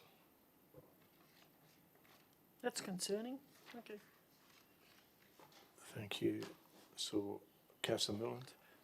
Just quickly, Mr Mayor, I've got faith in the staff report. I'm sure, based on the answers provided, that they've gone through all available options. Just for the councillor's knowledge, the air conditioning hasn't worked properly at this facility for a number of years. We're coming into the summer season. It impacts patrons, it impacts revenue and the quality of the shows that we deliver. I won't support a further delay. Thanks, Councillor Milland. All those in favour of the amendment of Councillor Castles and Councillor Smith? Councillor McGregor, Councillor Castles, Councillor Crowley, Councillor Walsh, Councillor Neal, Councillor Lamont, Councillor Smith. All those against? Councillor McKenna, Councillor Milland, Councillor Daniels, Councillor Eaton, Councillor Stanton, Councillor Wright, Councillor McNamara. Councillor McQuaid is out of the room, so I'll use my casting vote, and the amendment is lost. All those in favour of the motion? Councillor McKenna, Councillor Milland, Councillor Daniels, Councillor Neal, Councillor Eaton, Councillor Stanton, Councillor Wright, Councillor McGregor. All those against? Councillor McGregor. Oh, sorry, Councillor McNamara. Sorry. Councillor McGregor, Councillor Castles, Councillor Crowley, Councillor Walsh, Councillor Lamont and Councillor Smith. The motion's carried. Thanks. 7.6 carryover capital project charges. Councillor Stanton. Thanks, Mr. Mayor. I will move the staff recommendation for 7.6 as it will appear on the screen. Okay, can I have a seconder? Councillor Wright.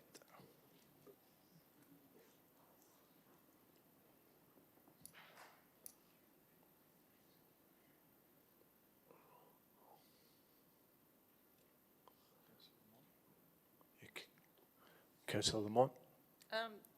Just a question, thank you. So, I mean, we're looking at 11.1, 11.3, moving 12.4 of unfinished work into the new year, and by taking out 11.3, 27 projects. How did you actually work out, or how do we work out which 27 projects are going to be removed?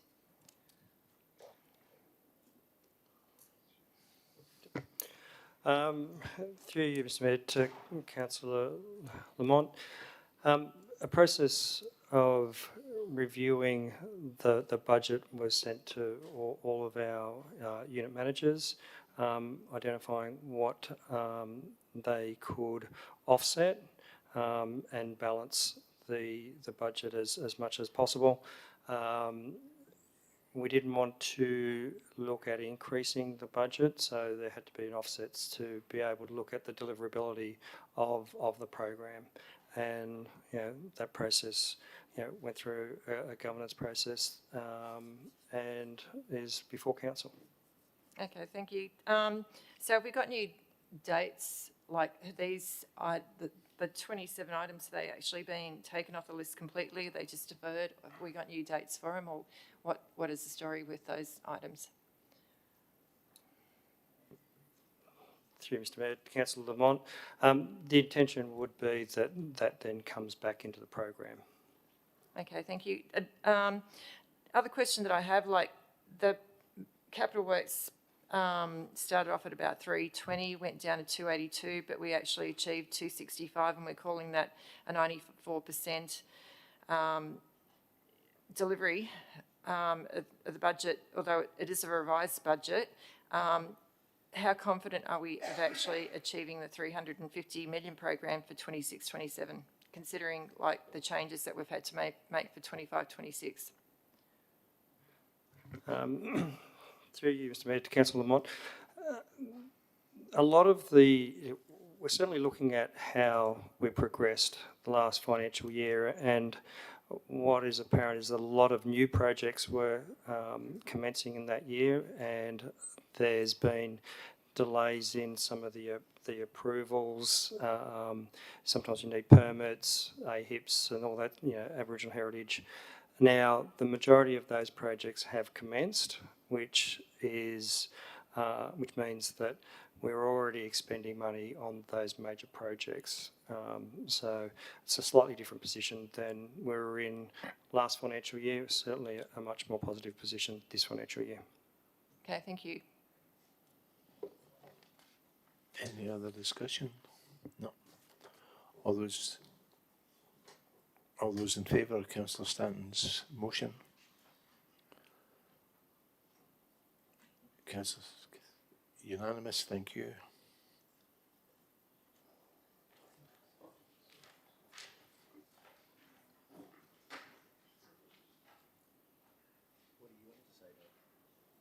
Next item is 7.12, Community Support Grant Programme. Well, it's got to be moved. 7.12. 712, the Community Support Grant Program. Yes, Mr. Mayor. I'll move it, but I've got an addition that I want to add, which is an additional item, probably 2, I guess. What are we down to? No, 3, okay. Oh, here, okay, yes. Keep going, if we can keep scrolling down. Okay. can we take out the refusal of Gosford Little Athletics grant and ask the staff to reassess, thank you, that grant for next month? And if I get a second, I'll just speak to it briefly, Mr Mayor. Thank you, Councillor. Councillor McQuaid, second. So if you look at the table, Little Athletics is being knocked back starting blocks on the basis it's core business of Little Athletics. I'm not sure if it's core business, but the ones that are assessed as eligible include room subsidy for the Coastal Physical Culture Club Incorporated. So I don't understand how a room subsidy is not core business, but athletic box are core business. And there's another one for Central Coast Junior Motorcycle Club, ground maintenance equipment is presumably not core business, which doesn't make a lot of sense either. It might be that there needs to be some work done on the definition of what is and what can and can't be funded under this grant program. But to me, starting blocks for Little Athletics is something that we should be funding. It's that simple. But I don't know the amount, so I can't do it tonight. Just ask for it to be reassessed. I haven't. Say that again. Well, I haven't, because I've only asked for it to be reassessed. Question? Councillor Wright, sorry.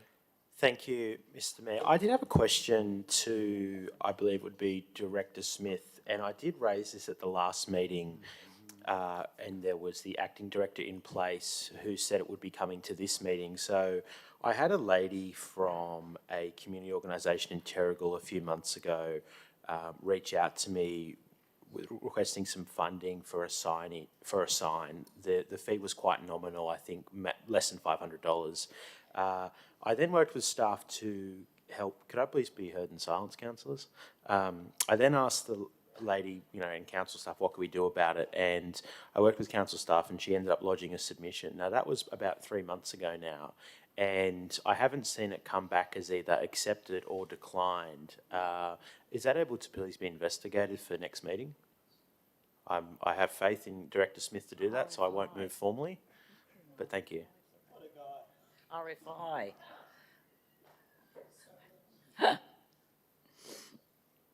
Councillor Smith?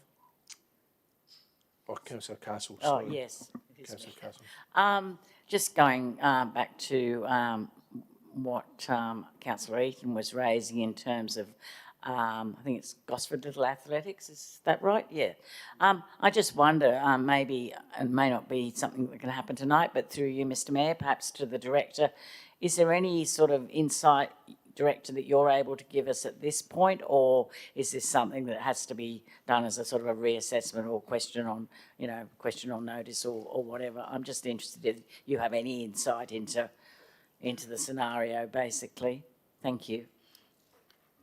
Through the Mayor, I will need to take that question. I'll need to do some investigation work. That application can be reassessed, but it will be reassessed against the adopted guidelines for the community grants.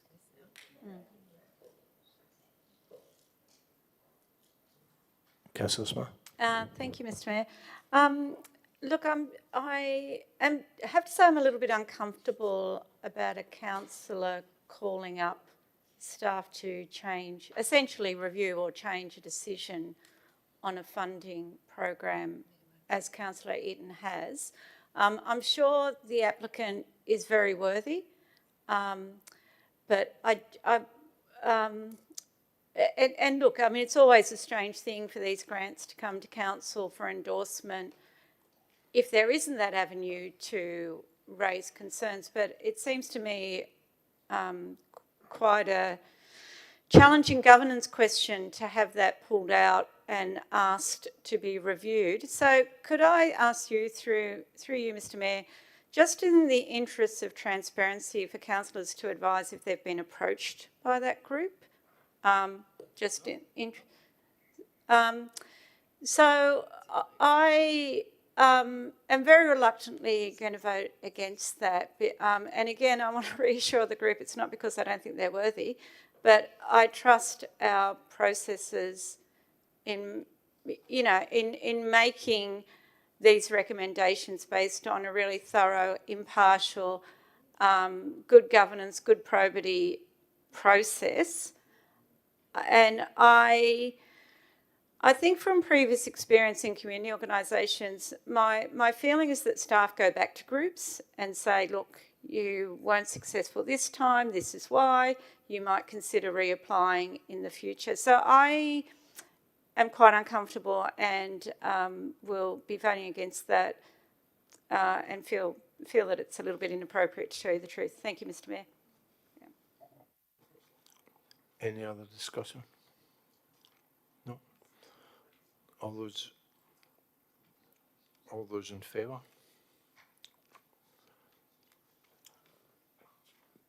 Councillor McKenna, Councillor Mullen, Councillor Daniels, Councillor Castles, Councillor Neil, Councillor Walsh,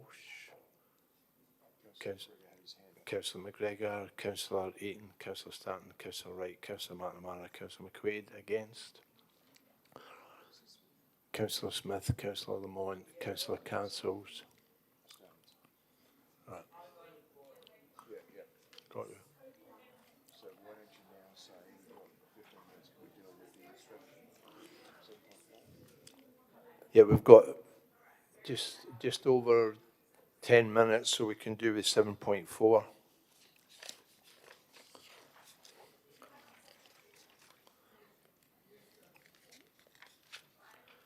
On the basis that 7.2 and 7.3 are likely to take up more time than the 10 minutes we've allotted ourselves. So, yeah.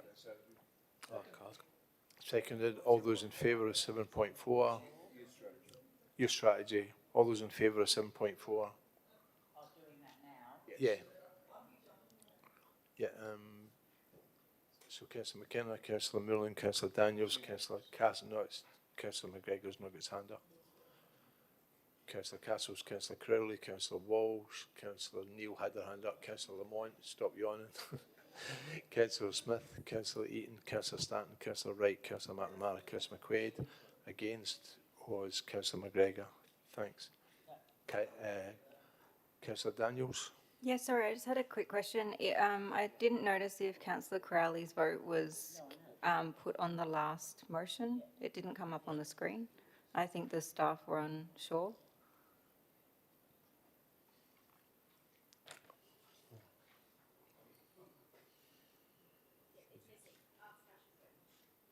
So, what way did Councillor Crowley vote? Can we just be confirmed? What way did you vote on the last motion, Councillor Crowley? On the last, on the community grants. You voted in favour of the community grants? Yeah. Yeah. Okay. Yeah. So you got that, Bryony? Yeah. Right. 7.4 draft Central Coast Youth Policy. Got Councillor McQuaid. Yeah, I'm just sorry to bore you all with another speech, but I'm passionate about 7.4 and the youth. Mr. Mayor, I want to speak tonight in strong support of this youth strategy because I think it goes to something much bigger than youth programs or council policy. It goes to the kind of community that we want to leave behind, Mr. Mayor. The coast is home to more than 52,000 young people, which is projected to grow to over 57,000 by 2046. Mr. Mayor, this strategy focuses on those aged 12 to 24, and over the last year, council has listened directly to hundreds of them about the pressures they are facing and the future that they want to build. They've been clear, they're worried about their mental health, they're worried about housing and the cost of living, and they want better transport. They want safer places to spend time, and they want clearer pathways into work, training and further education. There is another message in this strategy that I think is even more important, Mr. Mayor, and it's that they want a genuine voice. During the public exhibition, 60% of online submissions came from young people aged 12 to 24, and what they told us was simple. They do not want to be consulted and then forgotten. They want to understand how their ideas lead to real decisions and real change. That matters, Mr Mayor, because in my opinion, I believe we as a community have developed a leadership vacuum between generations. Too often, Mr Mayor, experienced people hold knowledge, networks and opportunity for decades, but we do not do enough to deliberately pass those things on. And then we wonder why young people feel disconnected from institutions, politics, business and community leadership. Leadership cannot just be about occupying a position, Mr Mayor. Leadership has to be about preparing the next person to step forward. Every generation has a responsibility to develop the generation behind it, Mr Mayor. That means mentoring young people. It means giving them responsibility. It means letting them contribute before they have 30 years of experience. It means allowing them to make mistakes, learn and build confidence and understand that the community needs them. This strategy, Mr Mayor, gives us a practical way to start doing that. It proposes the Youth Leadership Program with up to 20 young people each year developing leadership and advocacy skills and helping inform council plans, policies and projects.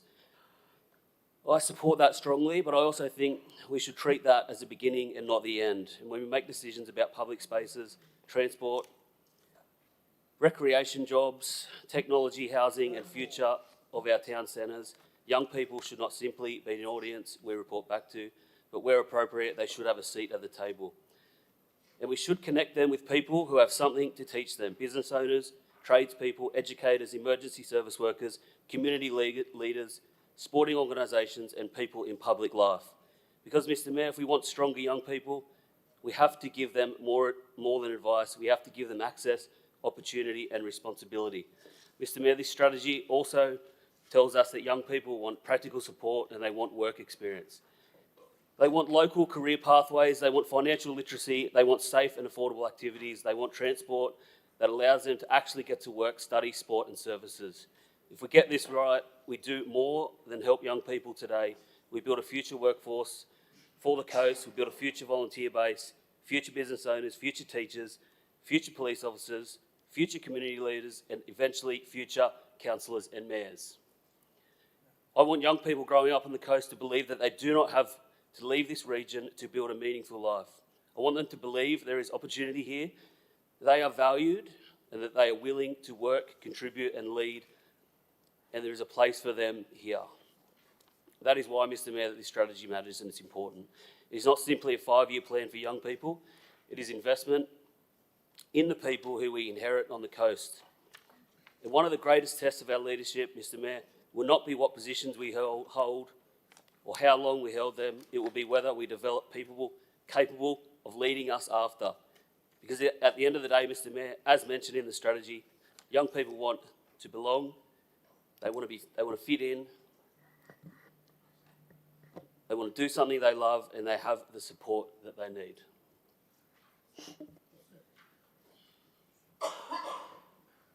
Councillor Stanton. Thanks. Another second or? I'll second the motion. Councillor Stanton. Speak to it, thank you. Thanks, Councillor McQuaid. I commend everything that you said. The Central Coast has a growing population and this strategy helps to support young people now and into the future, and it should be supported by our council. Thanks. Thank you, Councillor Stanton. Councillor Lamont. Yeah, just a quick question through you, Mr Mayor. With the actions in the actual strategy, is it possible for us to actually get a report, or is there any reporting back to council on how successful we are in actually meeting or achieving those actions? Because yeah, it's a great report. As you know, I've read and everything. So I was just wondering, do we get a report back at all regarding the actions? So through the Mayor, this will form the KPIs for that business unit, so they will report against them annually and it will be contained in the annual report. So it becomes their new target measures for the next few years moving forward. Okay, that's great. Thank you. Councillor Walsh. Yeah, thank you, Mr Mayor. I'd like to support Councillor McWade and what he's had to say. Recently at a community meeting in Hardy's Bay, our member for Terrigal at Avoca Beach at Community Association, a member for Terrigal referred to young people who commit crime as little crims, And I feel that that's such an inappropriate thing to do in the community about young people. This is a strategy that is wanting to listen to young people. I think as things roll on, there will be opportunity for us to be able to measure how that's actually achieved. I think highlighting the fact that young people want to be heard, including those who commit crimes, I think is excellent. So I not only support what Councillor McWade has said tonight about the importance of listening to young people, very much so, but obviously the strategy itself. And I thank the staff for all of the work that they've done on this, and the fact that there was broader consultation with more young people than I think we sort of previously had seen with previous strategies. So, you know, thank you very much. Thank you. Councillor Smith. Thank you, Mr Mayor. I would also like to commend the strategy and the work that's gone into it, the participation of our young people. It was fantastic to attend the awards earlier, was it this year that we had the youth awards? And to see the quality of the young people that are participating in our community and our society and excelling in a range of areas. It really does, as Councillor McWade said, it really does offer a lot of hope and optimism for the future and for our future leaders in our community. So thank you to the staff for the strategy, and thank you to those young people that have participated. Thank you, Mr Mayor. Thank you. Thank you. All those in favour? Unanimous. Thank you. As there are matters remaining for consideration on the agenda, I hereby adjourn this meeting. With the meeting will reconvene at 5:30 on Monday the 31st, next Monday, in the Wyon Council Chamber. Thank you. Yeah, 5:30 next Monday, so we can clear. We've got, I don't know how many we've got a lot. So, Councillor Chairman, thank you, councillor, staff and members of the community for your attendance and participating in this tonight. So 5:30 next Monday.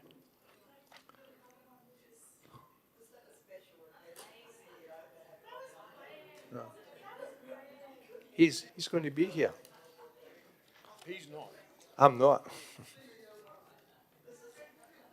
He gets away and I don't.